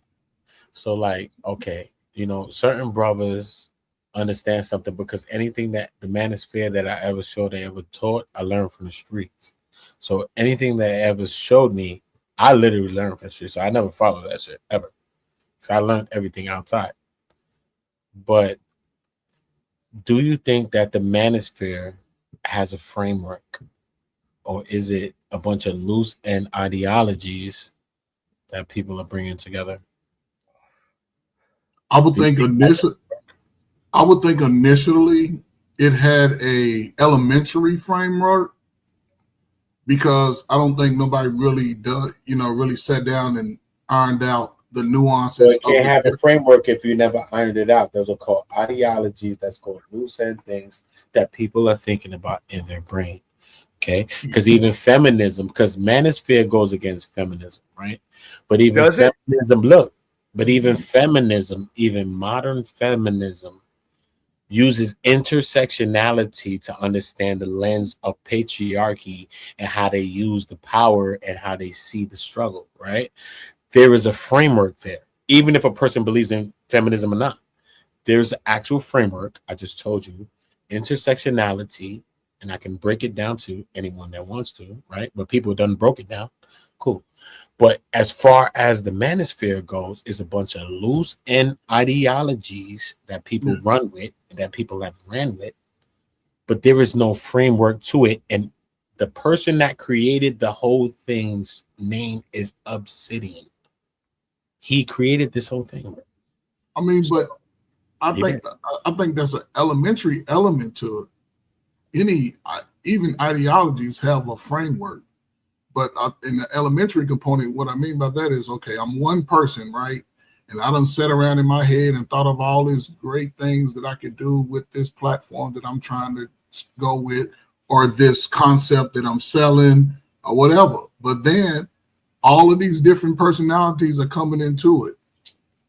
They didn't invest in it. They're just able to give their personalities. And I just broke up with my girl. My feelings are hurt. You just broke up with your girl. We go sit around and say all girls ain't shit based off of what we experienced. I never said that. I never said that in my life. But Uda, I'm not saying. I'm just giving it. I got to look at myself and see what I've done too. But everybody don't do that. Every time I look back in my life, though, Ferg, I ain't old as you though, fucked right? it up. But every time I look back in my life, I just seen the things that I've done. Right. But and I've met women that did a lot. But when I look at myself, Uda, I did a lot. Not every man is where you are. Not every man is going to do that because it's a lot of men. When I listen to stories, we all have been heartbroken. We done been cheated on. Or we done cheated. I did, bro. I did too, though. I don't even look at the shit that happened to me. I know what I did. But though. Uda, not every man in your age group who say that they're a man. I did a lot. Not every man in your age group who say that they're a man. I did a lot, Uncle Ferg. But that's what I'm saying. It doesn't happen for everybody. And YouTube allows me, who's in a sunken place, to come on here and say all niggas ain't shit, all women ain't shit. The black people hurt. Listen, if I was like y'all on YouTube, I would be talking about you niggas every day. Because the whole time I was growing up, I was a white boy, old yellow, mellow yellow, high yellow. Damn. But to the niggas, but the women, they love this high level. Dude. I respect it. So again, you're coming into that age of wisdom. That age of wisdom, you should be able to reflect back and say, "Damn, I fucked up." And then going forward, I don't have to give the people attention who I know I'm not even You know what I'm saying? Then I grew past. A lot of dudes are still stuck in the time they got their heart broke. That's a lot of black people over the last 35 years because everybody moving their feelings. I'm not going to sit up here and coddle the feelings of grown ass men. A lot of niggas in their feelings. That's the problem. You know, like that. That's bull, bro. I'm not going to pander to motherfuckers too, bro. But Uda, women been in their feelings since the beginning of time. Now, I never thought that I would get to a place where I hear grown ass men talking about how I feel. But once we prove who the fuck we is, and we done proved that, we gotta relax a little bit on them gases and all that. You gotta start pumping some brakes. So when we start proving who the hell we are on Earth, you gotta start giving credit to that shit because everybody's an illusion and nobody gives a fuck about nobody. I'm just gonna say, when a man starts showing a woman some real shit, I don't give a fuck. Because some shit you might meet from a side motherfucker that your man won't give you. So when you start seeing certain things that people start doing on Earth, because we got family that's not real. So we just got to start looking at life for real and start getting caught up in the boxes and start looking at what people actually doing on Earth. You got real women around us. We got real men around you doing real stuff. You got to start respecting what's happening. We need to get to that spot of mind. That's why I'm against all of these things. I think we need to be in a reciprocal age. Brother, take that to the 16 to 29-year-old. They gonna listen to everything you said. Nah, they not, man. They catching yes, the body, they are. bro. You gotta build that relationship. It starts with the relationship. I'm with them. They'll listen. Everybody got to listen to it because the older people is worse than the younger people. So I don't want to take it to nobody. Everything is for the younger people. Nothing's meant for no older people. The older people have to get this message at the same time that the young people getting it. Because while the young people getting it, the older people, you won't get a chance to say sorry. Because that's the only people that don't get a chance to really say sorry that much. It's older people. Younger people get a chance with me. You get a chance to live. Yeah, my OGs, they showed us all the wrong things. Okay, just because you old, that don't make you a leader in nothing. People think they elder, that make them a leader. People really respect us older people. Your works and who you are got to be that. But those older people have aged out. Now you 40, 36, and 40-year-olds, you all in the age of wisdom seat. Yeah. So the younger generation go look at y'all is even worse than the generations before y'all. The younger people, they don't roll like that. Now we changing the timing. Now we changing the trajectory of that. Let me say this right here. That's the problem. Like, look, I would agree that, yeah, you know what I'm saying? If, you know, the 36, the 45, the 50-year-olds, y'all are in the wisdom seat, but the 25 and the 30-year-olds are in the actual driver's seat. Let them drive. Instead, I think that's the biggest problem. Yeah. You got motherfuckers that are supposed to be elders still trying to drive the fucking car. You're the advisor. You're the advisor now. Embrace the fucking role. They don't want to do it. Embrace the role. But this is why you still got motherfucking pastors dying at the podium. And shit. Yeah, people got control issues. That's for got old heads that don't want to fucking just step down. Let the young dudes take over. We need to be able to flex more. Like sometimes that should be disconnected. Like we can't flex more. You know what I'm saying? Like the old aunties don't want to let the young girls have it. That's why we still got to compete with these young girls. What the fuck you competing with young girls for?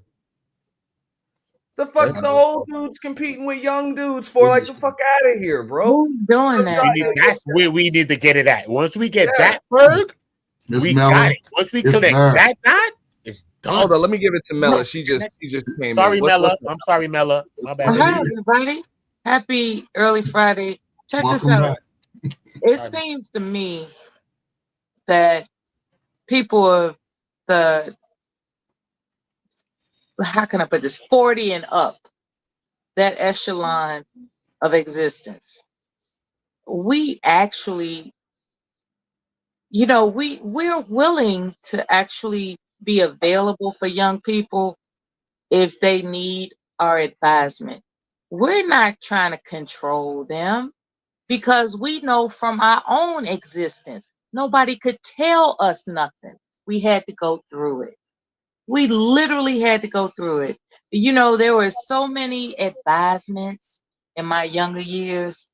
I wasn't trying to hear it. Just my 5 cents. Go ahead. I wasn't trying to hear it. At the same time, Mella, you and we are so How much many different than our among us OGs. actually We'll never be the listen same. to the advisement of our elders? How many of on this panel right now can you say that, yeah, I did everything them old folks told me to do? No, you didn't. No, nobody did that. So why do we expect the younger people to do it? They got to find their own way. All we can do is catch them when they fall because we love them.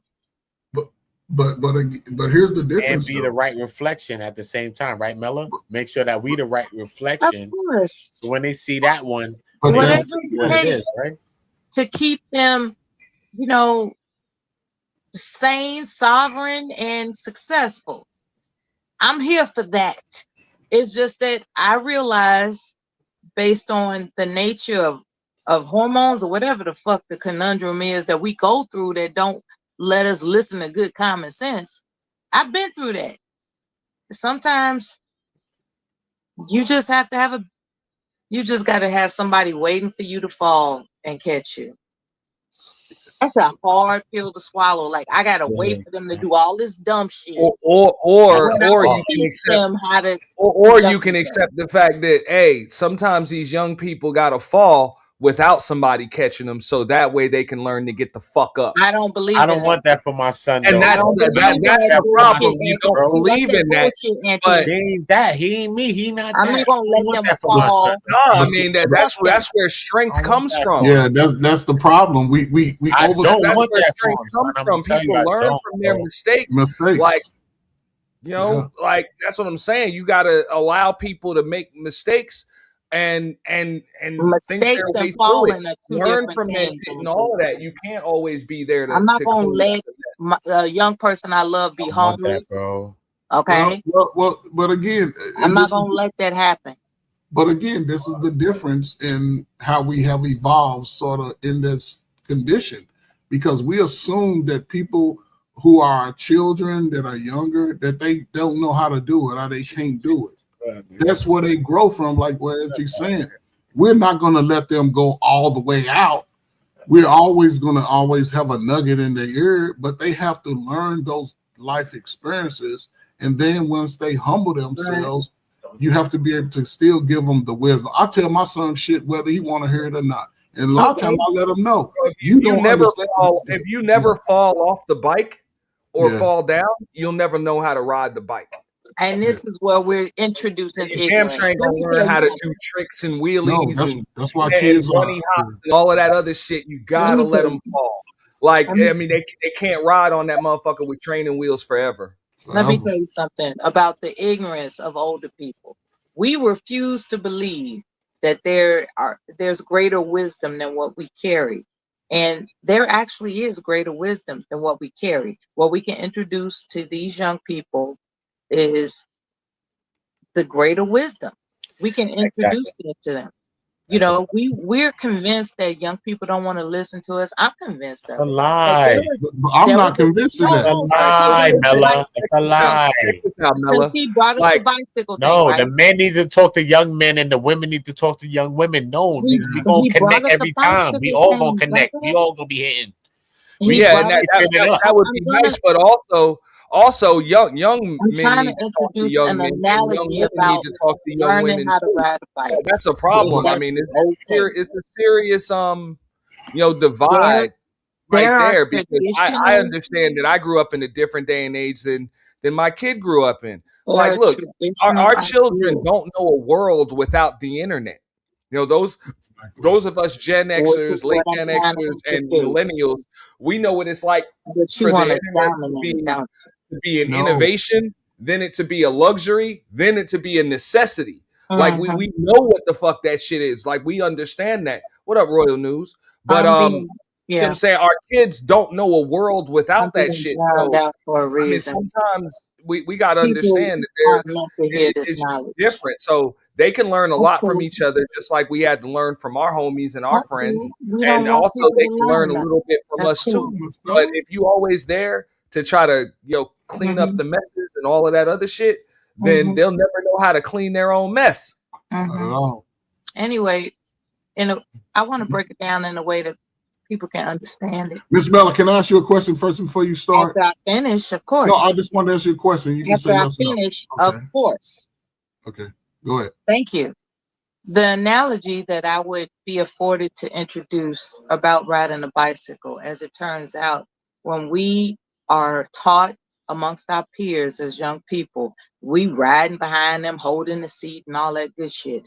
But as it turns out, there's a simple scientific formula that can teach a child how to ride a bike in 2 minutes. This was introduced to me by the internet. So I think the internet is an accompaniment to child rearing and not a hindrance. And we just have to own up to it. We have to own up to the fact that we don't know every goddamn thing. We are just surfing on our ego. Thank you for letting me say that. I'm willing to answer the question put before me now. Thank you. So in this, going back to the bike concept, right? Did you learn how to ride a bike as a kid? My peers taught me how to ride a bike, and knowing what I know now, so yes, it was so some yes. primitive bullshit. Hold on. What I know now. But again, I'm gonna speak from a man and a boy. That was the beauty of the learning process, right? Because it was all peers teaching each other on an elementary level. That's how you learn as You an do elementary realize level. in these modern times that peers don't congregate like they used to. But There was a time when you could just send your child see, outside to play, but that's and you all learn stuff from each other. It's but not that's like a that now. misnomer. They're Hold on, but sitting see, in the listen. house playing video games. But still, that's in some aspects that is true. But however, I'm engaged with young people almost every day, and believe me, the problem is when I ask these questions, right? Because a lot of them are truthful when they outside of this, they family, and they will let you know. A lot of times the parent gets in the way of that learning process. A lot of times parents be enabling their children to learn through those trial and errors at an early age. We at an age now where boys are getting breasts, boys got hips, boys are not using muscle memory, boys are not running even if it's running They up and don't down go the. outside. But again, all of that comes from a learned behavior. They don't go outside. But all of that is a learned behavior. You go over Black folk house right now, they ain't got no curtains open. It look like a cave in there. You have a lot of that is learned behavior. The adults always allow their kids to be within the adult environment. Sometimes you just have to be. I'm telling you, I agree with you that there is a cloud of fear that has changed. There's a cloud of fear that has changed how parents raise their children. But it's the adults who are limiting themselves and they pushing on the child to limit. Afraid, brother. They are afraid. But what are we afraid of somebody snatching their child. Are we afraid of the white man, the black man, the green man? Who we afraid of? They're afraid of everyday occurrences that's bombarding them on media. Every day you turn around, some child is being snatched up. Every day you turn around, no, I'm serious. And God forgive me for reminding people that there is a cloud of fear intentionally being pushed down our throats through media. Can I ask you a question, never Mela? had this kind of access to media. Can I ask you a question, Mela? Of course. So therefore, because I don't agree with Corey Holcomb and I don't agree with Anton, because Anton did some of the same things too. And I'm never weaponized against a child ever, right? But regardless of nothing, because sometimes people think that this is that and that's this and all this other mixed up confusion, when we start to let it go sliding, that we weaponize it against children, and we dealing with weird things as well, kids, women, and a lot of things that look like my hue on earth is going missing, right? So when we unfocus and we arguing and we talking about this and that, or we saying that this is this person's kid and this ain't our kids, right? What the fuck happens? We need to be more focused on what's really happening around us, really focus on all of our children, all right? This is how we get, whether people have kids or not, because some people that don't have kids love kids more than people that have kids. So what the hell is we talking about right now? So we got to get a mass protection of our children. But we're talking about structure. We're talking about structure. It's a man's. Scripture won't never tell you a mass protection of our children. Forget that. We're talking I'm talking about what we're going to create Listen, our own thought, because we got to again, get out of that. I'm in the scripture. I get all of that, but the scripture a can't lot of- tell us. I said We got to structure. create our own I didn't thought. say scripture. I said structure. Oh, structure. I'm sorry, Structure.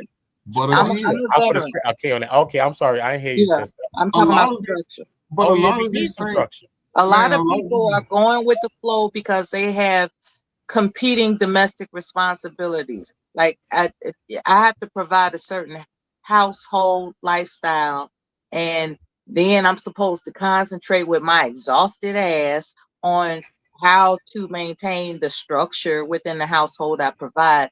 It's exhausting, and quite frankly, a lot of people pick sides. They don't entertain the option of educating what is the best structure under the roof that they provide. And so everybody's willy-nilly under this beautiful house, poor excuse, without structure. but that's a And poor that's not going to fare well. You have to But have that's- structure. But that's a poor excuse, because now we're talking about the adults who are It in is the a poor authority. excuse. But yes, it is, because again, with this modern information, this modern technology, niggas will swear that white folk been subjugating us since the beginning of time. We know this. So in this modern movement, regardless if you with a man or you single, you are in authority to determine the structure that your children have. We can distract ourselves with that mumbo jumbo about how people are holding us back, but the reality is the future's ahead of us, and we have to do something about it. Okay, so here we are. People are making this conscious decision to hold themselves back, and most children are harmed by loved ones. Most children come up missing by that friend of the family, that pervert uncle, that pervert auntie in the family. Those are the ones that hurt the children the most. Most strangers. A real man can spot that creep out and take him out. A real woman, you got to be exposing Okay, that. so though. hold up before I go to Mr. Money ADS. All right, so I had this conversation on Sharon's earlier, which they were trying to say, look, to leave the women and children out of it, whatever. And when like we're gonna use the Corey Holcomb example, when he brings the women and the children in, or the children in, it should be up to men to step in there. Which I'm like, hold up. That's when I said, look, this is one of the reasons why, like, United States got a policy you don't negotiate with terrorists. Like, you know what I'm saying? You saw in Speed, like, hey, he's got the hostage, shoot the hostage type shit. If you continue to clean up the messes of niggas like Anton Daniels for them, when they decide to use their children and their women as human fucking shields, they will continue to use their women and children as human shields. So at some point, you got to let the weak hold their own nuts. And it doesn't mean that, okay, well, you're not going to protect children. No, it's the job of children's protectors to protect children. That is what it is. So I'm not going to go at Corey Holcomb about what he did with Anton's family, not because I condone what Corey did, but because it's Anton's job to stand the fuck up and handle that shit. It was really his job to avoid it, but he's human. We all make mistakes. Now that you're in that situation, what the fuck are you going to do about it? The fuck are you going to do about it? You going to file a lawsuit? Cool, I'll shut the fuck up while you file your lawsuit, but I'm not fighting your battle for you. It's your job to protect your family. You're not going to come up here, cry victim, and try to weaponize the entire fucking internet to fight a battle that you brought upon yourself and put your children in the fucking way of. Well, I mean, you don't gotta do that right. It really got one thing. Look. At the same time, I agree with whatever Ant's saying. Talking about, we got to fight for the weak. I don't think people have identified who's actually the weak ones.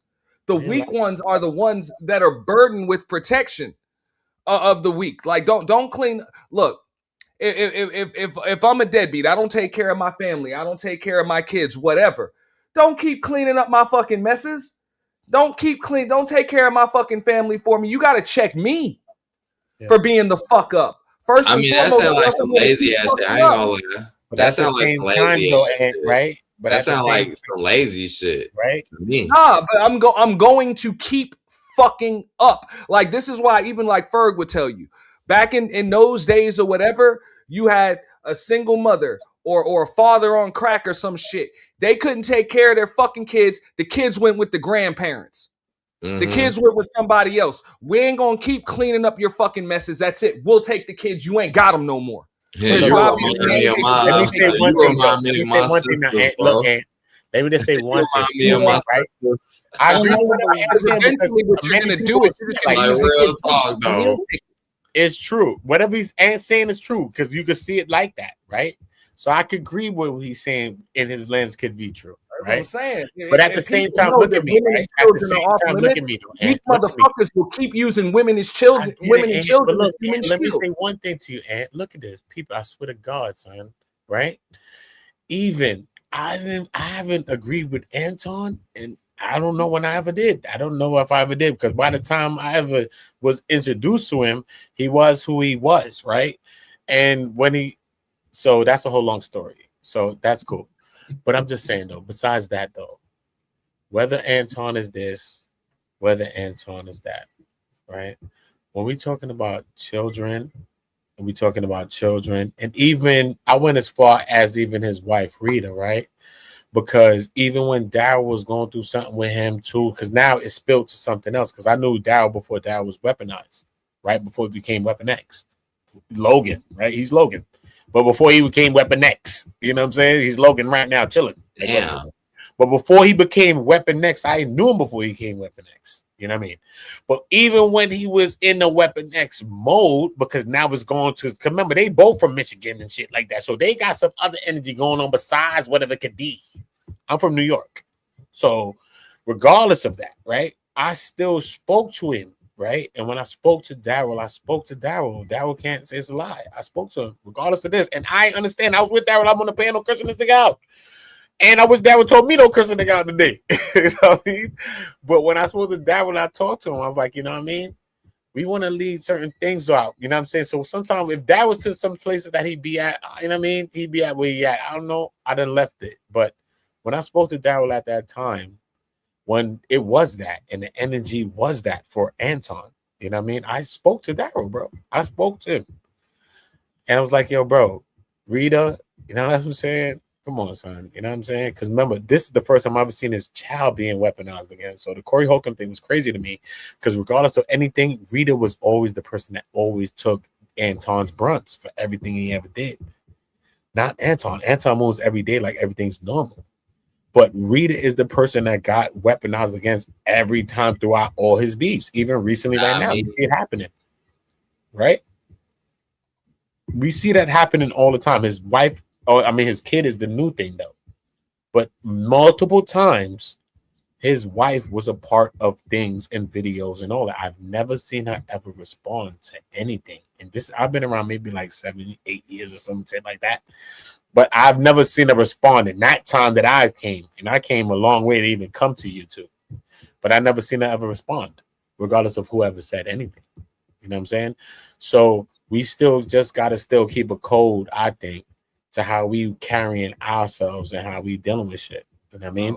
And once we create that, I think that many more people are treated different. I'm just saying, if these motherfuckers know that women and children are off limits no matter what, then they will punk motherfuckers will continue to use women and children as human shields.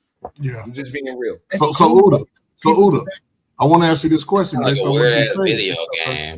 What do we do with the individuals who violate that standard of what Auntie just said? How do we handle those individuals if they're going to use women and children as a shield for their bullshit? How do we handle one? I don't think that we need to be out of their ass. You put them on a fucking t-shirt. I don't think we need to be joking with them like that's a joke. I don't know. Maybe you need to embarrass them. How we think about it. I don't know what you're talking about, bro. You know what I mean, Ferg? The first thing, one of the first things, Ferg, I think, is how we think about it, because it's not a joke. Once you understand that certain things are not a joke, then that's the first part of it. Regardless of how we start to move with things, when we understand that first certain things are not a joke, It's not a joke. Like, kids are not a joke to me. You know what I'm saying? I don't care. The only people that mention kids and bring up kids is PDFs to me. So if person weaponizing against my kids, I called one dude a PDF. He wasn't, I don't know if he's a PDF or not, but I'm just saying, when he weaponized against my son, I literally called him it. And as he was on my body, on my bumper behind it, but I'm just saying though, bro. And I had to go back and he had to go back. But at the end of the day, that's just how I look at it, because who weaponizes against children to me? You know what I mean? Nobody brings children involved and nobody does that but PDFs to me. You know what I'm saying? So, like, if we men or women, like, I watch women and men get it on earth. You know what I mean? So, like, ain't nobody ever had to involve it. You right. And they you know what I mean? So for me, too. that should get weird to me when people only hostages because they know going to grandma like, yo, I'm just being real 100. If they know that you will shoot the hostage, they'll stop taking hostages. Real shit. I agree with that. People only respect what they can't disrespect. The only way you can truly protect people from being hostages is those crazy motherfuckers need to know that you're willing to shoot the hostage too. But we might not have to shoot anything once we start to understand that we moving on a certain energy, and this is how we're going to understand things, right? But then also what comes back to where men is supporting that as well, and is women the same thing, you know what I mean? So this is what it's all about. Forget all the other supplemental arguments that we can have with each other. We can still keep those arguments if we want to have them. This is where we are, brother. Some shit we got to come together on. But this is where we are. But Uda, this is where we are. We at the fork in the road. This is where we are. We've seen it play out. And you see how it sparked a whole nother concept about how we're going to protect our children, in a sense, because just this one incident has sparked somewhat of a divide in how we looking at the future. It sparked that. This is where we are. I'm just saying. But it needs that though, right? But we need that for right. We need to come to crossroads. We need to come to that place, because that's the part that gets us ingenuitive. That's the part that gets us thinking. We listen, and I like to put time as men, modern men, information. Everybody knows everything. 99.9% of niggas hate to be wrong. Here we are in the fork, right? What standard do we set to say, listen, this is how we must move, and anybody who's willing to violate that movement must be put in their place immediately, regardless of who it is in the space, who it is in the community. So that, to me, is where the caveat for a lot of men. Listen, y'all say I'm aged out. You 40 something. Y'all the security. Y'all the security. Y'all know what? I can do that for myself because I've been through the gauntlet. Coach Ferg. I believe in attacking the roots and not the fruit. There you go. There you go. So what does attacking the roots mean in the concept of? Bro, as a man with something to lose, just like, I mean, I need to pull up that clip where Corey told Anton that, bro, you got a life that you living out here, and bro, men can go to war. He said that shit to him before any of this shit popped off, and Anton's response was, look, I knew what you was going to do before you did it. And then a week later, after he popped all that shit, now all of a sudden, oh, but leave my family out of it. Man, fuck out of here. No, you have a life that you live in. The best way to handle conflict in your case would have been to avoid it in the first place. Facts. That's internet. Why would you avoid it if you want to play into that? Because you want to try to make money off the internet. So you're gonna play into what you're playing into, right? He's playing into the shit. Everything has a price and a cost, including money. Yes. So if you want to make money, you're going to have to give something up. You're going to have to give up a product, a service, maybe even your family's emotional. Daughter got involved. That's you're going to have to sacrifice Biggie and Tupac. And he chose. Biggie and Tupac got involved. I'm like, why the fuck? Why the hell are all of the men and all of the black women and shit supposed to come to this motherfucker's aid? When he motherfuckers like this will continue to use his family as a human shield. I said this shit to him on Fight Club. Bro, you can't keep trying to use your wife and your daughter to win every argument. And then when somebody uses your wife and daughter to win against you, you want to be a victim. No, nigga. That's bitch he tried shit. To argue, bro. I told you what I said, bro. He tried to argue with Daryl, bro. I spoke to him, bro. I didn't have to tell Daryl shit, bro. You see if it will be arguing with this. That's the first interaction with this nigga. My only interaction. I never went to Fight Club. I never went to any of these things, bro. I already thought what I thought about it. Yeah? I never had to hate on him. I never made videos about this guy. Nothing, bro. You know what I mean? Seriously. But at the end of the day, at the same time, 2 weeks still ago, try to protect your own wife. You know what I'm saying? At the same time, homie. Come on, bro. So if you ain't gonna be protecting your own shit, like what's going on now? What's going on now? Like what we doing, bro? I try to protect your right, bro. It's on Earth, niggas. Stamped You ain't on Earth. blocking Nigga. your shit. Hey, you I went ain't to your blocking house your and said, "Yo, shit. son, don't do that to his wife, bro." You I went ain't to your blocking house your. and said that. Hey, bro, like a Come on, chess bro. board. You ain't blocking your shit. I said, what's going on? No, now? I mean, bro, some games.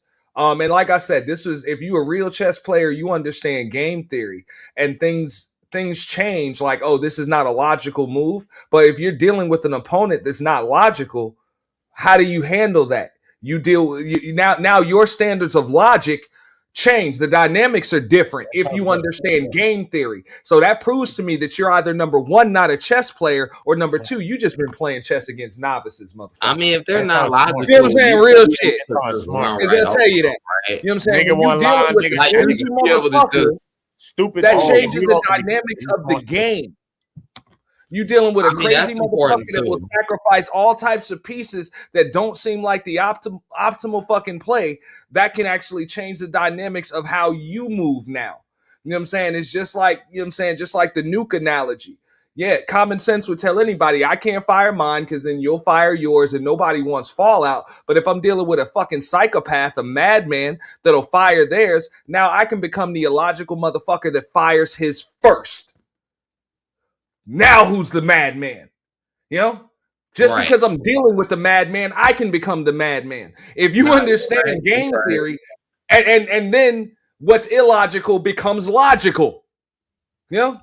Because I'm dealing with a crazy motherfucker that I don't know what's gonna do. Now I do something that's illogical. Now I became the madman. It's and some that's crazy why they shit, be illogical. It's game theory 101.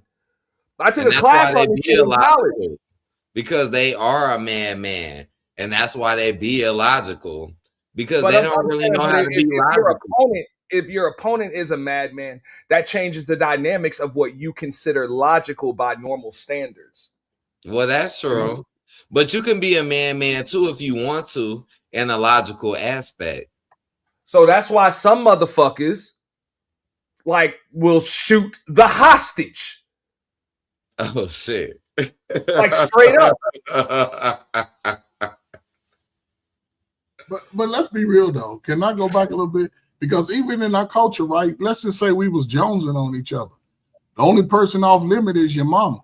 Your sister gonna get it. Your girlfriend gonna get it. Your kids gonna get it. Since when was your mama off limits? I grew up in the days of your mama jokes. But when you have your mama there's jokes, nothing off limits. but that That's was a what people certain get level. it messed up. You know what I'm saying? It was when it comes, mamas. They could be Jones on, but it still had a level of respect in it, no, right? it's not off No, limits. it didn't. Hey, Berg, it can just lead to a fight. And if Well, a it's a different motherfucker time. wants Yeah. to fight you, That's what I'm anyway, saying. he's gonna say something about your mama that's gonna trigger you into fighting him. Yes, and a lot of people Because he knows how to trigger you. But this is similar to this whole situation. They run about your mama, they spit on you, then you expect me to spit back. No, I'm slapping the taste I'll out roast of their ass. I'll tell See them what you I'm couldn't saying, even son? fuck my mama. Like, bitch, please, you wish you could fuck my mama. I just No, roast their ass back. Because they do be trying to trigger people with the most weirdest shit. I might just have to roast your ass back. Bro, as Like, far as bitch, you what's wish off you could limits, roast. so You wish that's you could fuck my mama. subjective. And You wish. look, I'm a firm believer that when it comes to fucking just battle, my opponent needs to know that there's nothing off limits for me. Yeah, ain't no rules to this shit. Like there's nothing off limits for me, And that's what makes it funner. To me, that's what makes it funner and make it better. To me, Yeah. like that's I'm still talking. Yeah, but because if my opponent thinks there's certain things off limits, he's gonna attack that as he should, because that's how you get under my fucking skin. And you're supposed to use that shit as a defense for yourself. Now, fuck that. There's nothing off limits to me. And if you have a problem with it, don't be my opponent. There's nothing off limits for me. I will ruin your fucking life. That's it. You know, and if you don't like that shit, that's it. I don't make a good opponent. Now I get it. If I'm playing a chess game or a basketball game or a boxing match that's sanctioned or some shit, yeah, there's certain shit that I don't want to do because I don't want to lose. Kids out. We just gotta leave the kids out. Why? Why? I like that. Because I'm with Earth. You don't want your kids getting fucked up. Don't make yourself my opponent. Because I'm with jungle tactics. I don't care about that because those things don't pay me no never mind. I'd rather see you, sir. So for me, that's what I'm on. I don't care about your kids, bro. I don't care about your girl. I don't care about your mother. I don't care about your grandmother, sir. When I see you, your name is Extraction, sir. That's it. I don't care about your kids, bro. I'll probably come back, spin back, and give your kids some money. Forget you, though. That's how deep this shit go, bro. So I don't care about violating nobody's kids, bro. Motherfuckers in the world that are like, fuck you and your goddamn kids. Right. Yeah. And if I gotta fucking get your kids to get you, fine. I don't give play that game on toggling of certain fence building you're nobody in. can I'll defend. blow up the whole fucking building. Play that world, nobody can defend it. I got one target. It can my homeboy when he's doing that. In the goddamn building.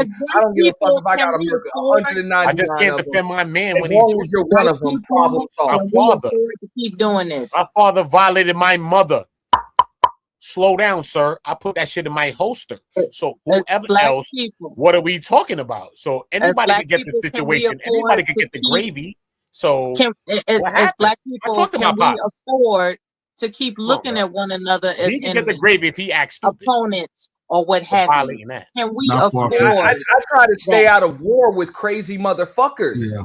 That's all I'm saying. I try not to make crazy motherfuckers. Don't violate the children, sir. I know everybody can't go with us. Don't violate the children, sir. Yeah.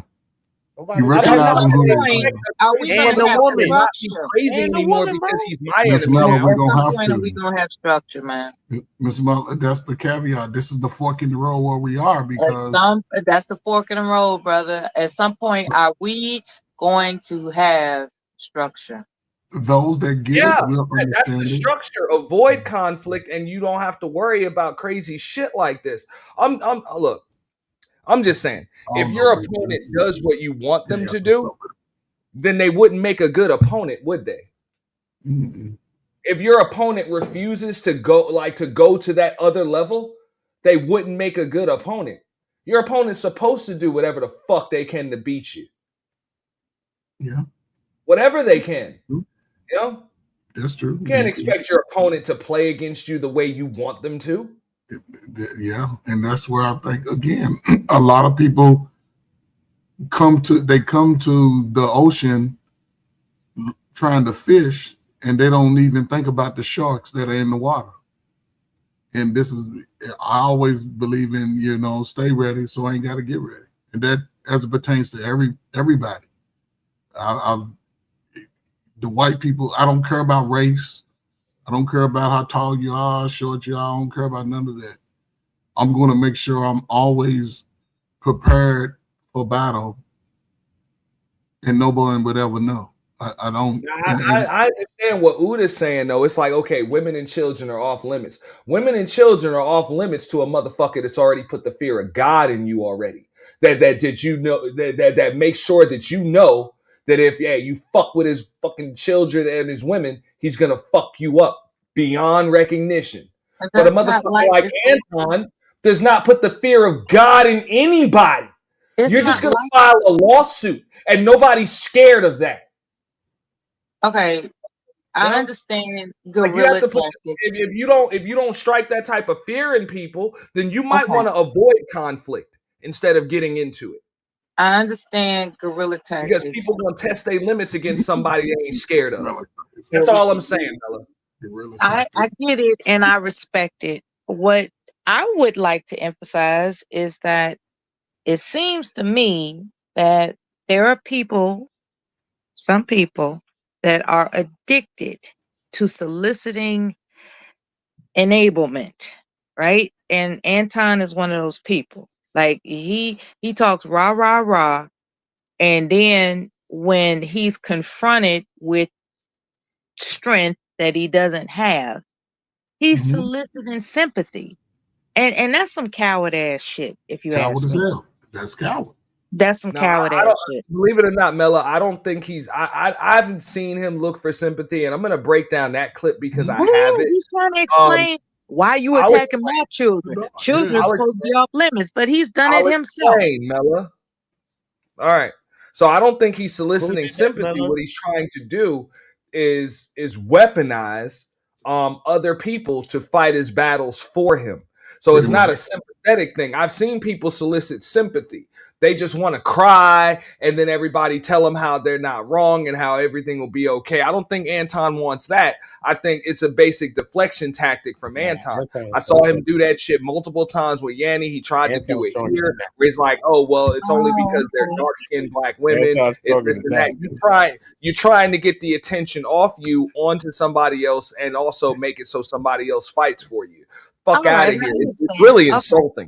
But I saw the shit with Yanni. It was like enablement when she did something specifically to him and his wife. You know what I'm saying? Put them in the thumbnail. That motherfucker went up there, copped a plea, apologized, and then had the nerve to go on the Fight Club and try to fucking put a battery in the back of fucking Jay Prince and Ali and all of them other niggas and get them to fuck. We gotta fight these women. Nah.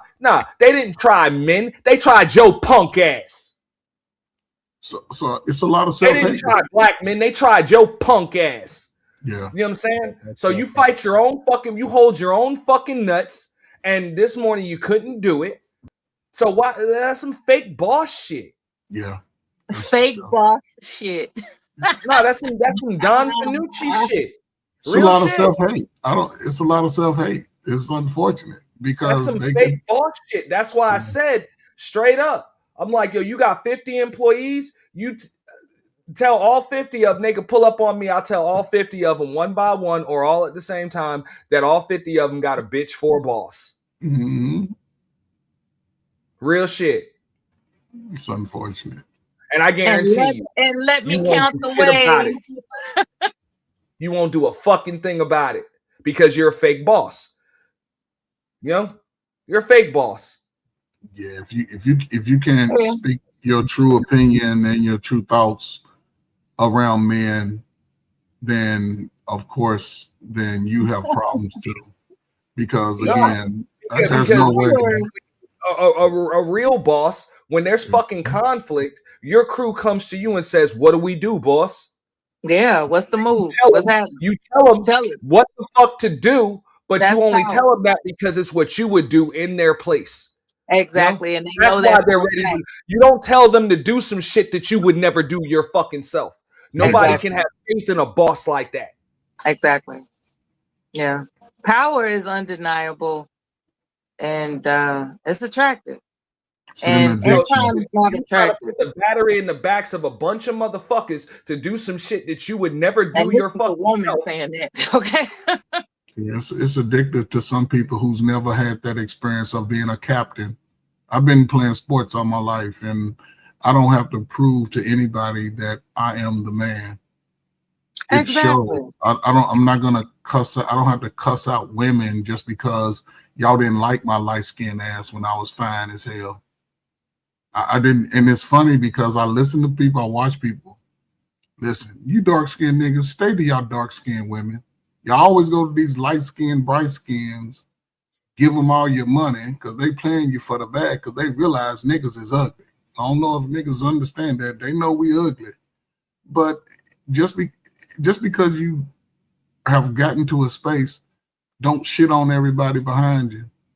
At some point, it has to be. You understand as a captain, Ferg. 1 second, Miller. You understand as a captain.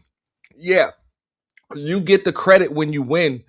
But if you're going to take any of the credit when you win, that means you have to be willing to take all of the blame when you lose. All of it. You know, all of it. Mm-hmm. It all goes on you, no matter what. Which means, you know, guys like whatever, Jordan, Kobe, whatever you want to, you know, talk about them. And I'm only talking about that because you play on both sides of the ball for that game. But not only did they want to take the last shot and score all of the points and get all of the glory, they'll also take the toughest fucking defensive cover on the court too. Mm-hmm. All right? If you scored the most points, I'll guard you. There's not a better defender on this team. I'll lock him up. Mm-hmm. And if he scores, That's on me. He's got to score on me. Right. You know? And we lost. We lost the game. I gotta be better. I'm not gonna. get I gotta take the last shot. I'm gonna get all the credit when we win. But when this motherfucker is torching us, you go guard him. You go guard him. Nah, it doesn't work like that. And that's what I see from this motherfucker. Hey, Auntie, man, great show, man. I'm glad I caught you, man. Listen, man, I'm great celebrating my birthday.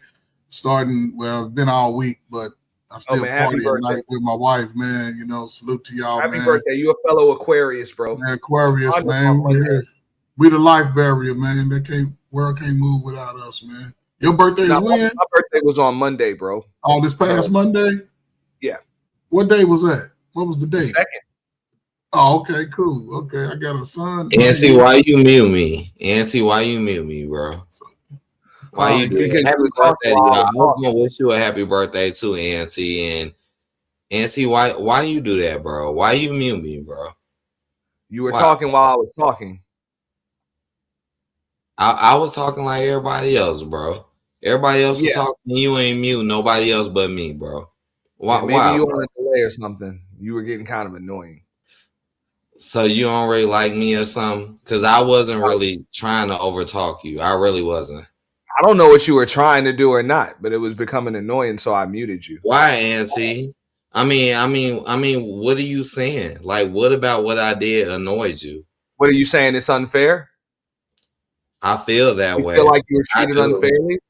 I mean, I do feel that way, you know. Okay. Like, you know. know. All right, so you know what my response is to that?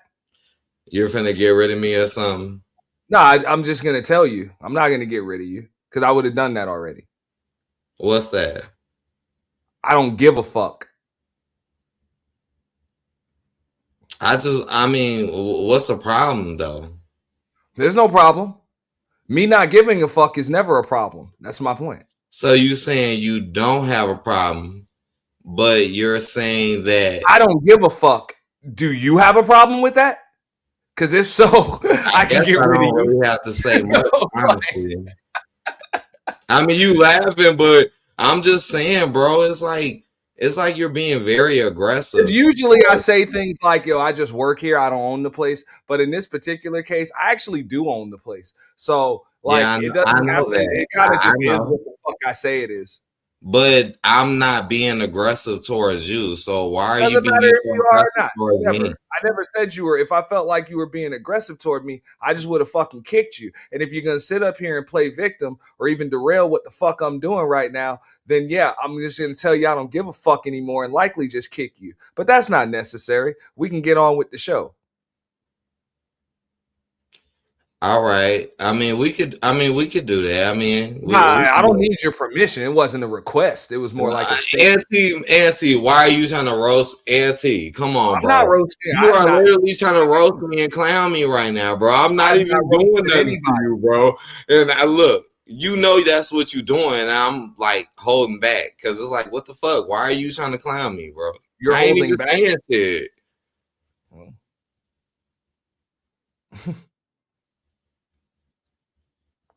Yeah. All right.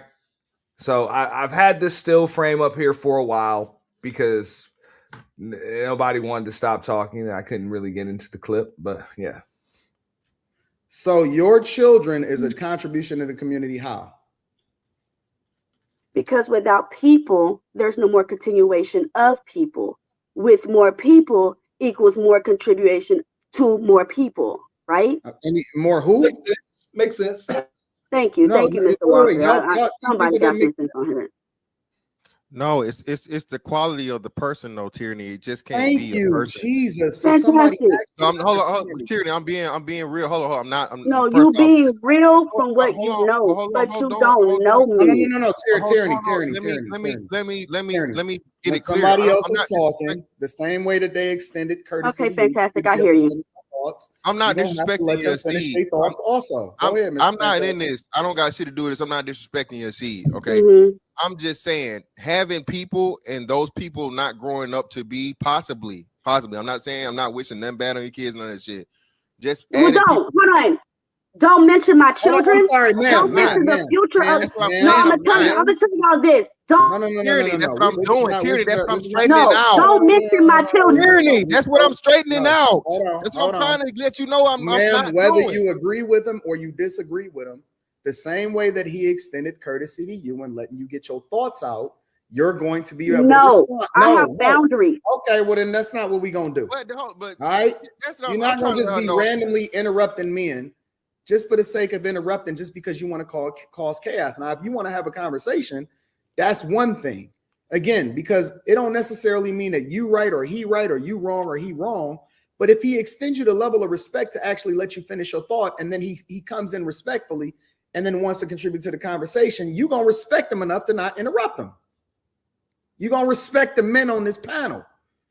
Because for too long, you just been coming up here disrespecting and causing chaos and expecting everybody to just acquiesce over it in your bad behavior. Well, like I said, I would agree. Don't use my kids as your talking point. That's what I'm No. telling you. I'm not. No, Mr. Fantastic. We're gonna set this straight right here. You inserted your kids into the conversation as a part of one. No, I didn't. You did. You did. I asked you why you contribute to society. You added that as one of your talking points so he can speak today. But I'm speaking to the fact that I'm not talking about your kids. Tyranny, listen to me. I'm telling you, I'm not saying your kid's gonna turn out to be anything. I'm talking about parents in general. Okay, every parent that has children, you have a responsibility to make sure, or at least try, you raise those kids to be positive motherfucking contributors to society, not just a body. That's what I'm saying. I'm not just everybody across the board. Not just saying that I birth children. I'm being a birther and not a parent. You're not adding anything to society other than a body. If you're not putting something positive into that body, raising that person to be an asset to society, and they're being a menace, or they're being a leech or whatever. And this is everybody across the board, not just you. Me myself included. I have kids. So what I'm saying is, the answer you said is you're not doing anything. That's a horrible answer you gave. Okay, are you done? Listen, y'all need to stop trying to use my children as your talking points. I just said it. Let me finish. I just said it 5 times. I'm not saying your kids. You don't even know my I'm not gonna allow you to do that. Tyranny, I'm not gonna allow you to do that. Name. You don't know. You don't even know. I'm not gonna allow you to do that. Use them as your talking point. I am not going to allow you to do that. I let you finish. Now you have to let me finish, right? No, I'm not going to let you finish until you. All right. Please don't let me finish. You gonna let me finish? Hold on, Tyranny. Don't use my kids as y'all talking point. I'm not. You keep saying that. I'm not doing that. Mr. Fantastic. You gotta let her finish. But she accused me. Hold on. I said I'm not doing. Nope. You're gonna get an opportunity to respond. But listen, if nobody can hear anybody, then it's no point in even us having Fight Club in the first place, because nobody is going to get a coherent thought out. You got to let her finish, and then you're going to be able to respond to her. Whatever it is that she's going to say, you're going to be able to respond to her. Go ahead, Tyranny.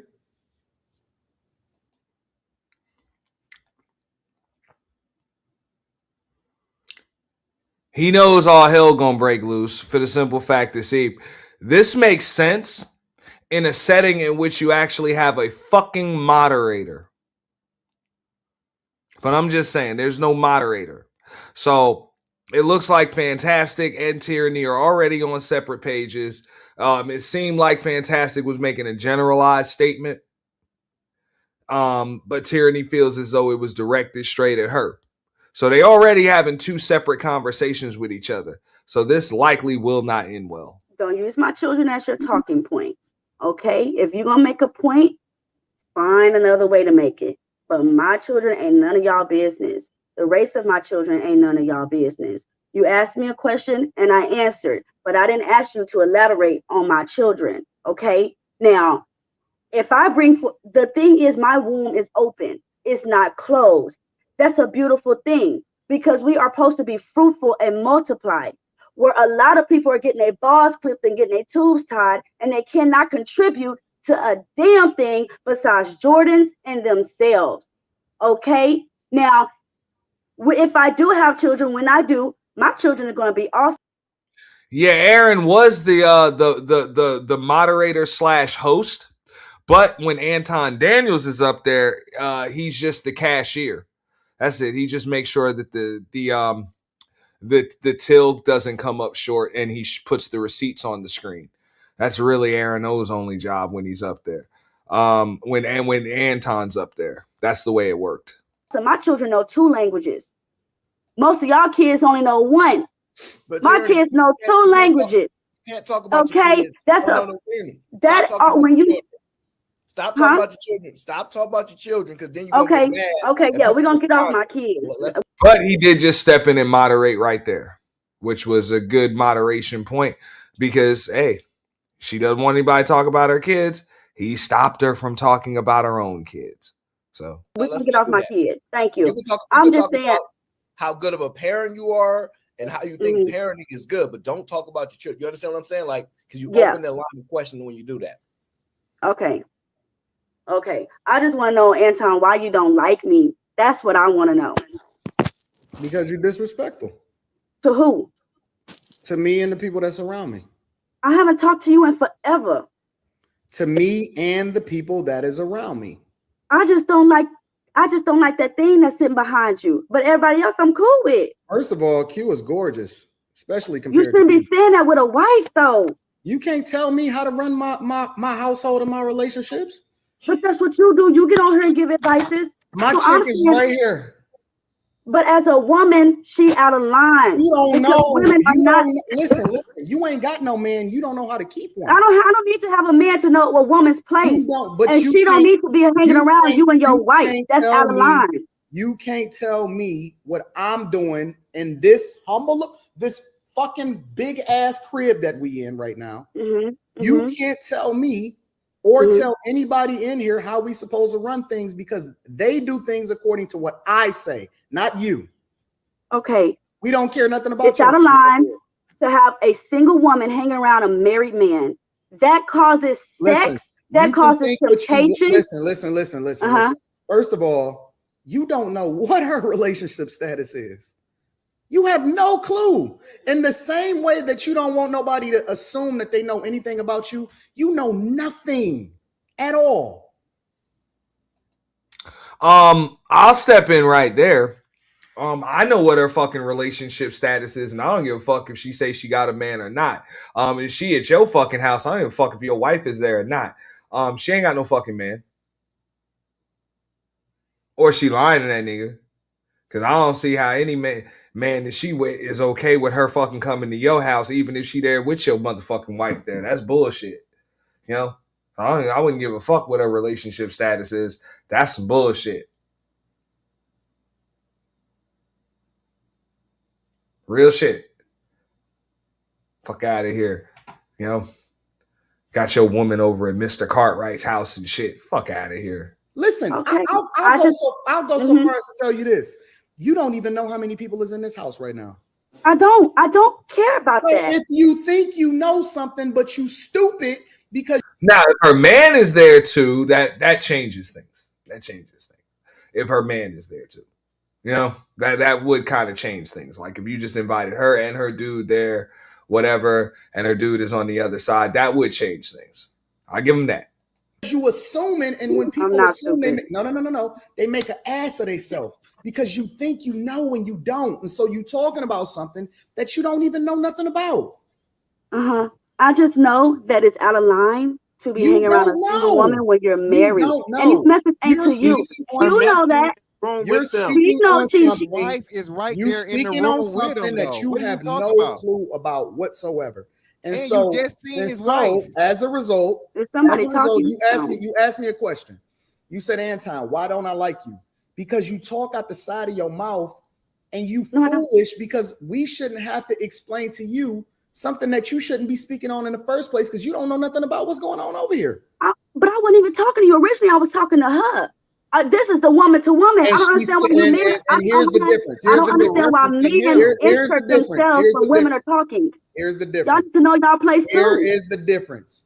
When you speak on her, you speak on me because she's sitting right next. When I speak on who? Q?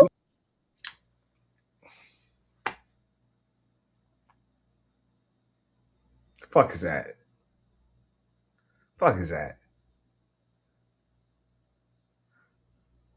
You know, them two women going at it, bro. Like, yes, that's correct. That's out of line. Call it what you want. When you speak on her, you speak on me. She's an extension of me. No, whatever. Hey, okay, you know what? You're right. This is 2023. I don't know what y'all motherfucking niggas doing. I just know if it was my husband, ain't no bitch finna hang around my husband because your legs is probably gonna be open to my husband. I got this. But you know, you know what the beautiful part about it is though? Because that's a strong if, because you sure ain't got no husband. I had one. Thank God I ain't got one now, because y'all niggas want single women in your relationship. Thank God I'm single. Wait. You don't even know how to keep a man, and you don't have a man. How you know what I got over her? Now, like you said, you don't have a husband. I don't know what's over there, and you don't know what's over here. You don't have a husband. You don't know what I got. You just said that if I had a husband, you don't have one. I also said if I had kids, right? Didn't I say that? No, you didn't. You said if I had a husband, and you said that the only people over there is you and your 3 kids. Yeah, I don't need no nigga living with me, living up off of me. So you don't have a husband. You don't know what I got. You just said it. I didn't say that. Why your living up to you? We can go back and forth with semantics. We know you don't have a husband. Right. Either way, we got this over here. We good. I know y'all got this. I ain't got no. I mean, I can't say I ain't got no problem with you. It's just that every time y'all bring up tyranny, you always got something negative to say about me. I just want to know why. The minute you came on, the minute you clicked on the stream, you start talking shit about Q in the chat. And then the minute that you jumped on the panel, you start talking shit to her. Now, don't sit here and complain when you get that ain't your wife. No. She is an extension of me. And let's be clear. Don't start complaining when you get the smoke handed back to you. I'm not complaining.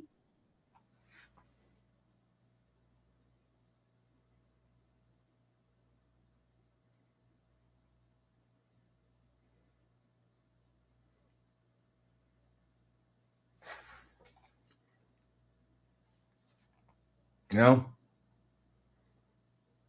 So I guess apparently you're not allowed to talk about anybody that's around him, even if they talk about you, because I'm like, yo, whatever. You know, her and Q had whatever back and forth. I don't get into women shit. But you know, Q called her a bald-headed hoe. You know, Teraney called her a harlot. You know, a harlot and some other shit. I just don't see a need for a nigga to jump in the middle of that shit. Looks pretty effeminate to me.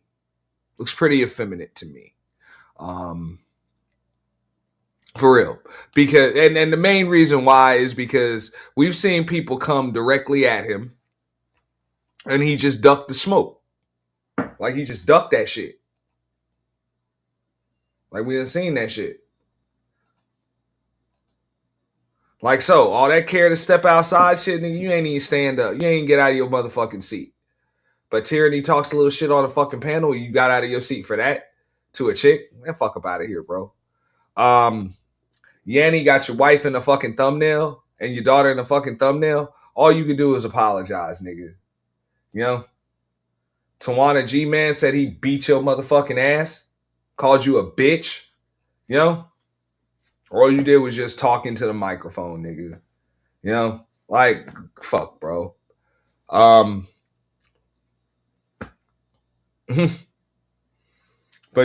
you gotta defend the super sensitive island gal Q, which I mean, I don't see why she couldn't handle herself. She was bountying, she was, you know what I'm saying, called the chick bald headed, all that shit. You know what I'm saying? She was holding her own. I mean, I ain't too fond of the roast, but whatever. You know what I'm saying? I'm gonna keep it 100, man. From somebody that used to watch Fight Club and shit, most of them roasts was watered the fuck down anyway. You know what I'm saying? Like there was a few pretty epic roasts and shit. You know what I'm saying? Tommy had an epic one on Daryl. Might have been some other ones, but man, for the most part, you know, man, most of them roasts was watered the fuck down on this show. I can handle myself. I'm a big girl. Good. Then stop whining. Because you I'm sat not, here. I'm not whining. Because I'm you not whining. came. But if I'm talking to Q, The way that this I need you to move to conversation the started. side and let me handle Q. The way that this conversation started was that you asked me why I don't like you. I don't like the way you operate, and I deal with you accordingly. I haven't dealt with you for over a year, and I don't operate in any other way besides the way I operate. As soon as you came on the panel that I own, so you decided to get disrespectful, and so I dealt with it accordingly. But I bring you money. I bring you money. And I bet if you added all the money that I brought in last year, a lot of them super chats will have my name on it. You're welcome. You said Q is an extension of him, which I'm like, bro.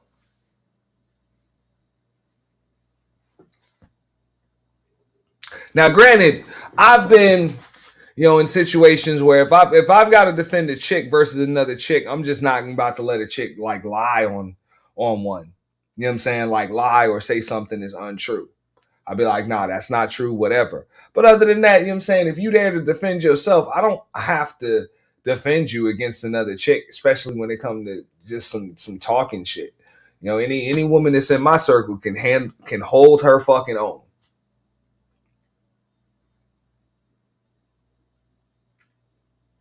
Trust me, I don't know how many fucking purges I've done. I've had a lot of women as co-hosts and shit. Women I was cool with come up there and have all of the smoke for whoever get confronted. You ain't never see me jump in the middle of some shit with two chicks over some fucking YouTube panel shit. That shit is weird. Like that shit is weird. How much money you think you brought me? I know it's a lot, and you're welcome. How much you brought me? I know you're welcome. How much you brought me? How much money you brought me? I know you're welcome. I know a lot of the super chats have my name on it. How much money you brought me?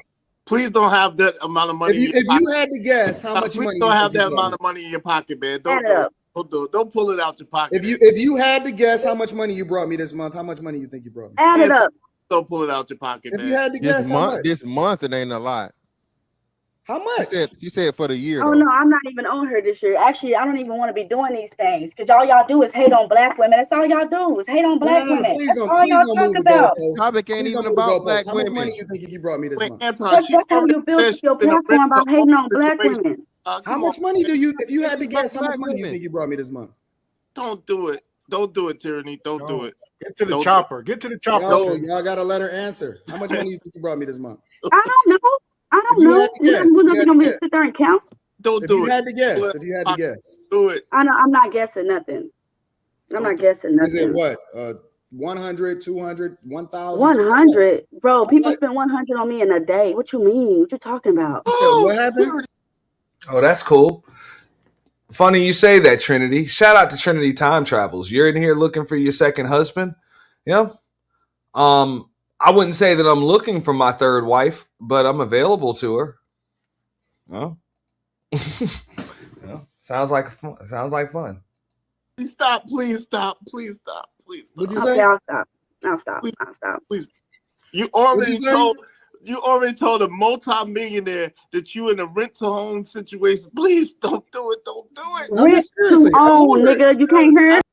Don't fuck up with that. Is shout out to Iz, but bro, I know millionaires, more than one of them, that rent the homes they live in.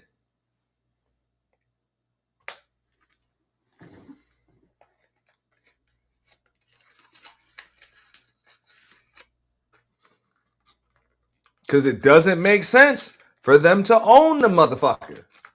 Too much expenses. They got to deal with insurance, property taxes. No? And then they're kind of stuck there. They rather not be stuck anywhere for more than 12 months. A lot of celebrities do the same shit. So I'm not going to knock anybody that owns, but it's just a different day and age, especially after the housing crash. There are a lot of people that by normal society standards would be considered rich that rent the home they live in.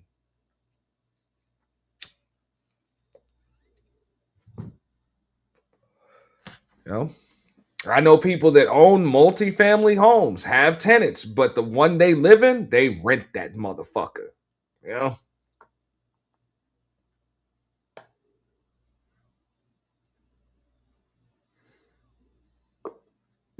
I say property taxes, responsibilities, insurance, you know? And, you know, also just the lack of mobility they have, you know? They can't just be here, there, wherever, you know, because they're kind of stuck here. You know what I'm saying? If they want to go anywhere else, they got to go buy another fucking house somewhere, you know? So it's easier to just fucking rent.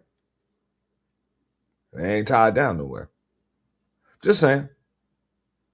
Let me explain it. Y'all, if y'all don't understand what I'm saying or y'all have not seen them situations, just either Google that shit or look up a YouTube video. Why a lot of wealthy, rich people rent the homes they live in these days. And I'll tell you. Well, there was a saying I heard not too long ago. Like there was a time, you know, when they said cash was king, and you know, poor people rented, rich people owned.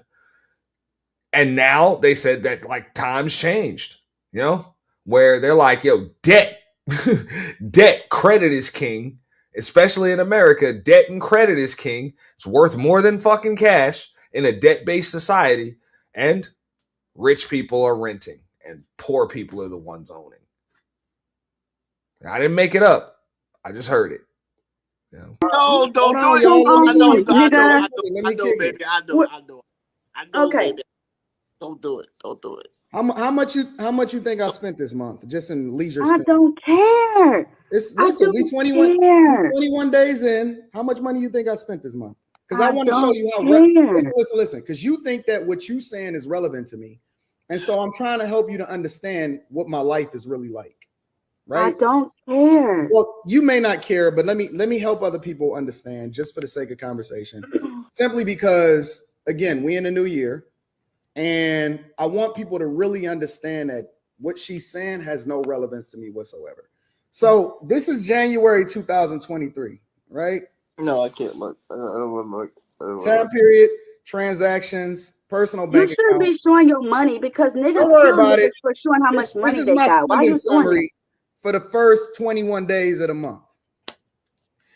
Why are you doing Teraney, I'll go back to December for you. The bag chasers. Wait. I'm gonna go back to December for you. No, don't do it. Why are you doing it? So we're gonna go back to December. You're being boastful, and you better stop because there's a lot of niggas on here that ain't got no money, and they'll kill you for yours. So you should stop. That's December. Are you dumb? Don't say that. Niggas killed each other for money. What you mean? Seriously, are you dumb? On his money. Let me help you to understand something. I gotta agree with Teraney there, man. Monthly budget. Yeah, bro. You out here looking like something to eat, bro. You know what I'm saying? Like, there ain't no flex. Yo, people ain't looking up to you. They looking at you, bro.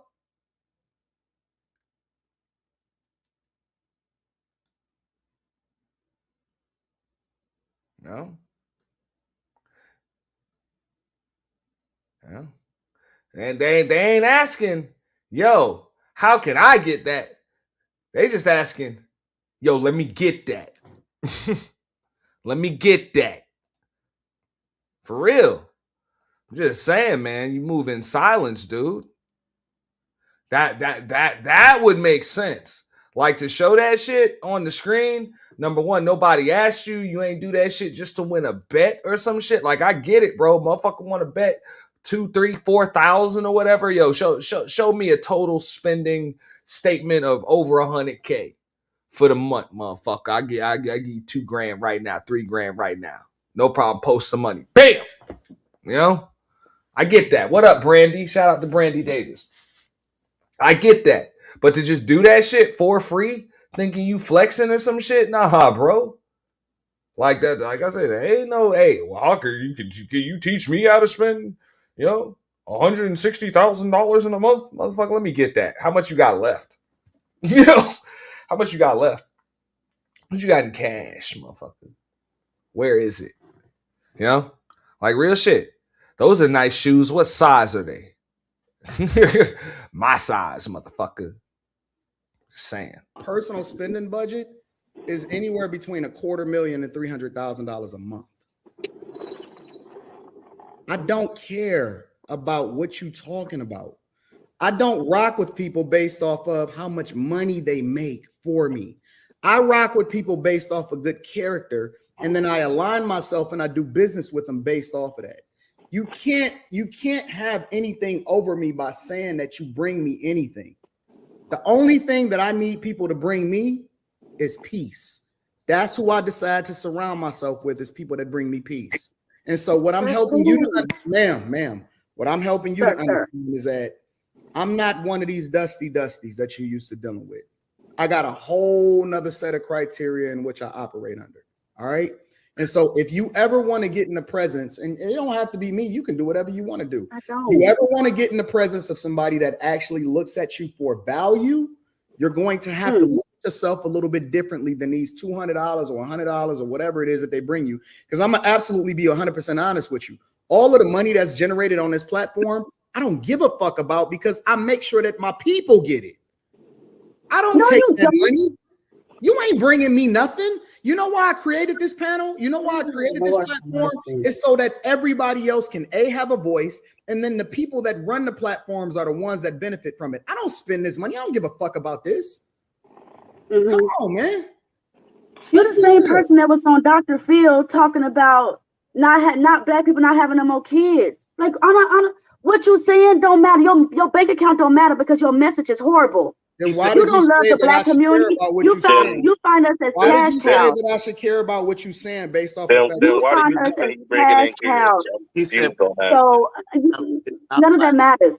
None of that matters. I don't care about your money. Hold on, let me tell you something. I'm with the females. Hold on, let me say this. I don't care about no man's bank account, right? Yes, you do. Because your bank account don't reflect your heart. Hold on. Protect your hubcaps, people. Protect your hubcaps. You have to. Yes, you do. I don't care about no man's bank account. Because the bigger the bank account is, hold on. So Teraney, you plan on being by yourself and raising your kids by yourself for the rest of your life? That's the plan? I plan on being happy. And if me and my kids is going to make me happy, then that's fine. I'm not rushing getting over it. Hold on, can I answer?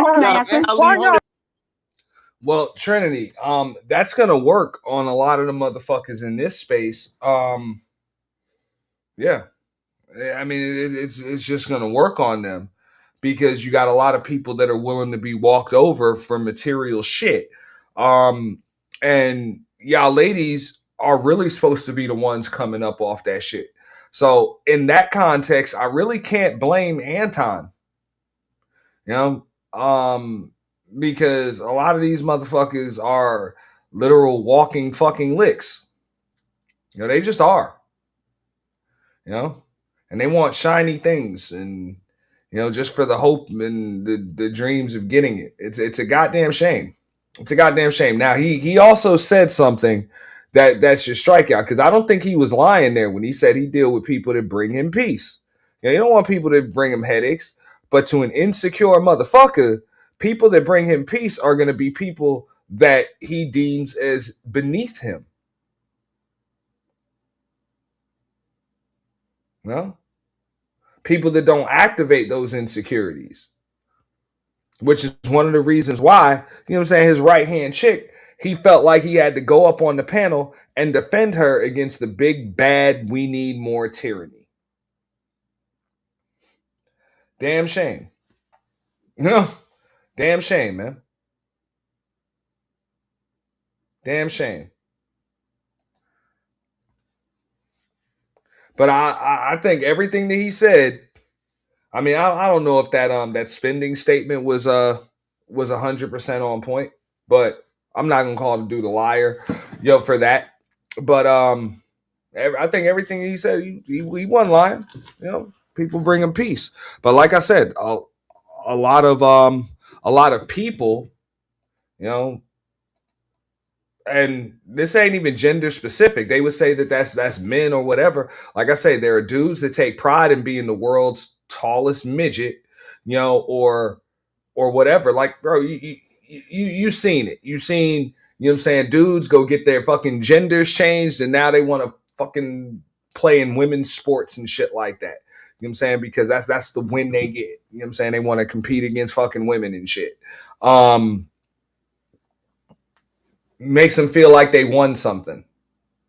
Couldn't actually compete with men, so they went to go compete with fucking women. That's actually the equivalent to what you see here. When shout out to Candy Cane, Candy Cane Lane that was up here earlier. You in a room with either your equals or your superiors. You're not comfortable in that fucking room. Because they show you that there's still work to do. You haven't quite made it. You haven't quite made it. Now, for some men, that would be motivation. But for others, it's discouragement. Like it discourages them. Makes them feel low. Like I say, they don't want to be in the land of giants and get the slaying. They want to be in a room full of midgets and get the stomping. That's what you see right there. And like I say, trust me, that shit is gender specific. We know the pretty chicks that like hanging around the ugly chicks, or the average chicks that like hanging around the real fucking ugly chicks and shit. You know what I'm saying? Just because it makes them feel a little bit prettier and shit. Like it is what it is. Like that's not a male characteristic. That's not a female characteristic. That's an insecure people characteristic. Let me finish. Hold on. Let me ask the question. Okay. So ideally, you want to do it that way by yourself for the rest of your life, no man whatsoever. That's how you want it. I don't care. No, answer the question. You're not answering the question. I'm answering you the question. Yes or no? Now I don't care. I don't care. No, my answer is I don't care. That's my answer. Okay, so yes, so you want a man, you just no, you missing what she's saying, bro. Basically, what she's emphasizing to y'all, and let me just make it real short, is she's basically telling y'all that she's here to cause chaos. That's all she's here for. And listen, I'm gonna be honest with you, here, bro. You are an entertaining punching bag. So as a result, we gonna continue to keep you around so that we can use you as an opportunity to illustrate exactly what Black women shouldn't be in the community. When I give you the opportunity, you can't do nothing with me unless I give you the opportunity. Okay, I'm using you right now. What? You don't summon me to nothing. I come here when I want to. I literally threw you off the panel and you came up and you kept trying to get back on purpose. I didn't keep trying to get back on nothing. I didn't know what was going on. I didn't know if it was my internet. But if I knew this pissed you off, I would have just got on the Amazing Lucas show. I'm waiting on the Amazing Lucas to open up his channel so I could go on over there. What made you keep clicking the button? What made you keep clicking the button after? Because I thought it was my internet. Y'all see, I have horrible internet. So you a goddamn lie. Stop lying. Stop lying, goddamn lie. You better watch your motherfucking mouth talking to me. Damn, man. Stop lying. You better watch your mouth. I'm just letting y'all know, don't mess with Teraney. Stop. I don't like you because she always got my name in her mouth. But I didn't come up here to smoke. I came up here to have a. This is why I say, like, success is subjective. And a lot of people don't really understand that people assume that what they deem successful and the things that make them feel good are what make other people feel good, or what other people deem as success. Like in an Anton Daniels case or a Fantastic's case or a lot of people's case, they believe that, hey, being financially secure, financially stable, making money, and being above the people around them, is success. Whereas in a Teraney's case, she sees success as being a mother, and as of late, as a wife, a mother, contributing to her family, thus contributing to society through her family. That doesn't make her less of a success than somebody that's made $1 million or $100 million or employs people or something like that. It's just a different type of success. That's why, some people will tell you that. Some people will say, hey, I'm an entrepreneur. I employ people. I made a bunch of money. I got my degrees. And other people will tell you, look, I'm a wife. I'm a mother. I'm a father. Like, you ask them what I do. Like, I'm that shit first. That's it. So success is what you consider that shit, and that's why they say, like, what I'm saying, money is a byproduct of success. But you have a lot of people that believe that success is a byproduct of money, and it's not. It's not, because what happens when it's currency? What happens when you lose it? What happens when you make a bad investment? Housing market crashes, YouTube demonetize you, Patreon rules and regulations and guidelines fucking change or some shit. Then you be broke overnight. Then what makes you a success? You gotta ask yourself that shit.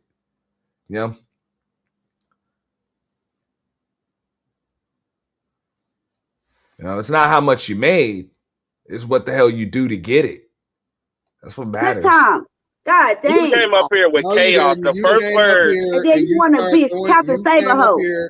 You came up here to start throwing shots. Now, I'm not going to tell somebody that made a million or $1 billion or whatever that they're not successful. I mean, if that's what you deem as success, then cool, that's what you deem it. But I wouldn't diminish a mother or a father or somebody else, what I'm saying, that's done it a different way. I wouldn't say that they're less successful, because of that. Because there are a lot of people that I know with that have done nothing. Their only concern over the course of a day is their family, their children, their significant other, what I'm saying, the relationships that they build and shit like that. And they are way more fulfilled on a daily basis than people that that go through tens of millions of dollars on a fucking weekly or monthly basis. That's big. That's big. That's big, bro. Big, bro. That's real shit. That's real shit. But when it comes to internet shit, though, it's great. Consistency is a lot to me. You know what I mean? So when I talk to a person like you, there's a consistency there. Even with like Rilla, even me and Rilla even have to speak in time because I've been around so long. But, I've seen Rilla through times on Earth. You know what I mean? So even when we can have a time today, that mean that life adds up, So I never had to push to have conversations with me and Rilla, but Rilla been around for a long time, you know what I mean? And he was around the times of a certain time, and at the end of the day, when certain things was happening, he was against that. You know what I mean? And all the brothers that I know been against the shit that we've been against. You know what I mean? So fuck what changed. I don't know what changed. Because when I came back to the internet, a lot of shit's changed because I left the internet for like 2 years. People have funerals for me and all that, right? Buddha's dead, all type of shit. One community, all type of shit, right? But I came to some of the funerals. I remember that shit, bro. Look, I came to some of the funerals. I didn't tell nobody stop the funeral. I'm alive. No, I let them do it. They're like, fuck it. Oh no, I got in touch with some people. We got a couple mutual friends, and they confirmed with me that you was. But Earth is Earth. But Earth is Earth, right? But Earth is Earth. Because some people chasing something to prove a point. I didn't even have to prove a point that I wasn't dead or not.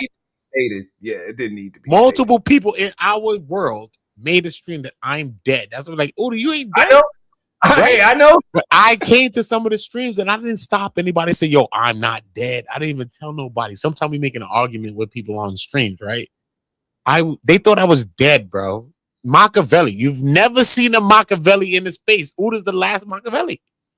They said Uda was dead. Multiple people in the space, bro, created streams on my shit, bro. That I'm out of here. I'm unalived. And I allowed that, bro. It's all right. Because we here and God is great, bro. So it doesn't matter, bro. A little bit, Brandy. All right, so they're saying that over the last like 45, 90 days, if that, both Beasley and Sansaray have since passed on. Who? So yeah, bro. Rest in peace.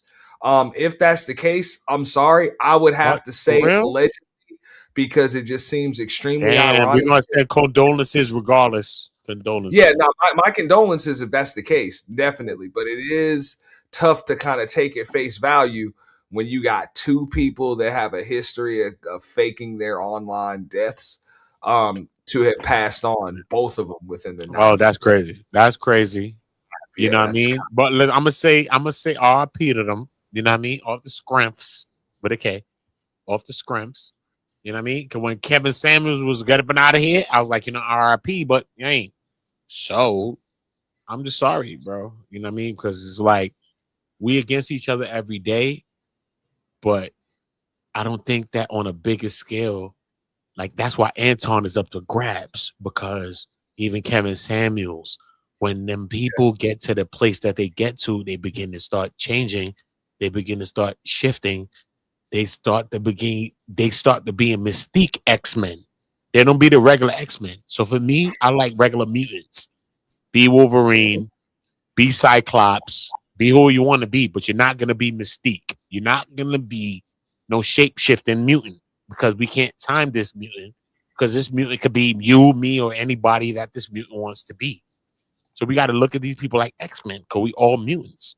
You know what I mean? But we don't want people conflating this thing though, because the things start to get mixed up. Like we think we all mutants. Hold up, bro. We mutants, but hold up, sir.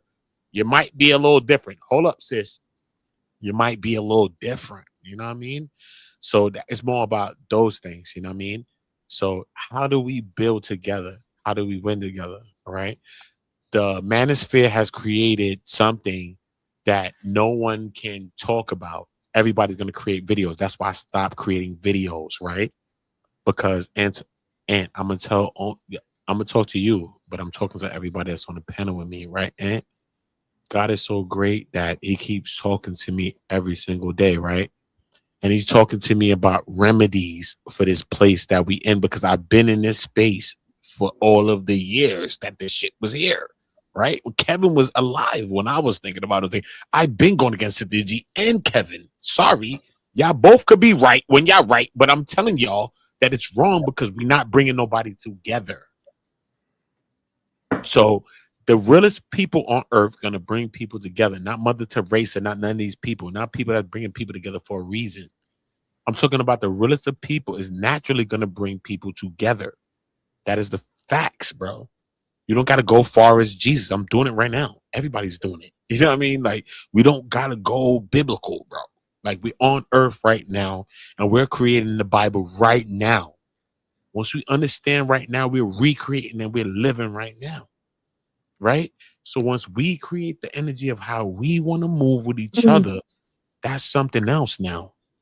But as men, we need to protect our women, and we need to protect our children, because that's all ancient people ever protected.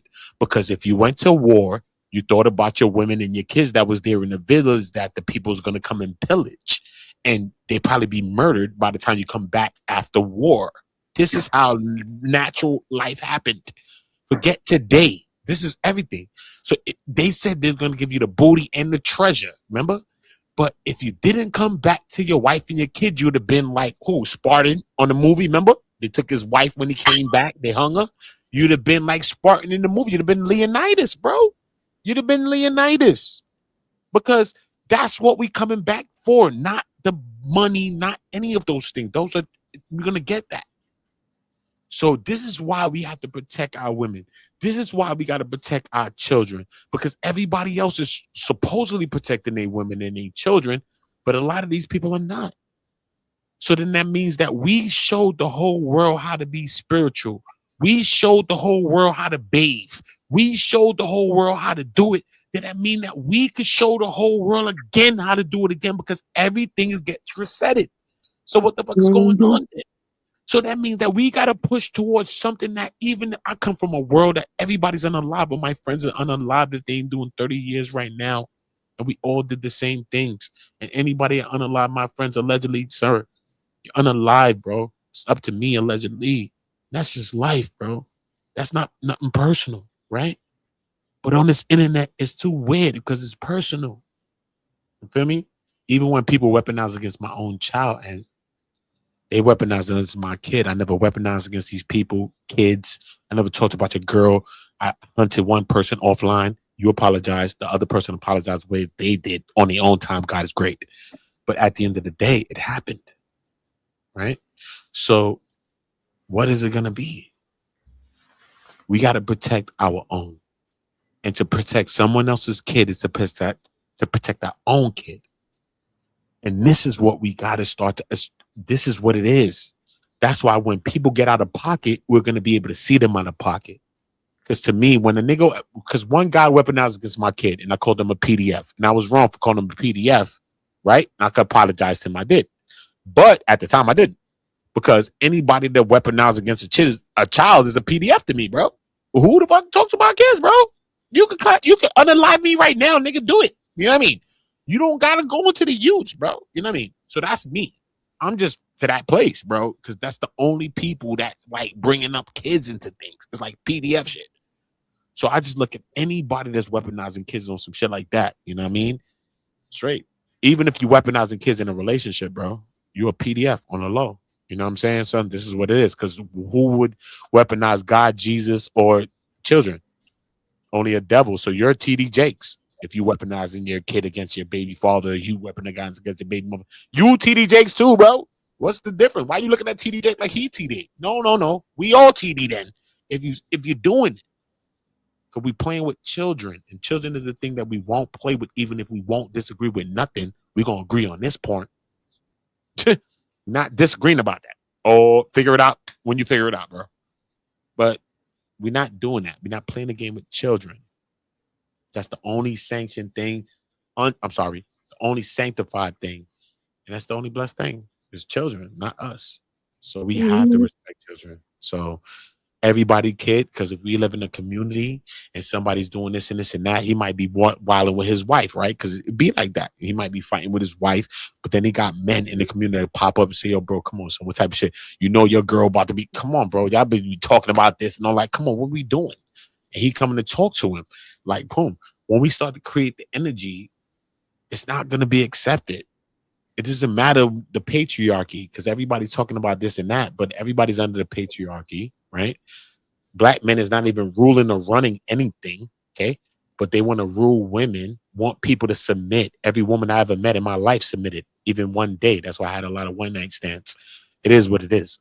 But I only heard that shit when I came to YouTube. So a woman is going to do what she's going to do when she's feeling to do that, right? And that's the energy, right? That's why she had a man and she submitted to me. Why did she do that? I didn't say that shit. I didn't even understand it, but she did it, right? So we don't control that, right? We got to be who we are, and then the energy connects, and then that shit happens like that. But in the manosphere, we have people that want to push on the backs of women, but then our shit is on the backs of black women when y'all got it from the white man. But then y'all saying delineate and stay away from the black woman and go to the white woman. So that means that you're going to accept the white woman for all her transgressions that she's doing, that the white man originally said, I got a problem with this bird for what the fuck she's doing. This is what he's saying, right? So when we saying that we're going to accept her for her shit, what did she change? But you're still beating down the black woman that you saying never changed nothing. But you're going to accept a woman that the same white man that knows her better than you and me made some shit up called the manosphere about her, not about him. And you're going to jack it, go into it, respect her more than your own woman, all types of shit, but you still ain't fixed the white man's problem. But when you go to the white man's manosphere, he would never talk about the black woman or go to the black woman. Never, right? But they want to fuck black women. That's a fact. But only the black man is going to push you to somewhere that a motherfucker not going to push us. So this is where we get psychologically fucked. See what I'm saying? Y'all don't even understand the creations of this whole thing. So I understand the microcosm and the macro. I understand the whole manosphere. I understand the whole thing now. That's why I created my first book, Anton. Daniels. That's the realest book y'all ever gonna see. But the last chapter is for Obsidian. The last chapter of my book, bro. Because there's no answers for this. because there's only reciprocal energy that's going to move things. I don't care if you're a man or a woman. Only the things that you're competent in that you will lead in. If you're not competent in this, you cannot lead this. Just like everything else in life. Doesn't matter if you're a man or a woman, right? So that means that if she was the math and the accounting person, right? I'm not the leader in that. I might be the leader in these other things, but I'm not the leader in that. No matter the leader that you think you want to be, sir, you're not the leader in that. And ma'am, no matter the leader you want to be, you're not the leader in this. So there's a balance to what we're talking about. So there's a reciprocal energy to what we want to do. So people need to get attributed to the things that they can actually produce or reproduce, actually, because anybody can produce. So you got to be able to do the things that you can do to get the credit for it, right? So if you can do that, then I don't have to do that. And this is how we do that. So if I have the money and a woman doesn't have it, right, then she reciprocates in a different way, right? She does all the other things to figure out the other part, right? Because money is nothing here, right? But nothing could be 50-50 daily. Because if you're looking for 50-50 daily, you're going to be upset. Everything is going to get 50-50 over time because we're both playing a role in what we're trying to do. So therefore, if you're doing all these things and I'm doing this, when we look at it all in a bigger scale, listen, bro, it's all 50-50. It's slow, right? But every day you might be giving the money and this and this and that, and you might not look at it like that, right? So it's more about reciprocal energy. It's not about an egalitarian system where they think, we think it's equal, but it's still under patriarchy, and we think that men or women or whatever you want to think lead it. You know what I mean?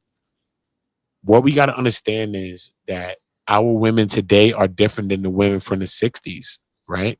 Our women today is going out, they're getting it in any kind of way. They going to get it. You know what I'm saying? It's a lot. It's a lot of differences. But also the men is different because to be a man in the 60s, you'd have never been in no kitchen. They'd have been joking on you, bro. You know what I'm saying? Laughing at you, talking about you in the kitchen. You know what I'm saying? But men is in the kitchen, men is cooking, men is doing shit. Know what I mean? Women is doing this, women is working, women is Feel me? So right now, I think that we got something that's realer than the 60s because we ain't even got no types to this shit. Because we was more to a box that men was men and women was women still. Even though we might need that, because that could make us understand that we understand that, if it makes sense. But at the same time, this is what we got to do. It's about reciprocal energy.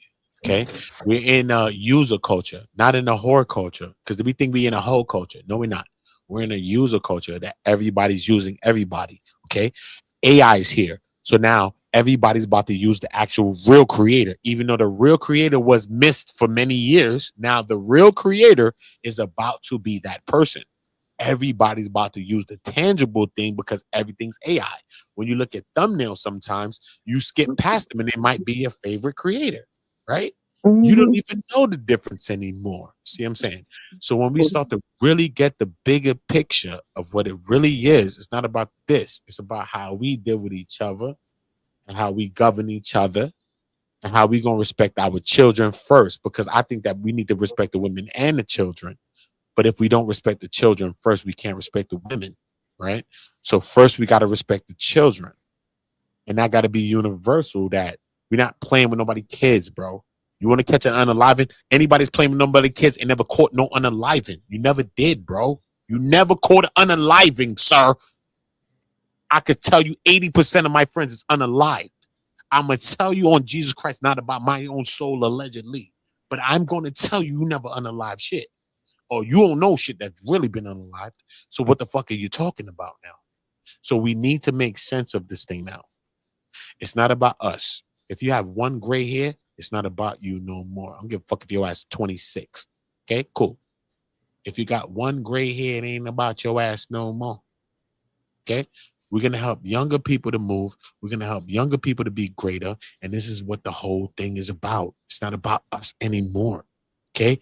I'm going to defend everything I'm going to defend. This is proven on earth. I don't have to prove anything else on earth. This is me. I don't care. Black woman, I defend her. I protect her too. I'm not a simp. I'll tell her ass she wrong too, like she told me. The fuck?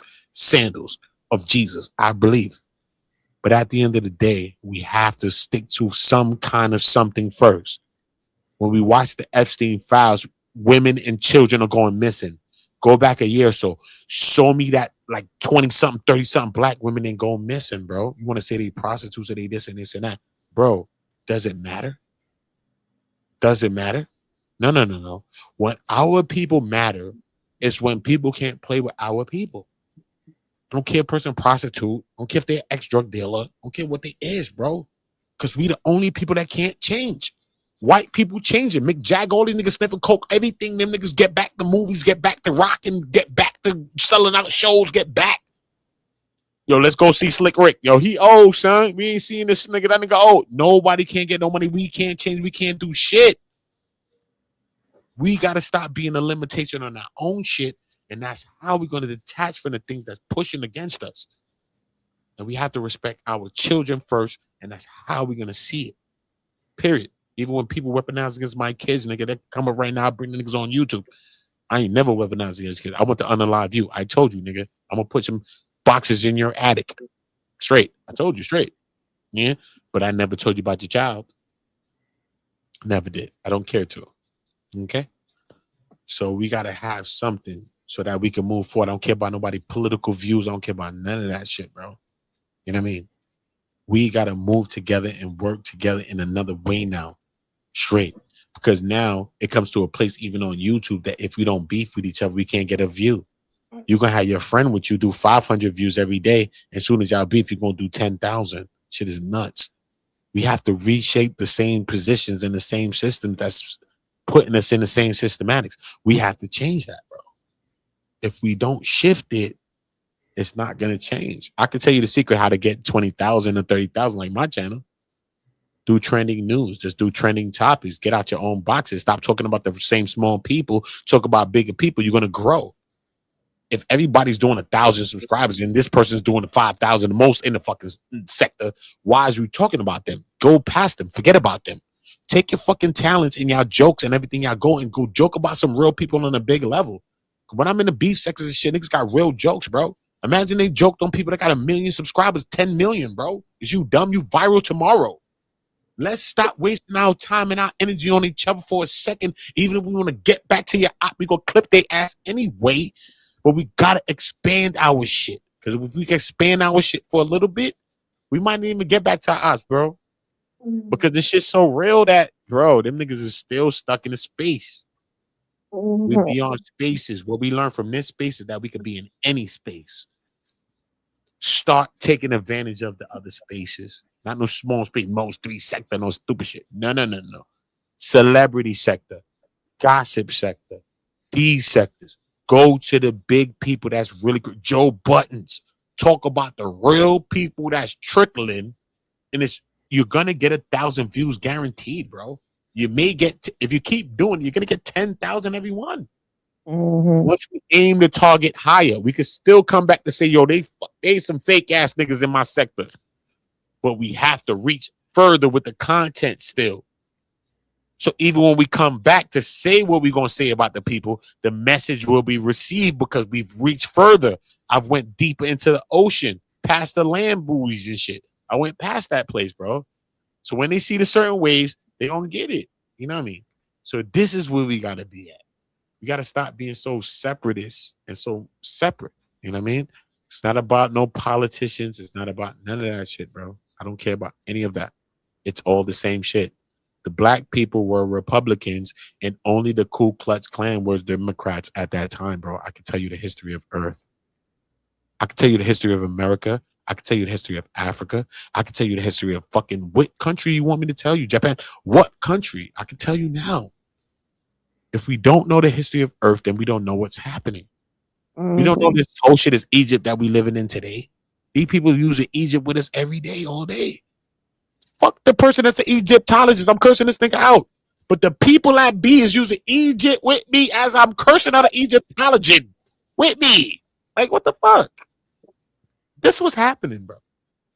So when we start to open our minds for real and start to really do research, we're going to start to connect all the dots now. Because the black man and the black woman is the whole earth. So there's no limitations on this shit. Okay? Whoever's not getting down with the plight, that's a fuck person. That's a tether. Who not getting down with the thing? Okay, because if there's 14 points, if there's 40-something million black people, American black people on Earth right now in the United States, men and women, 46 million. Google it, right? You want to roughly 46 million, right? How many citizens are immigrants that's actual citizens? About 4.6, maybe like 5. Let's round them off, right? 5 million, bro. Not that much, bro. Legal citizens, bro. 5 million only, right? All the other people, illegal, bro. It's crazy. It's nuts. And that shit like 14 million looking like y'all, nigga. It's crazy. But they all illegal. That's all illegal. But only 5 million. I roughly rounded that off, right? But how about we could get the people that don't even have a chance in no reparations or nothing to get on the side of the things that need to move. So we need to start seeing like causes, right? We need people that's going to move on the side because the black American man and the black American woman plight are always overlooked. I'm in New York City. We got little China, little Haiti, little everything. Why little black America? Where's that at? Okay, cool. So that means that you need other people. Why they still highlighting them? Even the Asian motherfucker. Bring your ass in too, stupid. Come in, right? Because they want to highlight your ass. And once you start to see our plight, then the other people start to see the plight. So everybody needs to be used. So we can't really kick everybody out because we need people to use, right? So at the same time, the people that you really need to kick out is people that's amongst you. The actual FBA people that's around you that don't care about this, don't care about you really getting fucking reparations or nothing, but want to get a bag if they want to get there. You see? These people are more detrimental than even a tether. Because when you might look at a person from another country, you might say, this motherfucker from another country. How do you tell the difference between their own person? And that's what happened to Fred Hampton with William O'Neill. He couldn't see the difference in between that because he was a black American guy like that, act like he was a part of the thing. And he was 21 years old or so, and they unalived him, and he was one of the greatest minds that we had, right? But what happened, not a tether, sir. It was an FBA tether, a FBAT. He was a guy from your shit that unalived you, sir. Why you keep looking at people that you might could see a trait and see the niggas different? You got to look at the people around you, sir. Tariq Nasheed's a baby. He's a devil. He's a political. He's not that, bro. He's a devil, bro. Nobody have your best interest in the earth unless you're going to have it. Okay? You have to take this shit unless you're going to watch people get rich from it. And he's going to be a politician. So now Tariq runs for mayor. I guess that's what you want. And now you're going to be arguing after you supported him the whole time and you built your whole channel supporting him. But that's the next level. Would you think he doesn't want to do that? You think he cares about you? All right. So take control of your own destinies. You know what I mean? But let's protect our women and let's protect our children. If a woman's a 304 and she want to be what she want to be, get what you got to be, bro. What happened, bro? If you don't want to be what nigga, a nigga get the same shit, bro. I'm defending women, but you ain't want to be. Bye. I cut off chicks on I love them to death. You got to go. I love the chick to death. You got to go, sister. Bye. Don't care. Loved you. The pussy was fire. All that. Oh my Jesus. I'd have ate it right now. What? I ain't eat nothing in like 3 hours, 5 hours, 6 hours. I'd have ate that pussy right now. Good. I don't want to. So I can keep it that real with you. Okay? So what are we talking about? When we start to respect our shit is when we're going to start to get the shit back. And we need a certain group of men to bring the shit all the way back. It's not going to be about our women. Our women are always going to fall in line with us if we're doing the right thing. Because they even fell in line with me when I was doing the wrong thing. So if I'm doing the right thing, I have good inclinations or some shit that I think our women would do the right thing. You know what I mean? Because they did the right thing when I was wrong, son. I was living a wrong ass life and they still was right. So I literally believe in a black woman. She will not falter. And I faltered. But they don't be faltering me too much. You know what I mean? Not in the whole shell, son. Maybe 1 or 2, but not like that. So when we start protecting the children and we start respecting the women, that's what we're going to do. Not all because you want to be a simp. Fuck all of that. We're not simps, bro. We know who need to be protected. We know who need to be respected. We know what's going on. But still and all at the same time, we could talk to each other as men and say, you know what? Maybe you're going too far. Maybe you're doing too much and not be like on that Teraney panel where niggas is just laughing and kikiing and joking. Remember on this Teraney panel, The man was joking, right? But the woman spoke up and said, you know what? Let her pop back up, bro. Come on, Anton. Let her speak up. The men didn't speak with a strong voice. It was a black woman on that panel, bro. Where the men at, bro? Why a man ain't say that, bro? But niggas want to say what they said and what they didn't say. Izzy, I love you to death. Not you, not nobody on that panel. My grandmother's soul, nigga. She died the day after my birthday, nigga. The fuck? None of you niggas on that panel respected tyranny. It was a black woman that popped out, nigga, on Jesus Christ's feet, nigga. Don't keep a cat for that, bro. That's a fact on earth, nigga. What? That's a fact. Okay, rewind the fucking tape. It's energy that, you know what I mean? Because if people jump at me and you just laughing and joking, talking about chill, chill, chill, you ain't do nothing. This bitch that said, what the fuck y'all doing? Even if they jump me still, all right, at least she says something.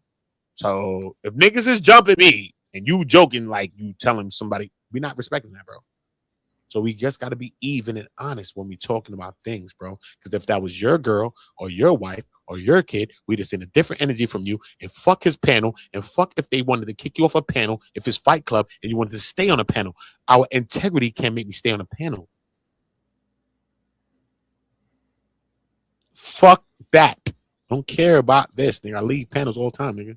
The fuck? I just left the panel just now, nigga. Fuck out of here. Don't care. And I came back. Don't matter, but I know what the fuck I think. I don't got to go back and rehash it.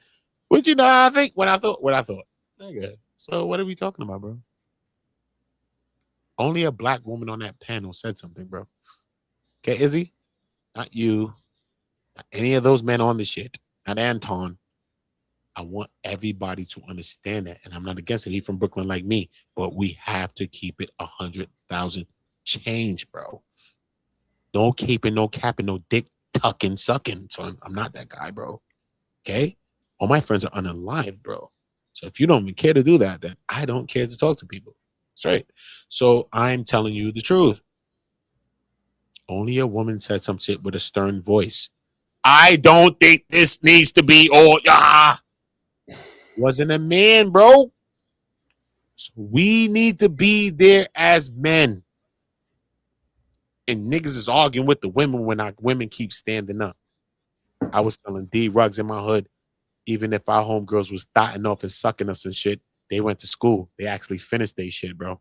They actually was going to doctors and shit. My friends wasn't going to hospitals, doctors, nothing. Like, come on. We got to start thinking about the things that's really, really, really mattering right now. You know what I'm saying? Let's think of men. Let's think of women. Let's start thinking about how the shit working from where we came from, bro. You know what I'm saying? That's why I don't doubt that. Yeah. What up, Riaz? You was patient. What's going on, big dog? I'm doing good though.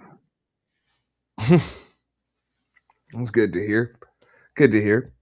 Yeah. So I'm actually how much more time I got left on this video? Not much time left. I'm gonna finish this video. Shout out to you. Shout out to Chicago Rilla.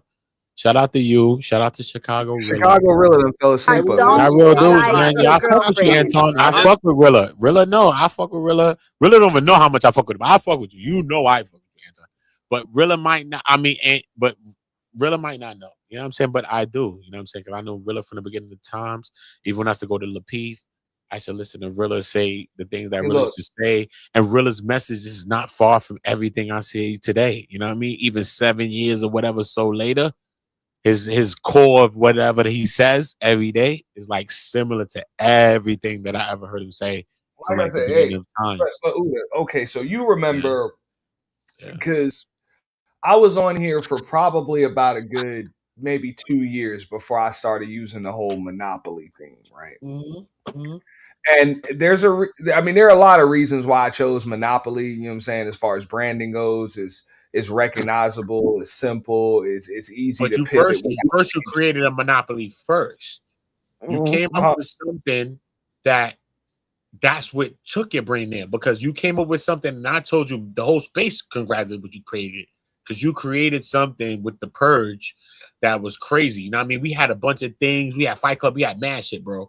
But the Purge is something else. You know what I'm saying? And when this I started kind of using it But there are, I mean, like I said, it's recognizable to everybody. It's a child's game. And not only that, it's been so many variations of it that I can continue to pivot it for years without totally changing it. Which most people can't do that. You know what I'm saying? When they was ahead of your time, though, Ant. You was they ahead of your modernize time. the logo or some shit like that, or You was ahead you know of what I'm your saying? time, bro. Like, you was ahead of your time, bro. You was ahead of your but time, bro. one of the main reasons why I chose the shit was because, of course, I like money just like everybody else does, but I'm not gonna be throwing actual dollar bills in the face of the people that support me with real dollar bills.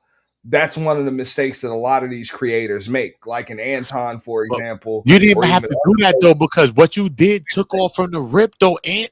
You got to understand, because look, we've been online, but remember, everybody's figuring out their thing, right? We all figuring out our thing as we figuring it out. We got to find a niche, find what's clicking. When the thing click and blick, then we're going to move on that until the thing don't blick, and then we're going to figure out what else blick.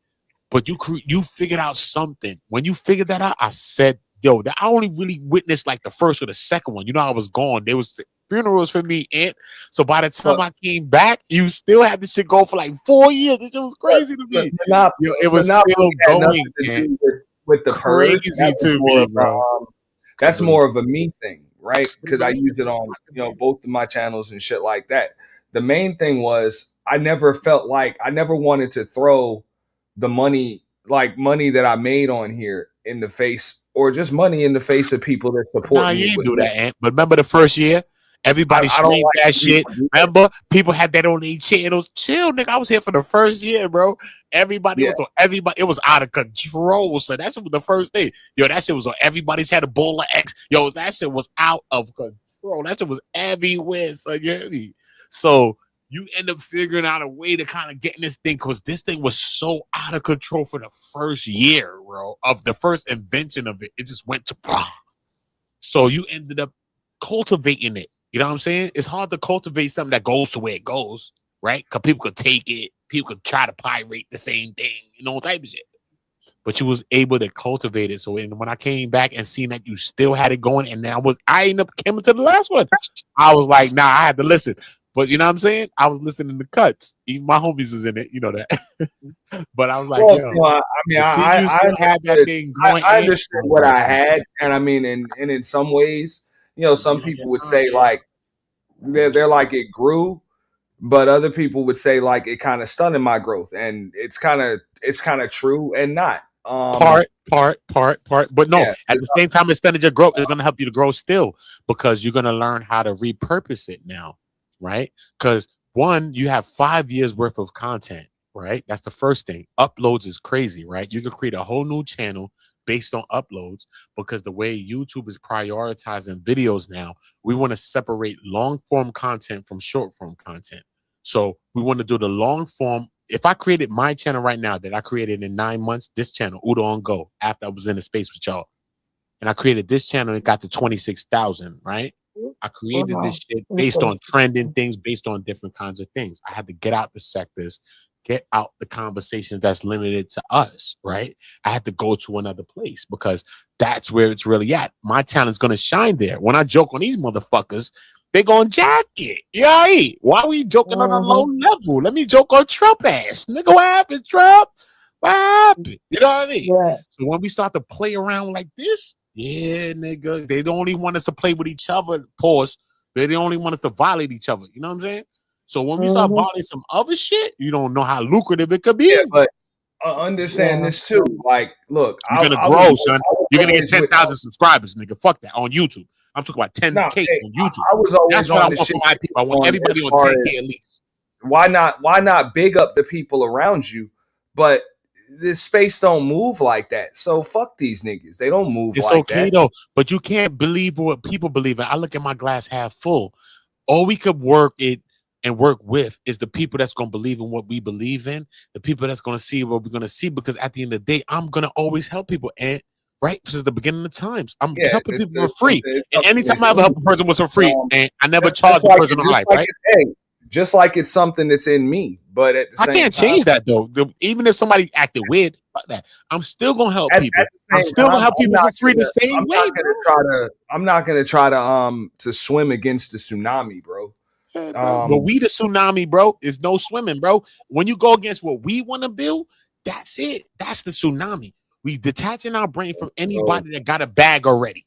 If you ain't got a bag already, you ain't support nobody and show nobody no love. Let's detach our brains from that. Okay, cool. But if we all building, let us build together. Just like you mentioned. Okay, so like just like when you said you left, they thought you had passed on. Knock on wood. But they thought that shit, and then you come back, and it's like the space changed, right? It was changed when I was there. I was there at the funeral. It was changed, bro. That shit been changing. I'm gonna tell you, bro. You're the right, space man. fucking changed. The space fucking died, bro. That shit. The space but we died. reinvigorate us though. Hold up, no. The space died, and you just came back to some new shit, to some other shit. That's all it was. But the Not space that, you remember? No, I came back to this because I left it alone, and no, I figured it out. I figured out YouTube, and no, and I figured out YouTube now. I got away from my emotions and figured out YouTube. That YouTube is YouTube. YouTube got a billion subscribers on this shit. I need to do YouTube. I'm not talking about you. I'm talking about, bro, that shit was demoed, and this is what the fuck you see. You know what I'm saying? I agree. But we gotta pass that, Ant. Because now we got a chance to get money. We got a chance to get some money. You know what I'm saying? Ant, we got a chance to get some money. I'll tell you again, Ant, right? Look, I did the Diddy trial, right? I'm just letting you know, and I'm smart enough to realize that like that shit's over. Like just like you mentioned, you know what I'm saying, that event, it was a good idea, but at the same time, I'm not gonna say the entire space, but a majority of the space supported that shit. I didn't need to have a bunch of subs or, you know what I'm saying, a big name or any of that shit. I just had a good idea and a bunch of, or a unique idea, and a bunch of people supported it. Those days are your idea is so unique, though. Hold on, your idea is so unique. Them days are fucking done. You gonna keep eating. You could keep cooking. That's how unique your idea is. You created something at that time. I'm telling you, Ant, that people can't even create at that time. Ant. They still can't, bro. That was a time when they still can't. Anybody can have a good idea or a popping ass stream, and everybody would show up to it. Everybody would come through, see what's going on. Now, these motherfuckers hear that you're doing something. You're doing it on the membership now. We're doing it on the membership. Hold on. We're doing it on the membership. Hold on, Ant. You never did this one. Membership. How do I bring the energy that you need to bring, bro? You're gonna bring the energy that we need to bring with you. You're going live in an hour. I'm going live in 10 minutes. That's the way this shit moves. But you could do that shit on the membership too. Listen to me though, Ant. Listen to me. You know what I mean? All I see is just green lights glows. I personally don't give a shit, bro. I'm on house money with all that shit. It's all good, but when we work together though, if me and you work together, Ant, Ant, we gonna put our minds together, Ant. You know that. If you and me put our minds together, creativity and supported, you know what I'm saying, that supported creativity and supported new upcoming talent, thoughts, views, opinions, conversations. So then we got to take our emotion out of it to do that because people are going to change, and people are going to change. You know how many people I helped to monetize? They're going to change. It doesn't matter. I got to separate my emotions. I'm going to help so many people that it doesn't even matter anymore. It doesn't even matter. I help them. It doesn't even matter. They can argue all day. This is where I'm at right now. We at such of a high frequency that this is what we're doing, and this is how we begin to create our own tribe, because this is what we with. Even if some people that come in the thing may not, don't matter. Moses was dealing with the Israelites. What? He was arguing with them. Who the fuck is me? I'm special? I ain't special. Nobody's special, bro. We always gonna get into some shit as long as we keep moving forward. As we get into some shit, that's the main part. We keep losing the part that we keep getting to some shit as we moving and we losing some shit. We need to be getting to some shit at the same time. You know what I'm saying? And we could create the culture, right? Based on how we fuck with each other and how we love each other. Pause. I'm from New York, but I'm just saying, based on how we rock with each other, that shows people how you want to rock with each other, because people only respect what they can't disrespect. I watch my friends steal from their mother and smoke weed and buy bottles of liquor. People don't respect what they respect. People respect what they can't disrespect. That's why I be to the place with a person, because I know it. Because that's what I know. I don't know what people respect. I just know what people can't disrespect. And that's why I dealt with my OGs that showed me the things that they showed me. And they forgot that they showed me the things that they showed me. But I remember the things that I learned. But I'm going to tell them that people only disrespect what they can't, right? What they can't. That's it. So therefore, we create the culture of how everybody's going to deal with us. We're not worried about the masses of things. Everything starts from something small because we don't understand that we are so viral that we created viral, we created trending, we created everything on earth, right? Cool. So we don't even understand our impact. That's why everybody sells to us. If they can't create a new invention or a new product unless they market it to us, if it don't pop with us, it don't pop. They got to go back to the drawing board. That's a fact. They have to go back to the drawing board if it don't pop with us. So therefore, we have to start using each other. And this is how we're going to start to get our bag, bro. You know what I'm saying? For me, and people is people, bro. As long as people don't go to the level with kids, like a nigga went with my children, one nigga apologized. The other nigga had to. I chased him down. I stayed away. The time when I stayed away from YouTube, one nigga tried to kill me. I wanted to find this person. I found one of them. I wish I found three. I only found one. The other person apologized. The next person I haven't seen. I'm gonna tell you the truth on earth, allegedly. See what I'm saying? So that's a fact. You know what I mean? Because we won't weaponize against children. Okay? Only PDFs do it to me. You could be unalive, son. You know what I mean? Don't even mention a kid, son. Because I'm not gonna like you. I'm not gonna respect you. I don't care if you my cousin, my brother. You know what I mean? Because your kids, you know what I'm gonna do for your kids. So we gonna respect kids. So if you my OG and you can't respect kids, your name is unalived any day you want to be unalived. I'm gonna respect your kids, but you could be unalived any day because you don't respect anything now. Because I'm not gonna let nobody violate your kids. So if our kids is walking outside, we need men or women to respect our kids and make sure that we taking care of our kids. Because when Floyd Mayweather and Devin Haney, remember, Devin don't like Floyd because Floyd tried to play them, tried to make him sign a deal, whatever happened. But when Floyd Pop said, when he was arguing with Floyd, remember, everybody say when they mad. Because you're going to see the truth that a woman say when she's mad at you. That's why I used to start arguments. I don't do it anymore. But look, Floyd Mayweather father says, I saw your kids, bro. They was out of pocket, bro. I made sure your kids is good. What you talking about? Ain't about they. He said, I made sure your kids is good. Regardless, he been ain't like Floyd. Floyd ain't been ain't liking them. But at the same time, he was able to even argue that to Floyd. They say, yo, bro, you don't care about your kids is outside and all of that, bro. Yo, bro, regardless of me and you, nigga, make sure your kids good, right? And that's what it's about. We're going to make sure our kids good regardless. And they had beef. He wanted Devin Haney to sign. Devin Haney didn't sign. His pops told him what he told him. So you know what's up, right? But when they was beefing, remember, after the Ryan Garcia, they ended up getting into a beef. And his father said, when I saw your kids, Floyd, your kids was out of pocket, homie. I pulled up and said, y'all not doing that to Floyd kids. That's Floyd fucking Mayweather kids, nigga. You dumb or you stupid, bro. Regardless of what you thinking about. That's Floyd Mayweather kids. Bro. And that's how we got to keep it. Regardless if we think it's an op. If he don't like that nigga, I will agree with you to an extent. Like, even when you say, like, look, we set the trends and shit like that. Now you got this flying monkey motherfucker setting the goddamn trends. And bro, yeah. So here's the way it's gonna be. You got a lot of motherfuckers that don't even, they move just like him because they don't know no other way to move. Anton can change, bro. Hold on, let me finish. Anton is not that guy, bro. Let me finish, Uda. All right. So because of that, just like I said, this motherfucker would rather be a shark in a fucking fishbowl. So the fact of the matter is, these motherfuckers don't want to grow anything larger.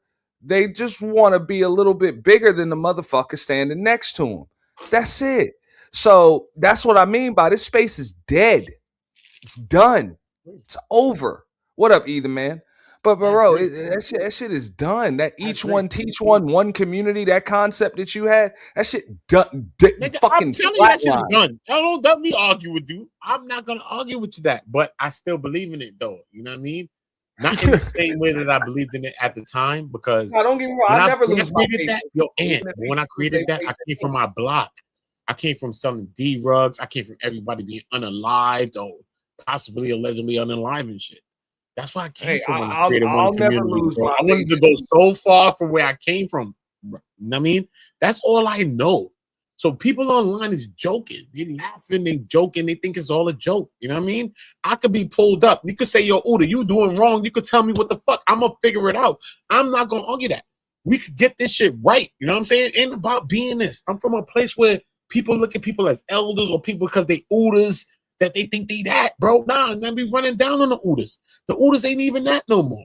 They're thinking about themselves. If you're not thinking about everybody, then fuck out of here. We got to think about each other. So that's where my mindset goes. You know what I mean? My mindset goes to another place. You know what I mean? Because I'm such in a place that nobody changes. Fuck internet. My argument is never internet. That's why I be chilling. You know what I'm saying? I'll be on panels all day. You never see me argue. You see me chilling. Eat a man, no, that's my dog. You know what I'm saying?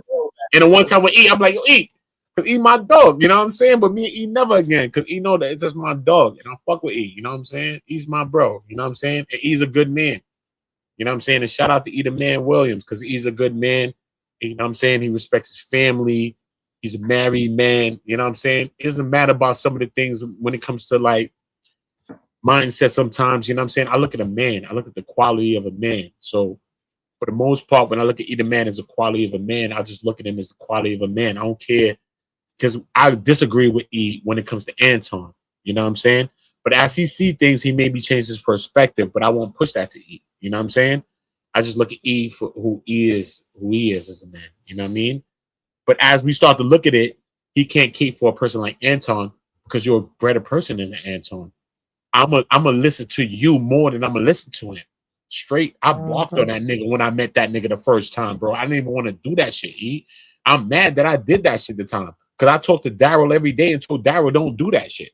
And I did that shit, and Daryl was quiet on the same panel. Imagine that Daryl is quiet on a panel that I'm doing that on. And that's not even my energy. I come from that place, but that's not my energy, bro. So I don't look at that shit like no positive, like I'm barking on this nigga. That shit is weird, but it's just the energy that's going on. And we going to defend each other. And that's the only time that I seen Anton ever apologize to a woman ever, is when us as black men stood behind a black woman, me, King, and Daryl, and defended a black woman for real. Anton saw that. It wasn't about this and that. He saw it. You know what I mean? And King was King. It's not about me. I'm not saying me is me. I'm a part of it. But King was King, because I never seen nobody deal with Anton like King. King had Rolex, presidential Rolex, all that shit, the whole lot. He had 10 of them shits. So nothing that Anton could say, he could say to this nigga. You know what I'm saying? So there was that. Fuck what I ever had in my life. This was the energy that they had going on. You know what I'm saying? So there's nothing that he could say to him. So King is a major part of that energy. Why Anton's there? I'm just there. I might be going to my bag because I'm getting triggered. And that's what it was. I was getting triggered. I was shut up. But the real energy was King and Anton having the conversation, because that's who Anton really respected, King. And that's just my man from Brooklyn. You know what I'm saying? Straight. But I never seen Anton ever have a conversation with anybody like that. King is the only poison. Straight. King was one of the realest niggas, bro. That spoke to Anton, bro. Straight.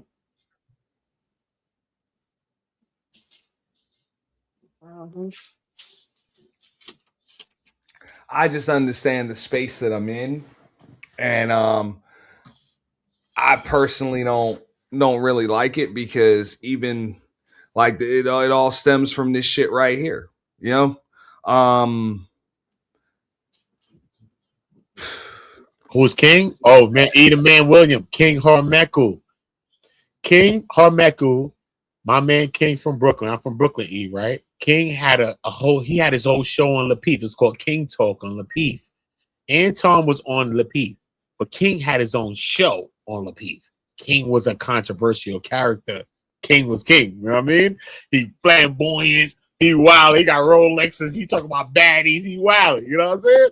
So he was arguing with them at the time. So I watched Lapeef, but King was actually on Lapeef, you know what I'm saying? So when King ended up getting to the spat, not with Lapeef, because King's real thing was with Anton. But I never got into the beef like with Anton and King. You know what I'm saying? King came with his thing, you know what I'm saying? And then he created the 4 Horsemen. And the 4 Horsemen was Daryl, him, E Black, Chef Chapino. From the very beginning of the first episode, E Black was shooting at Daryl, like, yo, what's up, son? Niggas trying to play me, son? What's up, nigga? So that's how the shit went, right? Which led to E Black and Daryl. And me even talking to Daryl, like, yo, Daryl, chill, Daryl. You know what I'm saying? You know when to go where it go, you can't tell a nigga nothing, but you know what I mean? If you tell a person something, hopefully you could think a person could see, maybe understand what you say. So I talked to Daryl twice, you know what I'm saying? I talked to Daryl when it came to Anton, and I talked to Daryl when it came to E. You know what I'm saying? Both of them. And Daryl didn't argue me both times. You know what I'm saying? And me and Daryl got into an argument one time about some other shit. Daryl know. I ain't mad at Daryl or nothing. So Daryl know, I know Daryl before all the niggas. You know what I'm saying? But real shit, you know, Daryl was chilling. You know what I'm saying? Daryl was chilling, son. You know, and niggas started to weaponize against Daryl on his channels, and Daryl was always about to be monetized. Daryl Long, son. I swear to God, son. Words. I know Daryl for like 7 years, bro. But Daryl was about to monetize his channels and shit, and niggas just started clapping Daryl's channel. Daryl never was able to monetize since then, bro. All my channels monetized in like 3 weeks, bro. This is the last channel I created. It's on 26,000 in 9 months, bro. The fuck, bro? That was a great content creator, bro. It's no way that Daryl don't get 1,000 subscribers, bro. And he knows how to create content, bro. I knew Daryl before while we was learning how to create content. I knew Daryl, bro. But it ain't about that. When I went to Daryl about Anton, he argued me, say, "Uda, you fuck out of here, nigga. Nigga, nah." I said, "Yo, son, don't weaponize against Rita, bro." He's like, "You know what? I'm a chill, though." You know what I mean? Niggas is I said, "Yo, Daryl." He argued me, bro. Even E Black TV, nigga. Ask Daryl, nigga. He gonna tell you the truth, nigga. I said, yo, bro. They went up. E and that shit was dangerous when it came between.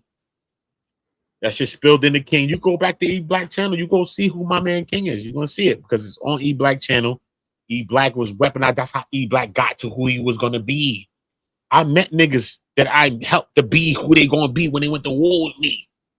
E Black got like that when he went to war with fucking Daryl, nigga, and King.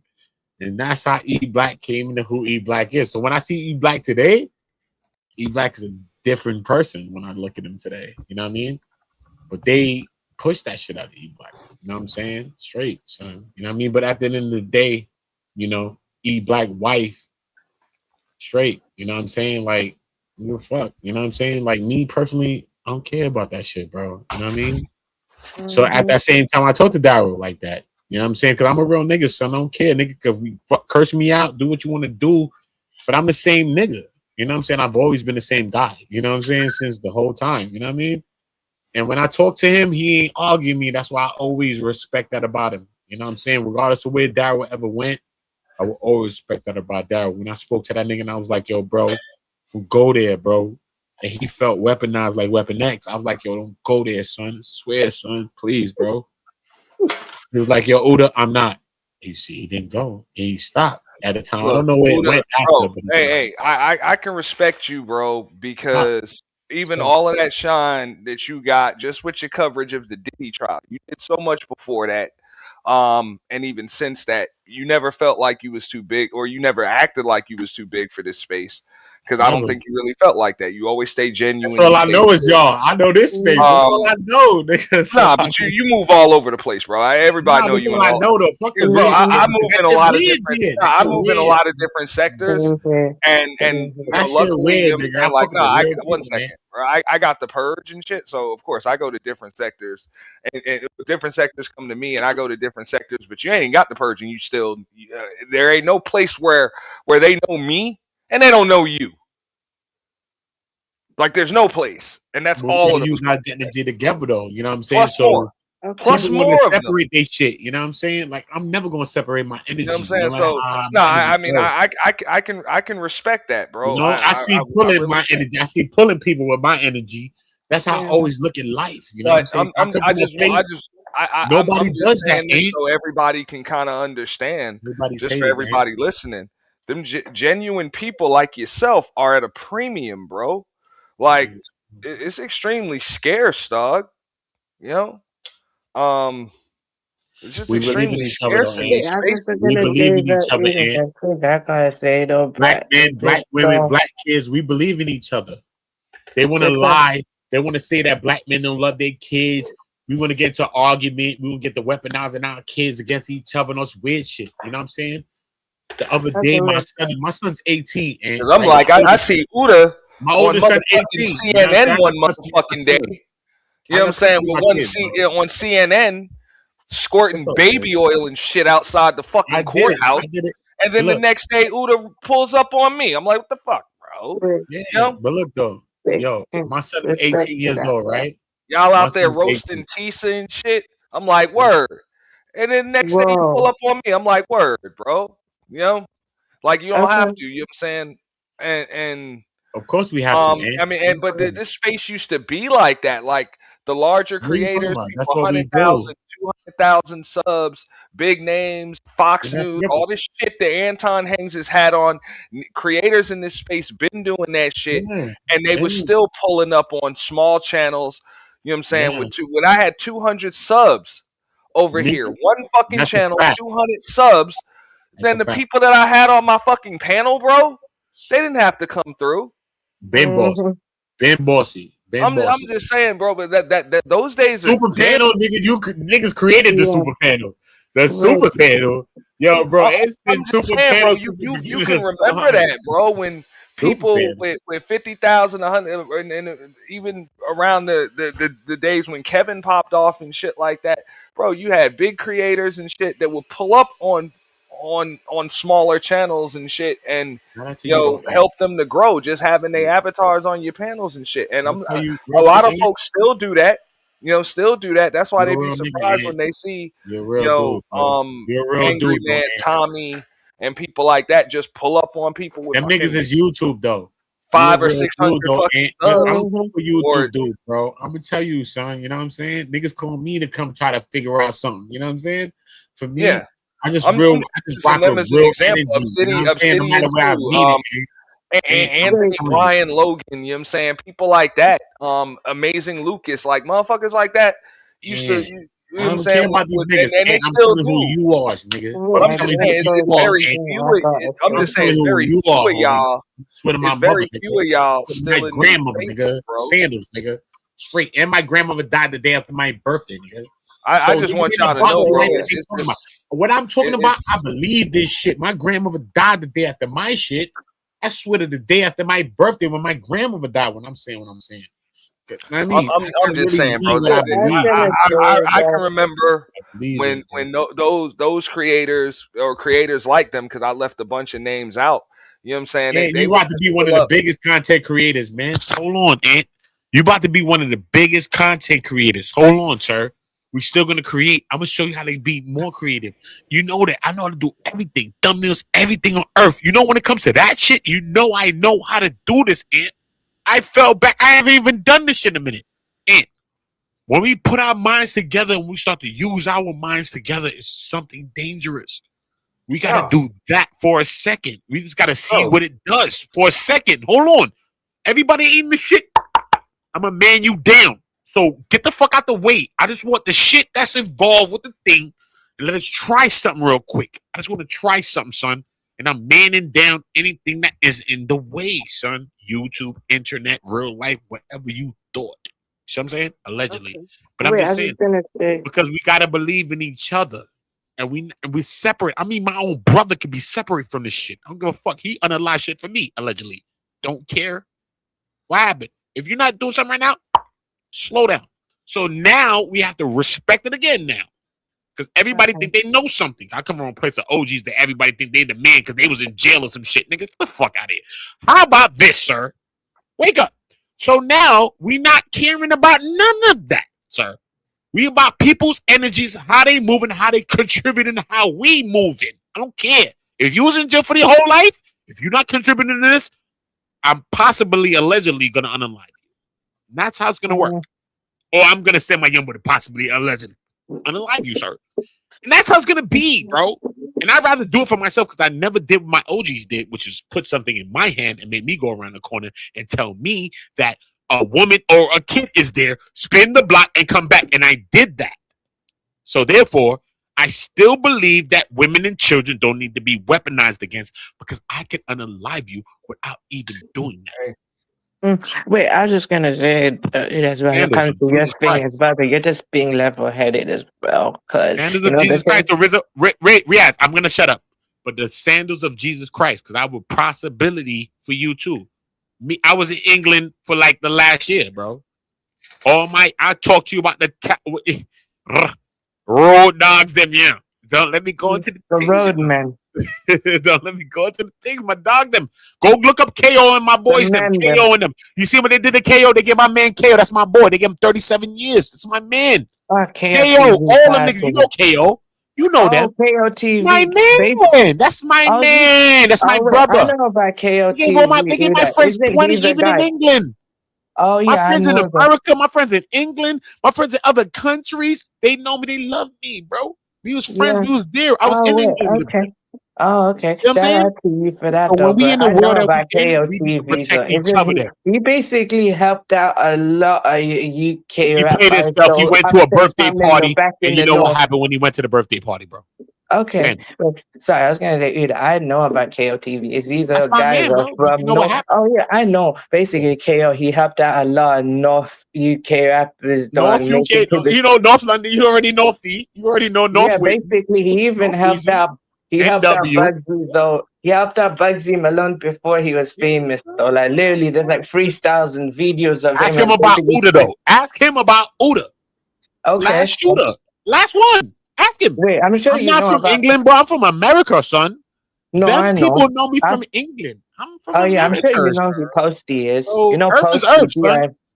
I was gonna Anybody say, I know doing sure they gave him 37 years. I cried, Riaz. I fucking cried when I found that they gave that nigga 37 years, bro.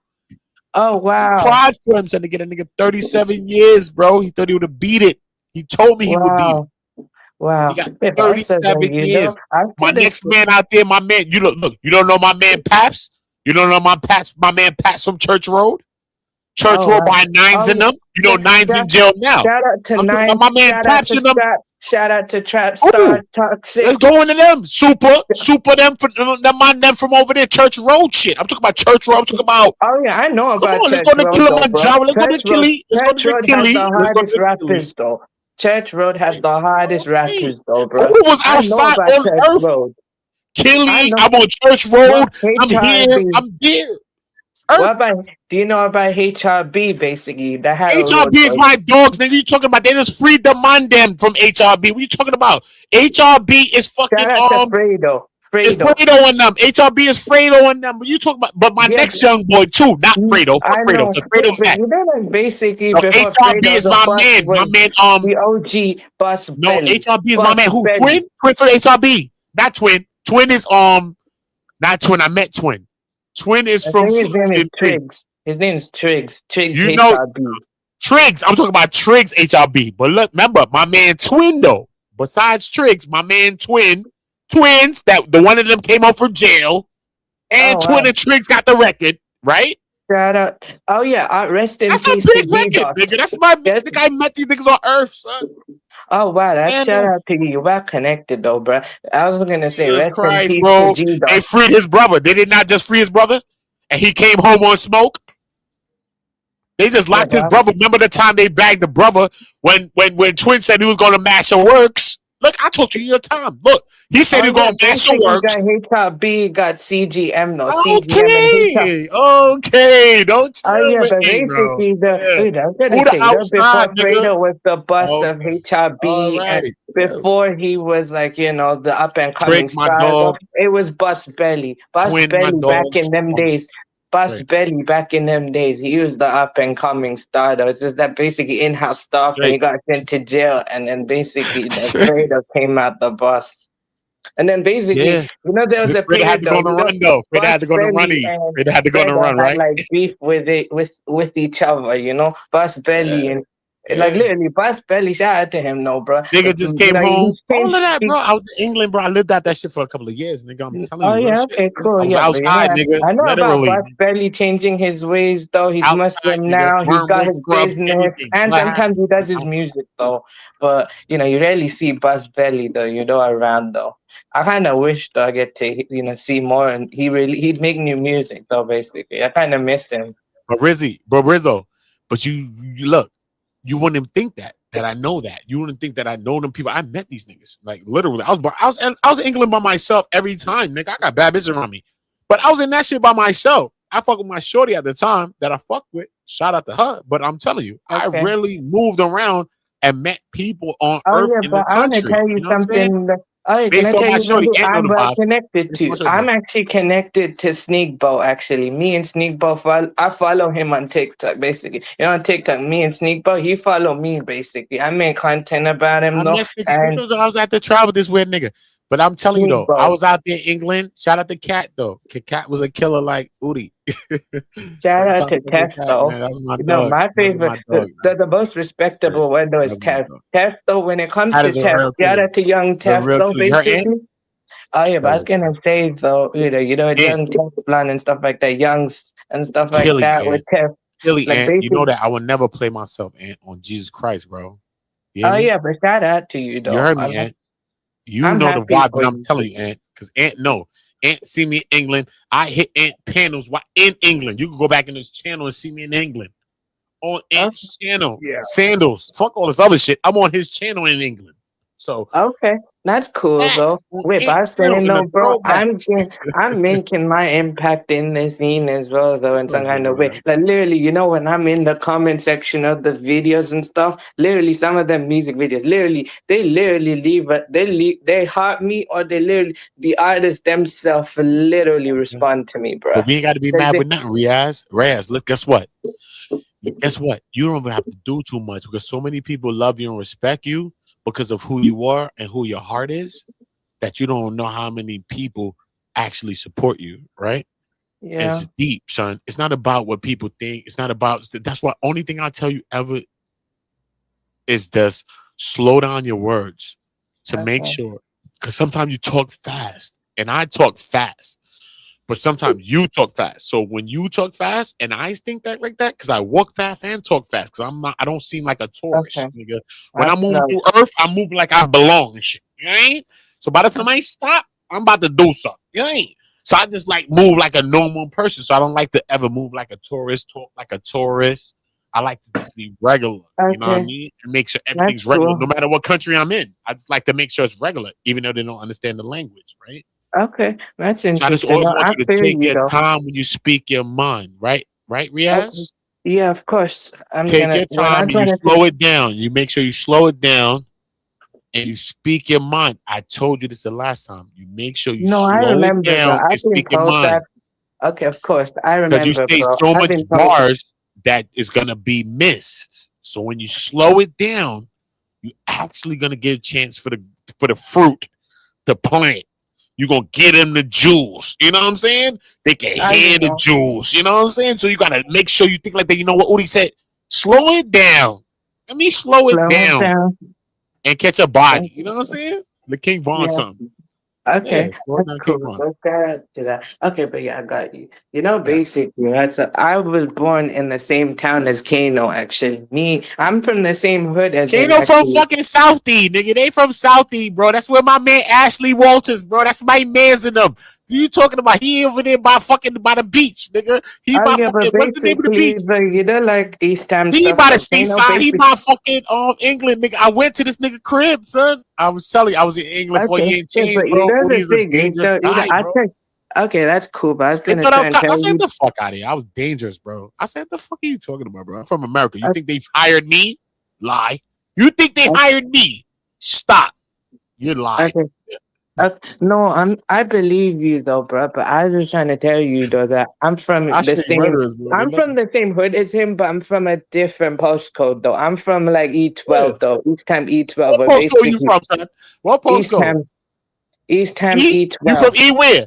Where? E12. Harold? E12. We from Harold? You from fucking? You know where you from? Hold up, you ain't from Harold. E12. You from Not from Harold. What my man that told me? He said he from Edmonton. You from Edmonton? You from Edmonton? Stop playing me. You from Edmonton? I ain't from no Edmonton. I'm So from where you at, East son? Ham. Where you at? Nigga, East I was in London. Edmonton too, bro. I was all through East there, bro. London, though. I'm from Who was East a killer? London. East 12. Who is East Ham. a whole one You of know, them? like I basically. swear to God, I was everywhere, bro. No, Where? but Where's East London? Where? I was in there. What? Where? What East Ham, district? though. I said East. Listen, bro. Listen. I said East Ham. You know, next to West Ham. I'm from East Ham, no. Basically, like E12. Oh, you from East Ham? Oh, you from Yeah. East to the Easy? Yeah, basically. You by the river? Yeah, basically.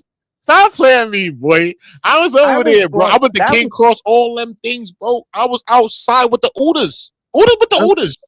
I'm the only American. They're gonna tell you, Ooders the only American. They call me Yankee.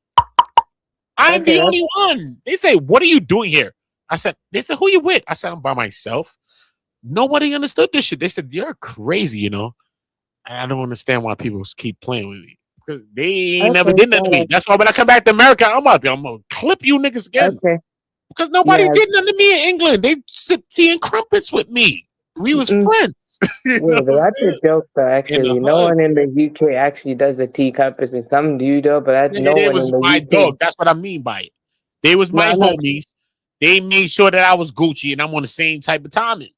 I don't know what happened. Shout out to you, though. You know what I'm saying? I don't Okay, know look, I believe you, though, bro. I believe you. I must I say, will show you, nigga. I would tell you that I got friends in Wormwood Scrubs right now. Them niggas a message you right now. Uda, last one. Yeah, I'm sure you got. I'm sure you have a lot of friends, though. Where you want to tell me? I know what. Ellsbury. Where you want to think? I know all the jails there. Ellsbury, everything. Angeltown. The place and the jails and everything that they told me. I understand in my brain, bro. That's why y'all know I got love for y'all, right? But I survived in England, bro. I survived in England. No, but he didn't understand this shit. I literally survived in England, being who I am. Fuck up out of here, man. I gotta get some goddamn sleep. I do want to finish the last of this video. It's only a few minutes left of it. But yeah, I got love for you, but I'm approaching 7 hours. Okay, yeah, we gotta do some shit to him. When we chop it up and put our minds together into, we gonna put that. We gonna. Hey, and you know that, bro. All of this shit. We gotta get to a bag, bro. We want to get to a bag, homie. That's what I'm on. All that shit was inspired by you, and you see how you my dog. You know we gonna get to a bag, nigga. You know I won't forget you nowhere. I take ideas to the next level, but at the same time, hey, I just like Willa was. I love you to death, bro, and I fuck with you for real.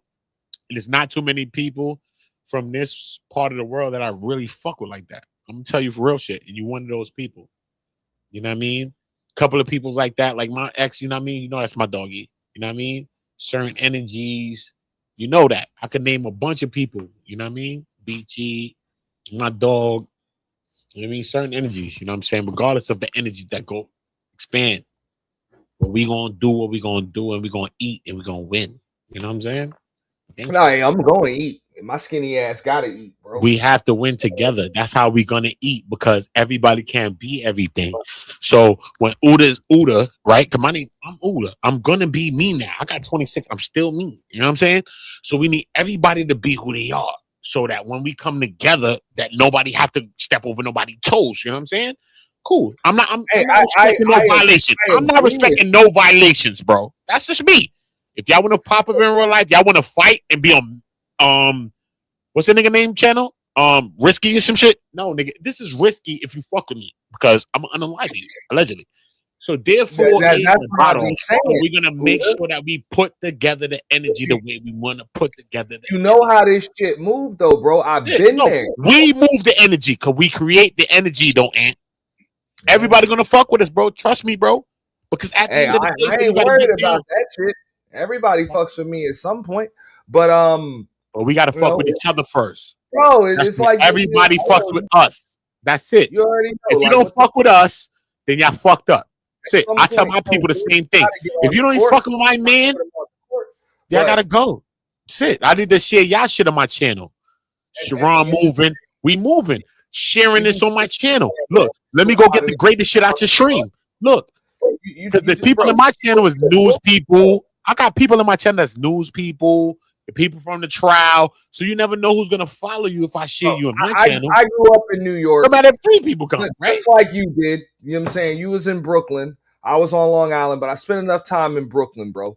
And I understand you survive out there because of how the fuck you move. Not just who you know, not how much money you got, but by how the fuck you move. Okay? Your word in your face. Niggas talk about I'm a millionaire. Yo, bro, if you move like a man's supposed to fucking move, niggas will put $1 million in your motherfucking hands. They'll just drop off. Well, we don't want that, Ant. We don't want that, Ant. We don't want that no more. But you know what I'm saying. Cause we're gonna unalive him for it. I'm gonna unalive this nigga for it. Because guess what? I don't want. Because guess what? When I study ancient history, look, Ant. When I study ancient history, everybody unalived everybody in ancient history. The only way you can come up on bread is to kiss some ass, bro. It's nothing about what we thinking, bro. I'm just saying everybody unalived everybody. I'm talking about ancient history. They all killed them. That's what they did in strip clubs. They had a tea party. No, they had a tea party. Poker table. No, they had a tea party. The Mouse. Anybody, bro? I show you books, bro. I got so many books, bro. I've read over 2,000, 3,000 books, bro. I dropped out of school as a kid, bro. That was the dumbest shit I did, but I've read so much shit, bro. That I've learned so much shit that I think God taught me this shit. I don't even know if I could have read all this shit. So this shit's insane, bro. Right? All right. Like I said, we have to work together, Anton is a devil. Simple. He can change though. If a man think that Anton can't change, he's a devil. He can change if he chooses to change. And we have to accept him for changing, bro. If Anton changes today, we got to accept him, bro. We have to accept him if he changes. I'm not saying the dude can't change. I mean, gotta accept this nigga. But I can be against this nigga. But if this nigga changed some shit, I gotta respect him. I have to, bro. Right? Isn't it also though is his own character though, right? The only way that they can change, because look, I don't know what the hell you've gone through as far as that.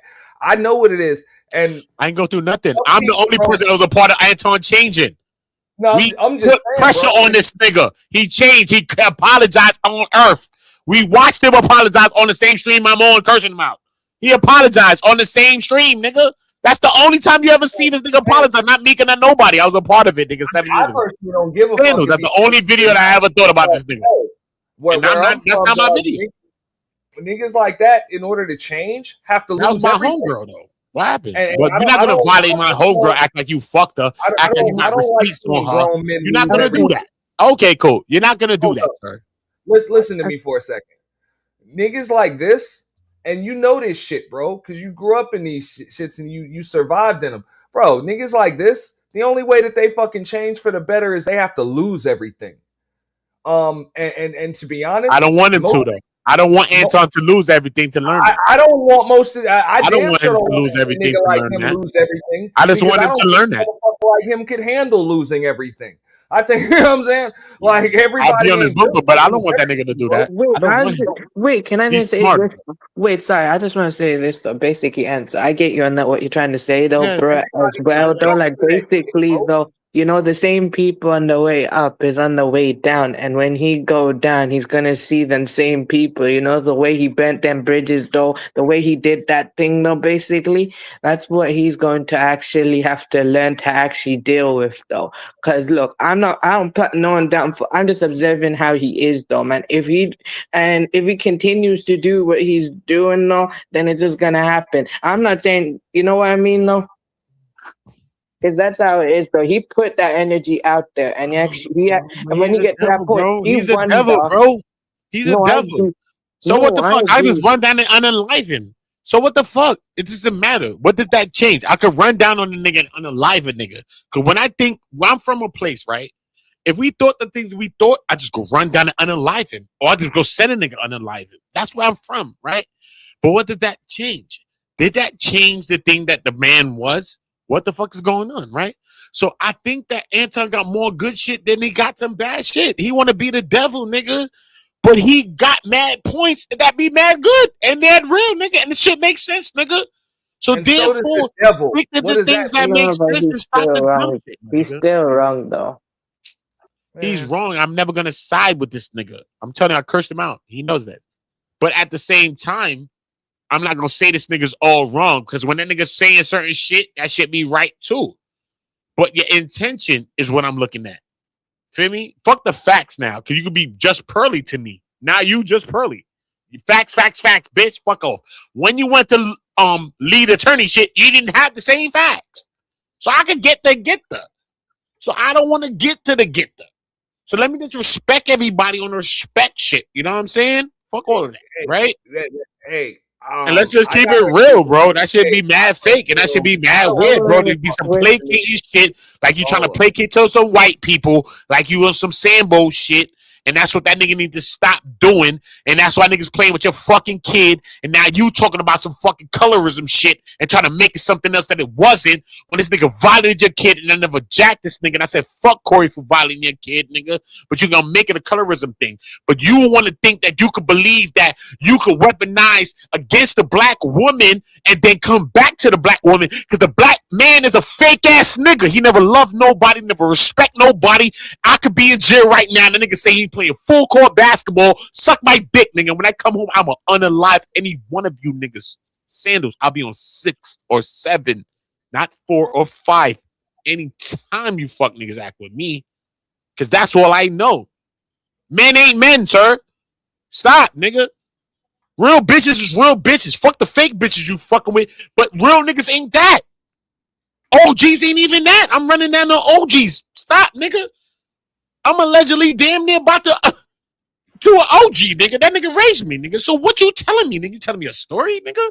YouTube is a devil, nigga. Okay? So anybody ever beefed on YouTube, son, I would never do it again. And I'll chase you fuck ass niggas offline, bro. I'll never do it again. But I'm going to tell you that we're going to respect ours. Until we respect ours, no one's going to respect us. We're going to create something small that's the biggest thing on earth. Fuck BLM. You know about BLM? BLM a baby, nigga. I burp babies. Right, so I burp babies. BLM is a baby. We got to respect each other now. I think it's fun. I think it's hilarious. And I'm just saying, like a lot of people that's talking never. Besides that, I ain't got no problem with nobody. Why can't you stop? No, man. Please let this hood rat keep talking. I just want y'all to understand when I say find a good. Why can't she stop? Please let this hood rat keep talking. Stepfather, stay away from this. This is a problem. For 1 second, let me just shut up. And pause. Why? What do you mean? Why can't she stop? Where the men at that's gonna talk to a bitch ass nigga and say, nigga, you violating right now, homeboy? No cloud chase, no none of it. I'm just talking about real shit. I've never been a cloud chaser my whole life, son. So I'm gonna tell you, bro. Even with my 26,000, I'm here with regular people that got 1,000 subscribers every day. And I'm not with the people that I know that got 100,000. You know I know them. I'm with the people that I know, nigga. Because I believe in real life, nigga. I don't care about nobody. Everybody switched. I know it, nigga. My brother switched. Everybody switched, nigga. Dumb. So therefore, we understand what's going on, and don't forget. Don't forget. I'm going to make the people remember that. You respected women every single day, nigga. I'm going to make sure they respect even Daryl Long, nigga. They going to remember that this nigga did it. Their niggas don't even like Daryl. They're going to remember that shit, son. Because when I told Daryl what I told Daryl, he ain't arguing me, bro. A lot of fuck niggas argue me about a lot of fuck shit. That nigga ain't even argue me when he was going through that shit with that nigga. I ain't never seen a nigga go Anton in my life, nigga. Since Jesus, nigga. You hear me? You hear me? But when I spoke to this nigga, he ain't argue me. He say, Oda, you bugging. You from New York. I'm from Detroit. I'm from Allah. I'm from Lansing. This nigga from fucking another part of Michigan. Whatever the fuck. Because Anton's not from Detroit. He's from another part. That's what Daryl always told me. Good. He could say it, nigga. But when I told that nigga, he ain't say, nigga, fuck out of here. He's like, you know, Oda, all right, son, I'm going to chill. But if the nigga get crazy, I'm like, yo, chill, nigga. And he chilled, son. And I'm gonna always respect that, son. Because if he could do that for that nigga, he'll do that for me. Straight. I asked him, son, and that nigga did that shit. That nigga chilled. Darryl never chilled. Straight. I knew Darryl before any of you people, bro. Spoke to Darryl every day. Darryl know it. Even if y'all don't, sometimes Darryl go to the craziest place, bro. And I just never wanted Darryl to go to that. I don't want to talk about no motherfucking Daryl Long. Fuck, man. That's my dog. Stay away from here. Don't do it. Me and Darryl went to too, though. Me and Darryl went to a beef. But nah, though. No, somebody I'ma else take still care of your remember kids, shooter so you shit, better- though. He still was a killer with the shooter shit, though. Cause when I hollered at the nigga, that nigga was like this. I was like, yo, son, leave that nigga. I said, leave Rita. That nigga left it. He was at E Black Koofy, nigga. I said, yo, son, leave E Black Wife, nigga, on my mother, nigga. On my mother, nigga. He did it, nigga. He chilled. He didn't tell me fuck you. He say fuck nothing. He said stop. I'm talking about that nigga, man. That nigga stopped, nigga. And I respected that on earth, nigga. I wish I could have stopped niggas on my life that could have stopped, son. The niggas, they would have never killed my best friends. My friends killed each other, bro. If I could have got them to think of something, to see something different, maybe my friend wouldn't be dead right now. But when I spoke to Darryl that time, that nigga ain't do what my fucking friend did to me and ain't dead. Darryl ain't do that shit, bro. And that's why I'm respecting that, bro. My friends is dead, bro. They ain't gonna come back, bro. They ain't listening to me. They said, fuck out of here. That's what they did, son. On my mother. Son, on my mother. I give you the sound effects of what happened in my life, bro. He ain't tell me a story. Darryl ain't tell me a story, nigga. He just talked to me at that time, nigga. And I'm gonna respect that nigga on that shit, on that. Fuck all that shit. Remember, I was gone for 2-3 years. It went different with Darryl and all that. But Uda gonna be one of the only niggas gonna mention Darryl because he know the vibe, son. You know what I mean? And Darryl could come back, bro. Darryl could be that real nigga again, nigga. I'ma jack that. Nigga, Darryl chill again, nigga. He'll chill again, nigga. He's a killer. I fuck with killers. You know what I'm saying? Killers are chill, son. That was real, nigga. That was not no YouTube nigga. That was real, nigga. I don't know about YouTube niggas. That was dead serious. Straight nigga. Christ. Be glad for stepfathers because you ain't there. You better shut your ass up. What are you talking about? No, hold I'm on. a stepfather. What are you me. talking about? You heard me. Nigga, I'm a Someone be stepfather. in What your are you woman house right talking now about? taking You care of your sound stupid kids. as fuck. Tyraney, use Oh, all. okay. Use hold on, Tyraney. Now use all. Don't talk about my kids. Don't talk about my kids. Don't talk about my kids. And the first thing you want to do is talk about That's this what I'm man's saying. kids. She's a Why you so contradiction. quick to hop on a nigga's dick? Mind your I'm just motherfucking saying, business, stepfather, fantastic. this right here, I'm not approving of. I'm not approving of this. Mind your I'm not business, approving of this. fantastic. You know the beautiful thing about this Oh, nigga conversation, can't tell the truth. is They that can't tell the truth. The more you let her talk, the more she sounds like a victim, and then B, a walking contradiction.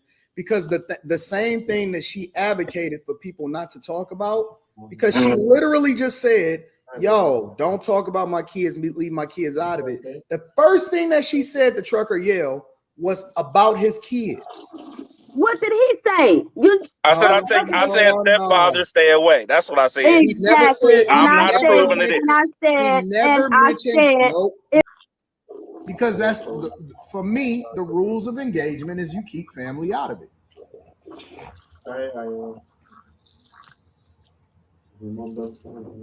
So for me, like again, the rules of engagement is that you keep family out of it. Unless they are a content creator or unless they doing all of that, then you know what I'm saying. If they just regular civilians, you keep regular civilians out of it. Or still have them cats when they grow up, Anton. We know that listen, if she got a son, he probably watching a Kia Boys tutorial right now on YouTube. Or it's a strong possibility that her daughter may be for the streets. Listen, if she was gone tomorrow, nobody would ask questions as to where she was. Nobody will miss you. Well, if she is a walking Taking care of contradiction, your she's kids, not but the you probably not He some other never nigga taking care of mentioned your your kids. kids, and the first thing you did was you brought his kids into the conversation. And I simply just said, I'm a. And that's the point, George Golden. What's up, the kickback queen, Miss T? But yeah, that's the point, George Golden. They all do it, and then act shocked. They don't even just act shocked.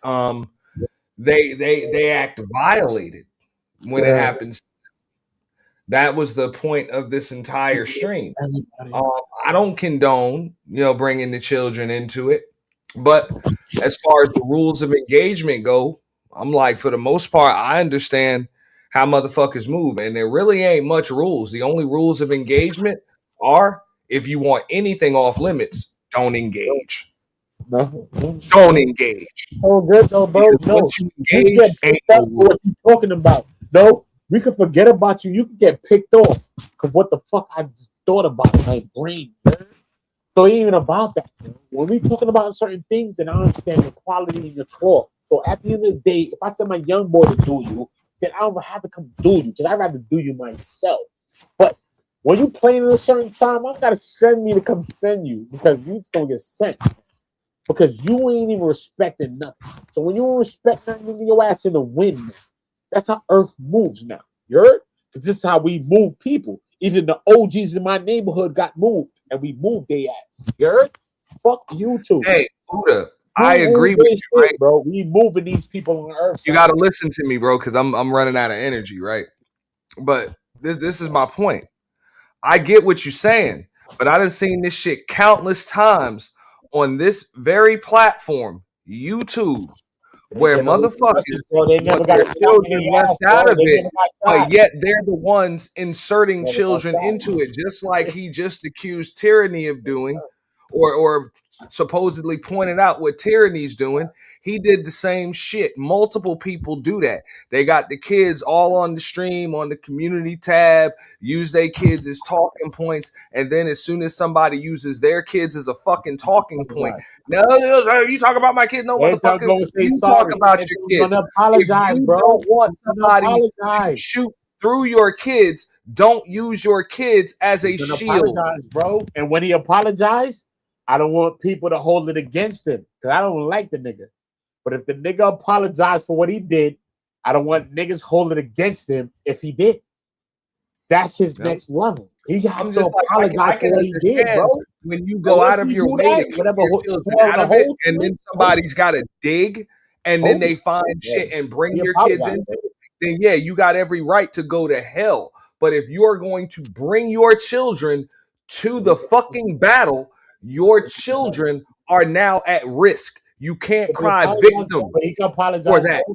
He could be better. He could apologize. He could say, yo, look, I'm weaponized against Teraney kids, whoever kids. I'm sorry for what I did. At that time, it was Fight Club and da-da-da-da. He could do this and be better. So we got to stop limiting each other at the same time. No, I'm just saying, you real. He could be a real. I just showed the clip. Be a real ass nigga and shut down the rumors. He could do that. This shit not working. He can do that, bro. And real niggas that get behind him. If he really kept it real niggas even against him will get behind him too on the real shit, bro. Even if he fake, fucking nigga getting behind that little short motherfucker. Even if he's fake, bro, you'd be surprised, bro. You'd be surprised. No, look, let me explain. Look, you just watched. Now he didn't put his daughter in that shot, but when Teraney was going at it with Island Gal Q, he put his wife in the frame.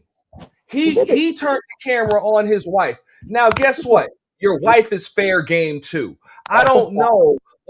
People are like, oh, well, this is the way the code's been. No, women and children have always either number one, been a fucking casualty of war, or number two, been a spoil of war. That's the way war is going. It's only going to be a casualty of undocumented history. That's why the men go fight their wars and women and children stay fucking home. But if you're gonna, that's why you don't bring your children and your women into battle. No, you can be your kids. I'm gonna unalive you. That's facts, bro. I'm gonna run down and unalive you, bro. It ain't about your kids or none of that. I'm gonna run down and unalive you. That's a fact. This always happened on Earth since the ancient days till now. I'm gonna run down and unalive your ass, nigga. That's a fact, nigga. So it ain't about nobody else. So your ass is out here. You know what I mean? So it's not that thing. It's not that, you know what I mean? What it wants to be is that, but it's not that because that's the illusion of and like I said earlier, in Speed, this is why Keanu Reeves shot the hostage. Okay? Yeah. Just being honest. You see the last video of this nigga the other day? Motherfucker might just shoot your kids. You see Keanu 2 days ago? I'll show you who Keanu Don't is. use your kids as a human shield. That niggas don't love us, bro. Keanu don't love us, bro. That But nigga, I'll show you this nigga as long as y'all keep doing that shit, niggas like Anton Daniels are gonna stay using their kids as human fucking shields. I rather respect Anton Daniels than Keanu Reeves, son. On Jesus Christ, bro. I don't like Anton, but I'm gonna tell you the truth. I'm gonna deal with this nigga first, bro. You know what I mean? I'm gonna deal with this nigga first before Keanu Reeves, bro. My mother. You know what I'm saying? That nigga's too far. So we gotta understand Anton didn't get too far yet. If he got too far, when they know you won't shoot the hostage, he talks the way he talks because he's in front of him. He's going against what he's saying. Wesley Snipes from New Jack City shit. Use that little girl as a fucking shield, bro. That's the type of niggas that you dealing with. You dealing with bitch-made motherfuckers. You know what I'm saying? Just to save their own ass, bro. They will use a fucking child as a goddamn shield. You know? Possibility, but I ain't seen no men like popping out on Anton. Like the last time I saw that, it was King. I'm on the stream and Daryl Long, bro. Now, I don't condone I'm it. just saying, I ain't never seen nobody go at Anton like that. I was a part of that energy 7 years ago, and that nigga apologized behind the energy that we was with. We put the press on this nigga, like sandals of Jesus. I came for selling cocaine crack, nigga.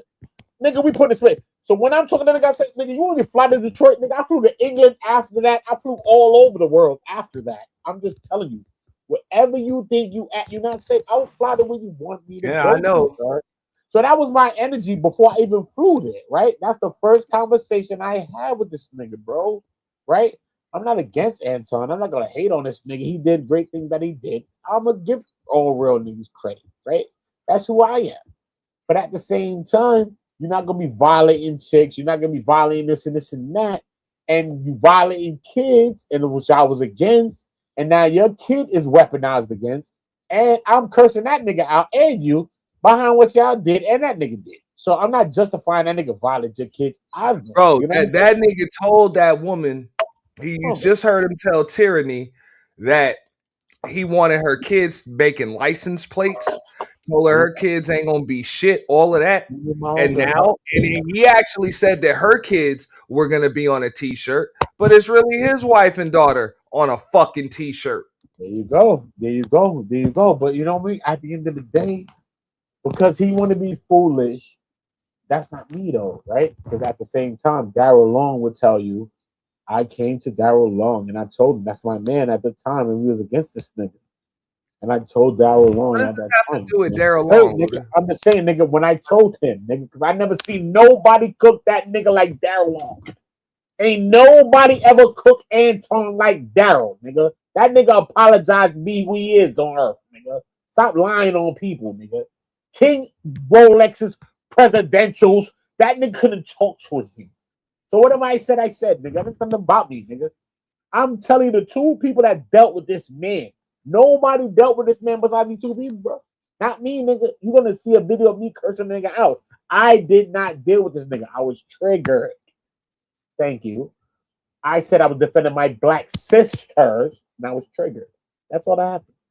But Daryl Long, when it came to fucking King Harmekel, nigga, that's why that nigga apologized to a woman. You never seen that nigga apologize to a woman in my mother's life, nigga. Sandals, bro. So regardless of what you can say, bro, me, King, Daryl, you know what I mean? I don't know what E Black and them was doing. I don't know. The niggas be toggling fences. But for a fact, I know that E Black King is on smoke, nigga. He told Ant in front of his face, nigga, we don't jack you, nigga. That's a fact, nigga. We not jacking this nigga. That's a fact. So King said that on the same stream.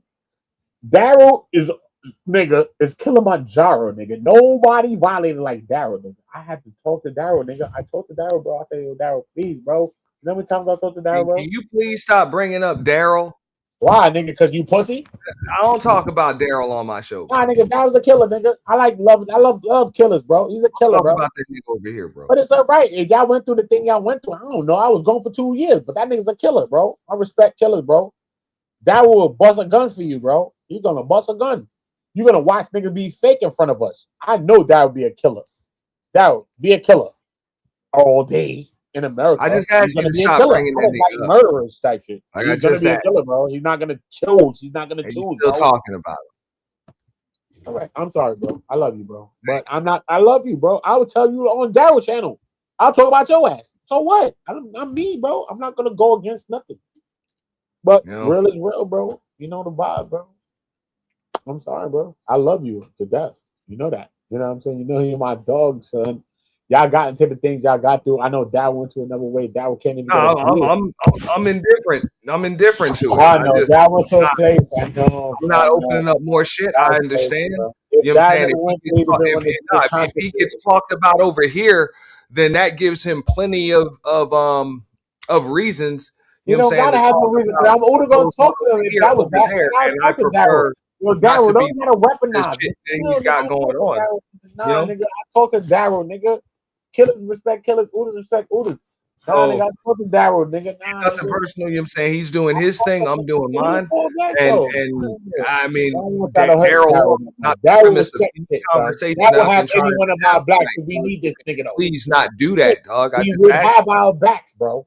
I'm telling you, bro. Everybody's pussy. Nobody's catching a body. I'm on 5. King Vaughn, allegedly. Stop, nigga. No one's catching nothing, sir. I done chase niggas off this shit. Y'all not catching nothing, sir. Stop, nigga. I'm just telling you, niggas, it's about some type of energy, bro. We need all our energy together. That's all I'm about, because I've been fucking scared this shit. I came to this shit from the place I came from, bro. See, and this is one of the reasons why I went through the archive. I ain't never been no nigga like that nigga, though, bro. Nah, nigga. Niggas ain't with that smoky shit. 1 second, dude. I don't think niggas want to unalive people. I think he wants to do it, and I believe him, and I love him for that. Nah, wait a second, dude. Me and argue. Please stop, dog, for a second. Dog. Just stop. When he violated Lucky Marine. This is one of the reasons why I pulled this entire clip to do this review. You know what I'm saying? I called in my sources. Shout out to Baller X, because this shit always fucking happened. Because this shit was so long ago, people just make some shit from 2-3 years ago that had nothing to do with somebody else about who they want to make that shit about. And I knew that was what was going to happen. So I wanted people to see how this shit started and all of that other shit and actually get real context, because it's a game of telephone. And I don't even know how the fuck all of a sudden I've been on the same clip for 7 fucking hours. Well, 1 hour long. All of that. We about to squash all of that shit, bro. When we squash all of this shit, we about to win. So we about to negate all of that. I'm telling you, shit, bro. Nah, bro. I've been on this. I'm just saying that none of this shit has anything to do with that nigga, man. I don't know, bro. I'm just saying. It doesn't matter. I'm just saying. I'm just talking history. I'm not whitewashing history. History's history. I'm speaking history. All I'm saying is that when I speak it, I don't speak it like the white man. I speak history, bro. So it is what it is. If a nigga's a fuck nigga, I said that was a fuck nigga. He wasn't a fuck nigga to me. Anton goes through it with fucking Corey Holcomb, and I've seen multiple people come up and make their own shit go. The fuck out of here, nigga. I was mad at Daryl before that, nigga. The fuck out of here. Me and Daryl, nigga. Ask Daryl. So I can say what I'm saying. This shit, bro. I'm not talking about this nigga, man. But you gotta leave it alone. That's how we all. I don't want to talk about that motherfucker. Stop mentioning him, please. All right, I will stop, bro. I'll stop. If you need me to do that, I'll stop, bro. But I'm just saying, this shit doesn't happen. No, ain't none of y'all niggas catch no smurders. I'm on my god, I'm on my fifth one, Anton, and all you niggas. I'm on my 5th. So what the fuck is y'all talking to me about? That shit's weird. So none of you niggas gonna catch nothing, but y'all talking online every day. But you never caught a ghost yet. And anybody I know caught a ghost, and they're gonna say that Uda's on his 5th one. So therefore, what are you talking about? Let's stop the bullshit when we could bring it all together and stop the dumb shit and actually be together real quick. Because if niggas ain't catching ghosts and you're not doing nothing, your man's doing something and I do something to your man. So therefore, what are we arguing about? Unless we want to catch the things that we're gonna catch, right?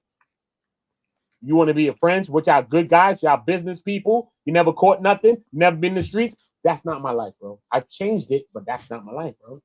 So for me, I respect the life that I came from, but I'm gonna show the people that I came from the life another life. So y'all mad at something that I'm not mad at. I'm showing the people in my life that y'all don't need to be mad at that. I'm catching them, right? Cool. And we catching them together. So therefore, if you're not thinking like that, you're gonna be mad at everybody else. Okay, cool. A nigga was talking about my kid. I chased one down. I didn't find the next nigga. The next nigga apologized, and I apologize too for what I said. So therefore, Earth is Earth. Stop being caught up in a place, and let's get to the things that really matter, which is winning together. And when everybody plays their role, we all win. I'm an unalive nigga, allegedly. And okay, I play my role. You play your role. The sisters play their role. The men play their role. We're gonna protect the sisters. I mean, we gotta do something first so that our grandchildren have something to inherit. Even if you don't want to give them generational wealth, give them some fucking culture to it. Okay, cool. So we don't have no argument. So no one argues with me. My book shatters all things. I said Obsidian can't talk to me. My last chapter is about Obsidian's book. I figured it all out. I swear to Jesus Christ. When I figured out after 0.5 Kingdom, I figured it out now. So now, do what you want to do. You figured it out. I'm about to drop my book, nigga. And tell me my book is an argument. Tell me any one of the niggas can argue with me when I drop my book. I will tell you what it's about right now. None of these niggas don't get bitches. They never did, nigga. You dumb? What man told you how to get women? Only women showed you how to get women. That's the first lie. Who the last one, sir? Who told you how to get a bitch? Nobody, huh? Your man showed you how to be a man, right? He never told you that. Only women showed you this shit, son. So therefore, when I start to pick apart the manosphere, when I start to pick apart all these things, bro, y'all can't even stop it, bro. Right? I'm gonna pop up in your city too if y'all like that, bro. I don't really think y'all like that, bro. My mother's life and my grandmother's self, I really don't think you like that, bro. Sandals, Jesus Christ. I really don't think that. So we're gonna respect our kids, we're gonna respect what it is.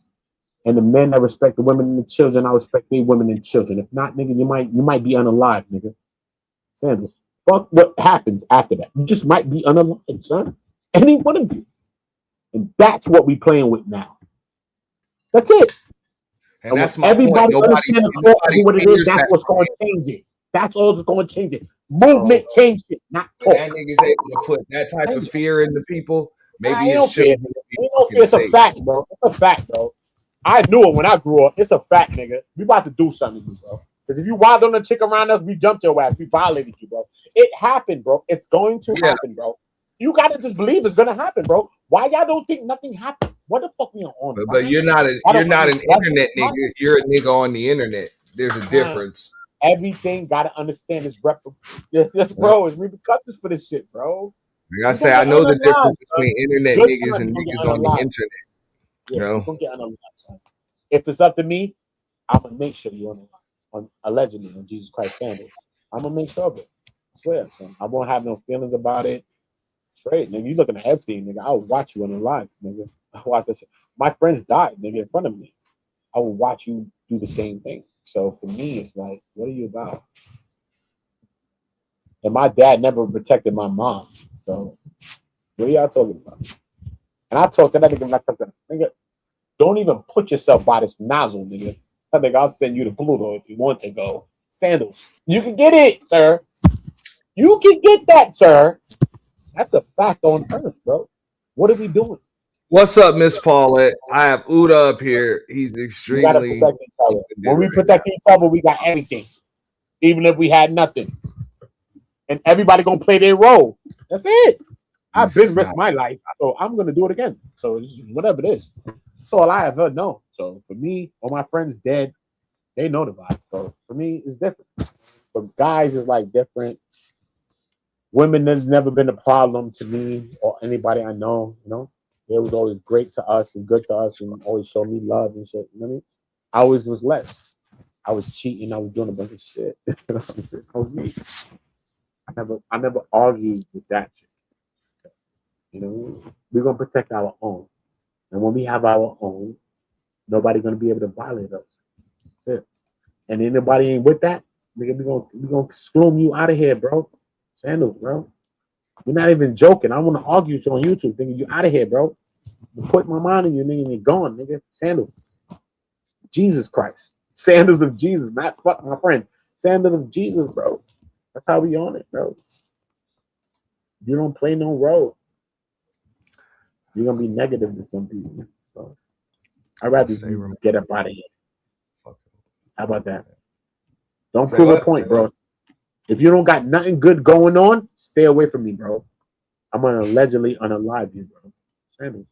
Just, you don't have no role, bro. And I'm gonna get away with your shit. I'll be on 6. Fuck it. There's what it is. I mean, you're proving the point, and that's my point. Some niggas out here are just crazy. That's why you don't provoke everybody just because you want clicks and views. No, we need to win together. Fuck the clicks and the views, because that's what they want. What? I got 26,000, and they couldn't believe it. And I got 26. Don't matter, nigga. I'm with the dogs. I'm with the killies. I'm with the killers. I'm with the dogs and I'm not with those people that got the hundreds and all of that. Everybody fake, bro. I'm around this real Uda energy. You know me? I'm around the real shit, bro. I'm with shit that I can connect with. I'm gonna bring any energy that I'm gonna bring to anybody, but I'm gonna bring shit that I can connect with, bro. So for me, it's like, you know, I just want my people, everybody be on their 10,000s, and everybody getting 10 bags, everybody 10K up. You know what I mean? That's what I want. Especially after going to this next page and doing this, and I got that shit in 9 months, and me and my people was here, and I still got 2,500 on my fucking channel I created. Oh, bro, I need to leave this shit alone for a second. Create. Let's get to the 20,000 like me. The fuck, nigga, and get back to your house, nigga. After we get to where we get into, I need all my people to a bag right now. I feel lonely, nigga. Right, nigga. Be around niggas. I know everybody, nigga. Everybody got a channel, nigga. I know everybody. Everybody know Uda, bro. Right, nigga. 100Ks, all that, nigga. All niggas, million subscribers, all that. You know, all the niggas, bro.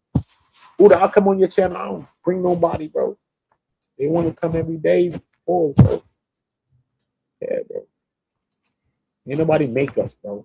We're gonna make each other. That's crazy shit. And when I bring the big people that I know, they're gonna have to help us to be bigger. If they don't help us to be bigger, then bye, nigga. I'm gonna screw your ass too. Then fuck you. I'm gonna screw your dumb ass too. Possibility. Might get it, bro. Might. I have to block them niggas, bro. Sorry, bro. All them niggas. Care about all this nigga. I balked on this number. I'm bringing the video right out. We're bringing the video when I balked on this nigga. Called my phone. Nigga never had my number. I never get my number the whole trial. Yo, son, I was on the trial, and you was in that. Yo, Night, you're at the wrong channel, bro. I can't drop a link over there. Sorry. Stop playing, bro. Stop playing, bro. So at the end of the day, it's about drop it over here. Together. Everybody wins together. That's it. If we don't want to win together, then fuck off. We connected all our dots, nigga. Anything I know, I'm connecting with my people, bro. If you fuck with me, you ain't fucking with things I ain't fucking with. I don't want to jock you. That's it. I'm on it, bro. That's it. Why I know the news lady, if she don't want to come chill with my people, come talk to us. You want to talk to me? That's cool. You wanted to source me up in all this. That's a fact, nigga. So what the fuck? I don't want to do that. Why don't you come and chill with our people? Right? I don't want to do that. Right? You want to fuck you. The news lady and all of them. 7, CBS. That's what happened in my Diddy trial. You didn't know? All right, cool. You know all the 5 people in front of the court, even news people, even anchors, all that on your favorite standard. Did you know I hold up 5 people in front of that trial? And they all oiled up in front of me like this.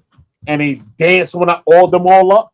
News lady, news people, the whole shit. Armand Wiggins was one. A crackhead, a woman. Like, yo, bro, I oiled up like 6 people, bro. Hey Uda, all stood in front of the oil like this when I squeezed it, like this. Good luck, Knight.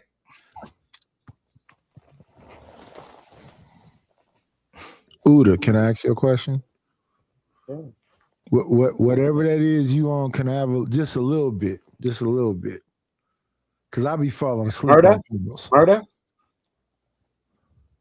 That's what you want. You want murder, bro. That's what I'm on. I'm on murder. I'm on murder, man. That's what I'm not on drugs. I never took drugs in my life, man. I sold drugs. The day I quit selling drugs, I went to YouTube. Can you send me That's what happened in my life. I bring up the video right now, son. I'm gonna share a video to you now, man. Look, my first video on YouTube after I start selling cocaine and busting my gun on Jesus Christ.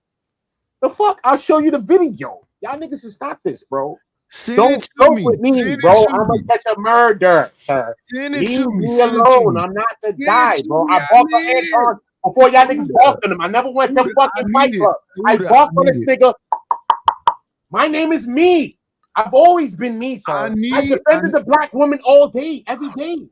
From my first day when Israel said that was my first day on YouTube. Nigga, hold up, sir. I defended the black woman my first times on YouTube, nigga. I need no nothing, nigga. And I got I've had more monetized 3 summers weeks. past me than I'm finna I was see. monetized for 3 weeks, sir. Uda, I was monetized in 3 weeks, sir. So when Izzy says that, I don't receive none this. of it. Receive this. Receive this. Receive this to Uda. Receive this. Receive this. Receive this. Receive this. I've had more summers past me than I'm gonna see. I'm the last one. Night. I'm the last one left. Night. I've You're had not more. me, Listen, Night. what I just I'm said. the last one Did you left. hear what Night. I said? Did you hear what I said? I respect you. You're my big brother. You're my OG. Did you hear what I said though? Did you hear what I said? Yeah, I heard you, OG. You're my I've OG, had bro. more summers past me than You're I'm my gonna OG, see. bro. I'm not gonna go against that Night. You're my OG, bro. Right. You're my OG, So I bro. need. So you want me to argue with you? You're my OG, Night. I need. You know, I respect you. Now shut up. I'll chill. I'll do whatever. No, I respect you too, but I'm You're my saying OG. whatever it is, whatever blood transfusion, whatever it is, whatever it is, I need that. Whatever you need, bro. Whatever. Nah, son. It's son. Night. I'm telling you, what I quit, bro. I can't quit. Okay. I'm telling the things that I did. I don't think you. What you need to do. Pick your lazy ass up, go to the store, and get hot Cheetos, and buy like 6 of these, and just drink the fuck out of it. I drink like 5 of these, and this is my last one because I'm sick, and I'll eat these plus. I'll eat this motherfucker in the damn thing. Damn, that shit good. So you need to... You smoke crack, don't you? Look at me, boy. Don't you smoke crack? What? Uda, where you go? Oh. I don't know. He just he calmed down and dropped down. I don't know.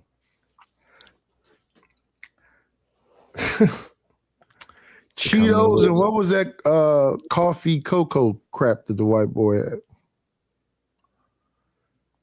Say what? What was the coffee cocoa stuff that the white kid had? I seen it before, but I don't remember what it is.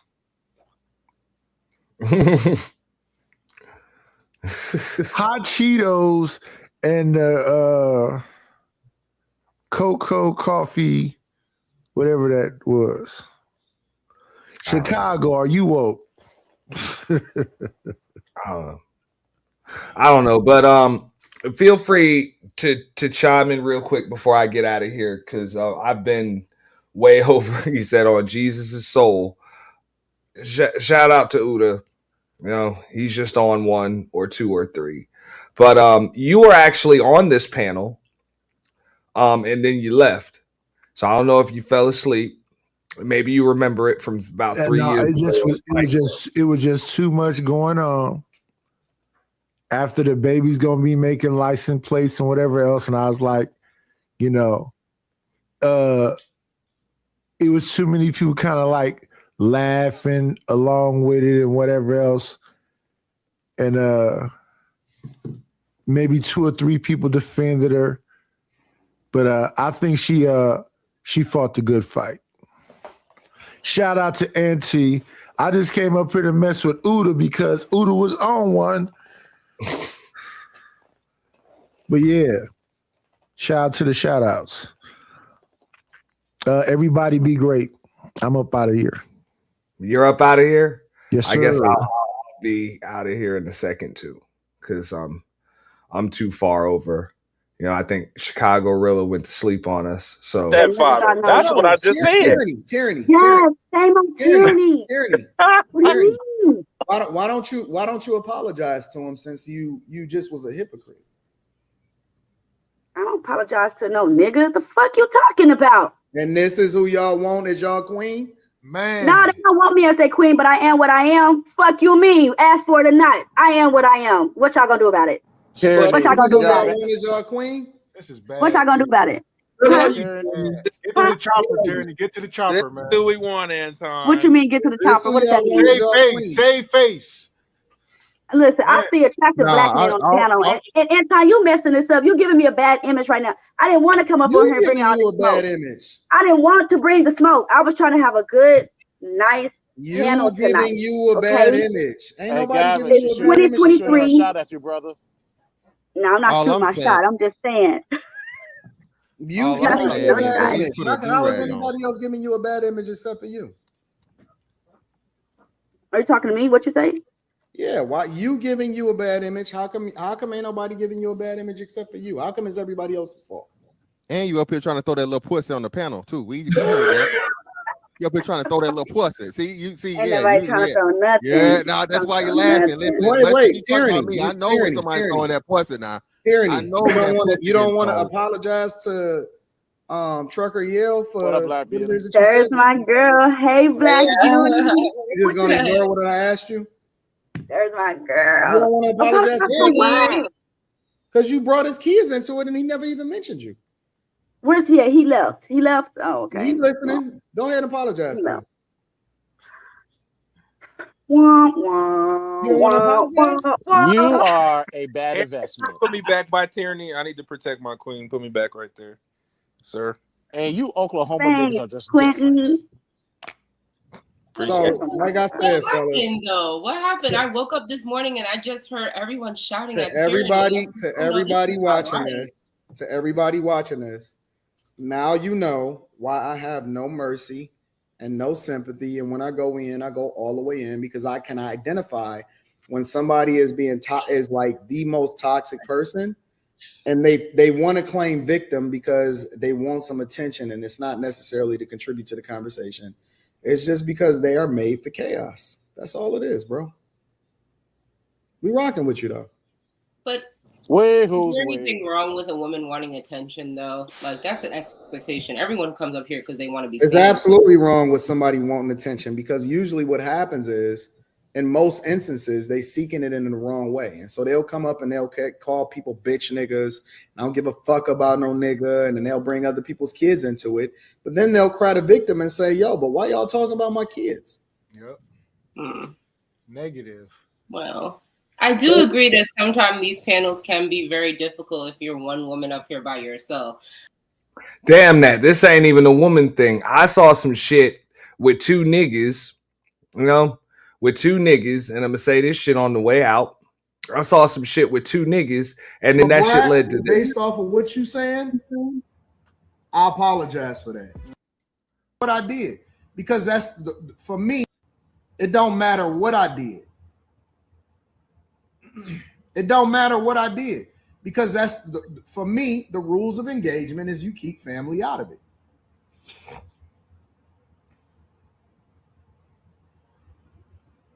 So for me, like, again, the rules of engagement is that you keep family out of it.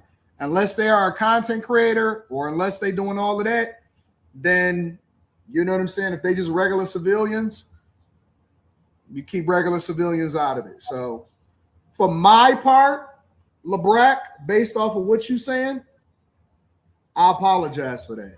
Yo, listen, not only is she trash, not only is her pussy trash, but unfortunately, I also think that her kids is gonna be trash.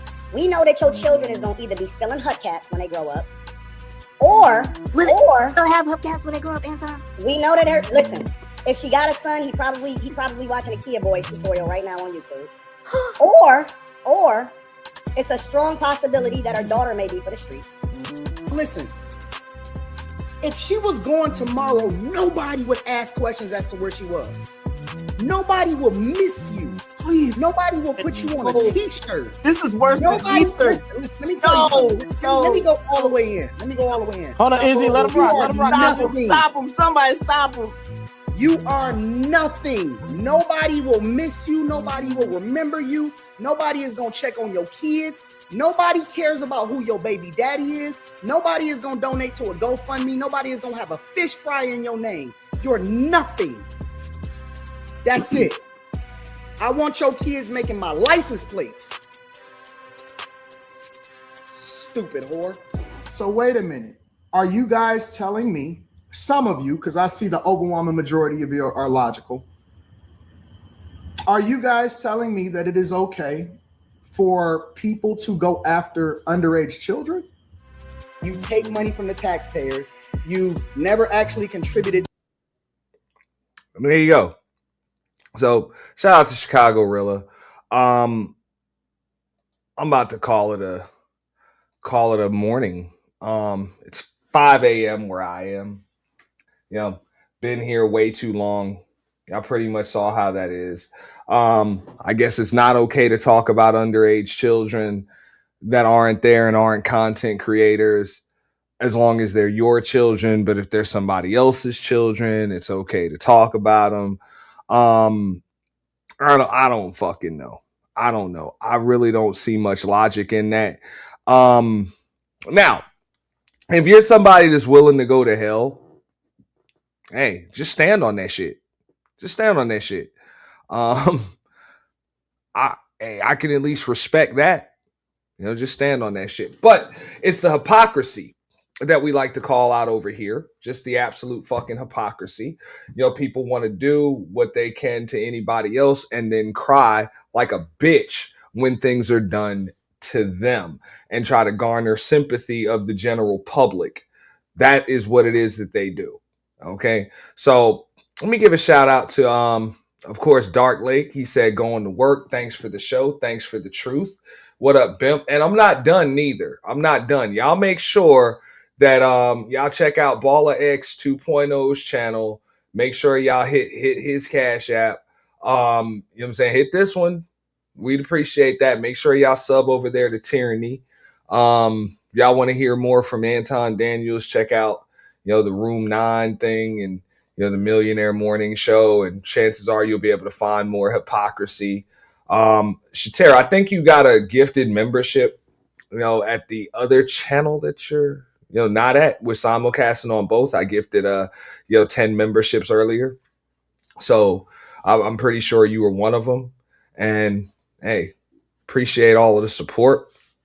I'm pretty sure also Teraney will be, you know, on tour, you know, to talk about this one. I think she handled it like a champ, you know, like a pro. You know, she seemed to not take things personally. I think I saw more dudes in their feelings. I don't know. Well, when I broke it down, it pretty much looked like he just felt the need to jump in between two women going at it. And that was really the context that I wanted to give everybody. Mainly just see how it started. You know what I'm saying? Because these types of shits happen on panels all the time. But it's always weird to me when I see a dude run up in between, you know what I'm saying, two women. Run up in between two women and then put the camera frame on his own wife and then talk about leave my family out of it. They're not content creators and shit like that. Can't do that. You know, you can't do that. So, you know, just more hypocrisy. But on that note, man, I got to get up out of here. Make sure you guys like, share, subscribe, the notification bell. Cash App's available even if I'm asleep. Super thanks should be available if you are catching the replay. Shout out to Trinity Time Travels too. Shout out to Chicago Rilla. You know what I'm saying? Uda on Go. You know what I'm saying? Appreciate all of those gems that Uda on Go drop. You know, Nightish, Mella, Candy Cane Lane coming up. Young Riaz. Who else did I forget? You know, anybody else that came up too. If I forgot you, you know what I'm saying? I still got love for you regardless. And everybody that supported, you know what I'm saying? Appreciate all of that. And shout out to everybody with them birthday wishes too the other day. That was appreciated too. Y'all have a good night. I am out of here. And you guys also make sure that you subscribe to our special guest that was here for the evening earlier a while ago. That being We Need More Tyranny. And that was a track by Nightish. Salute. They say she emotional, dangerous and delusional, dangerous and delusional, dangerous and delusional. Play with hearts like jewelry, play with hearts like jewelry. Cold but beautiful, cold but beautiful. Every man think he the one, every man think he the one. Till he find out what she'll do to him. Till he find out what she'll do to him. Yeah, emotional. Yeah, dangerous and delusional. curse your name. Type that smile through pain, type the post a quote online. Then go spin your brain, got dudes buying a piece while she flirting in.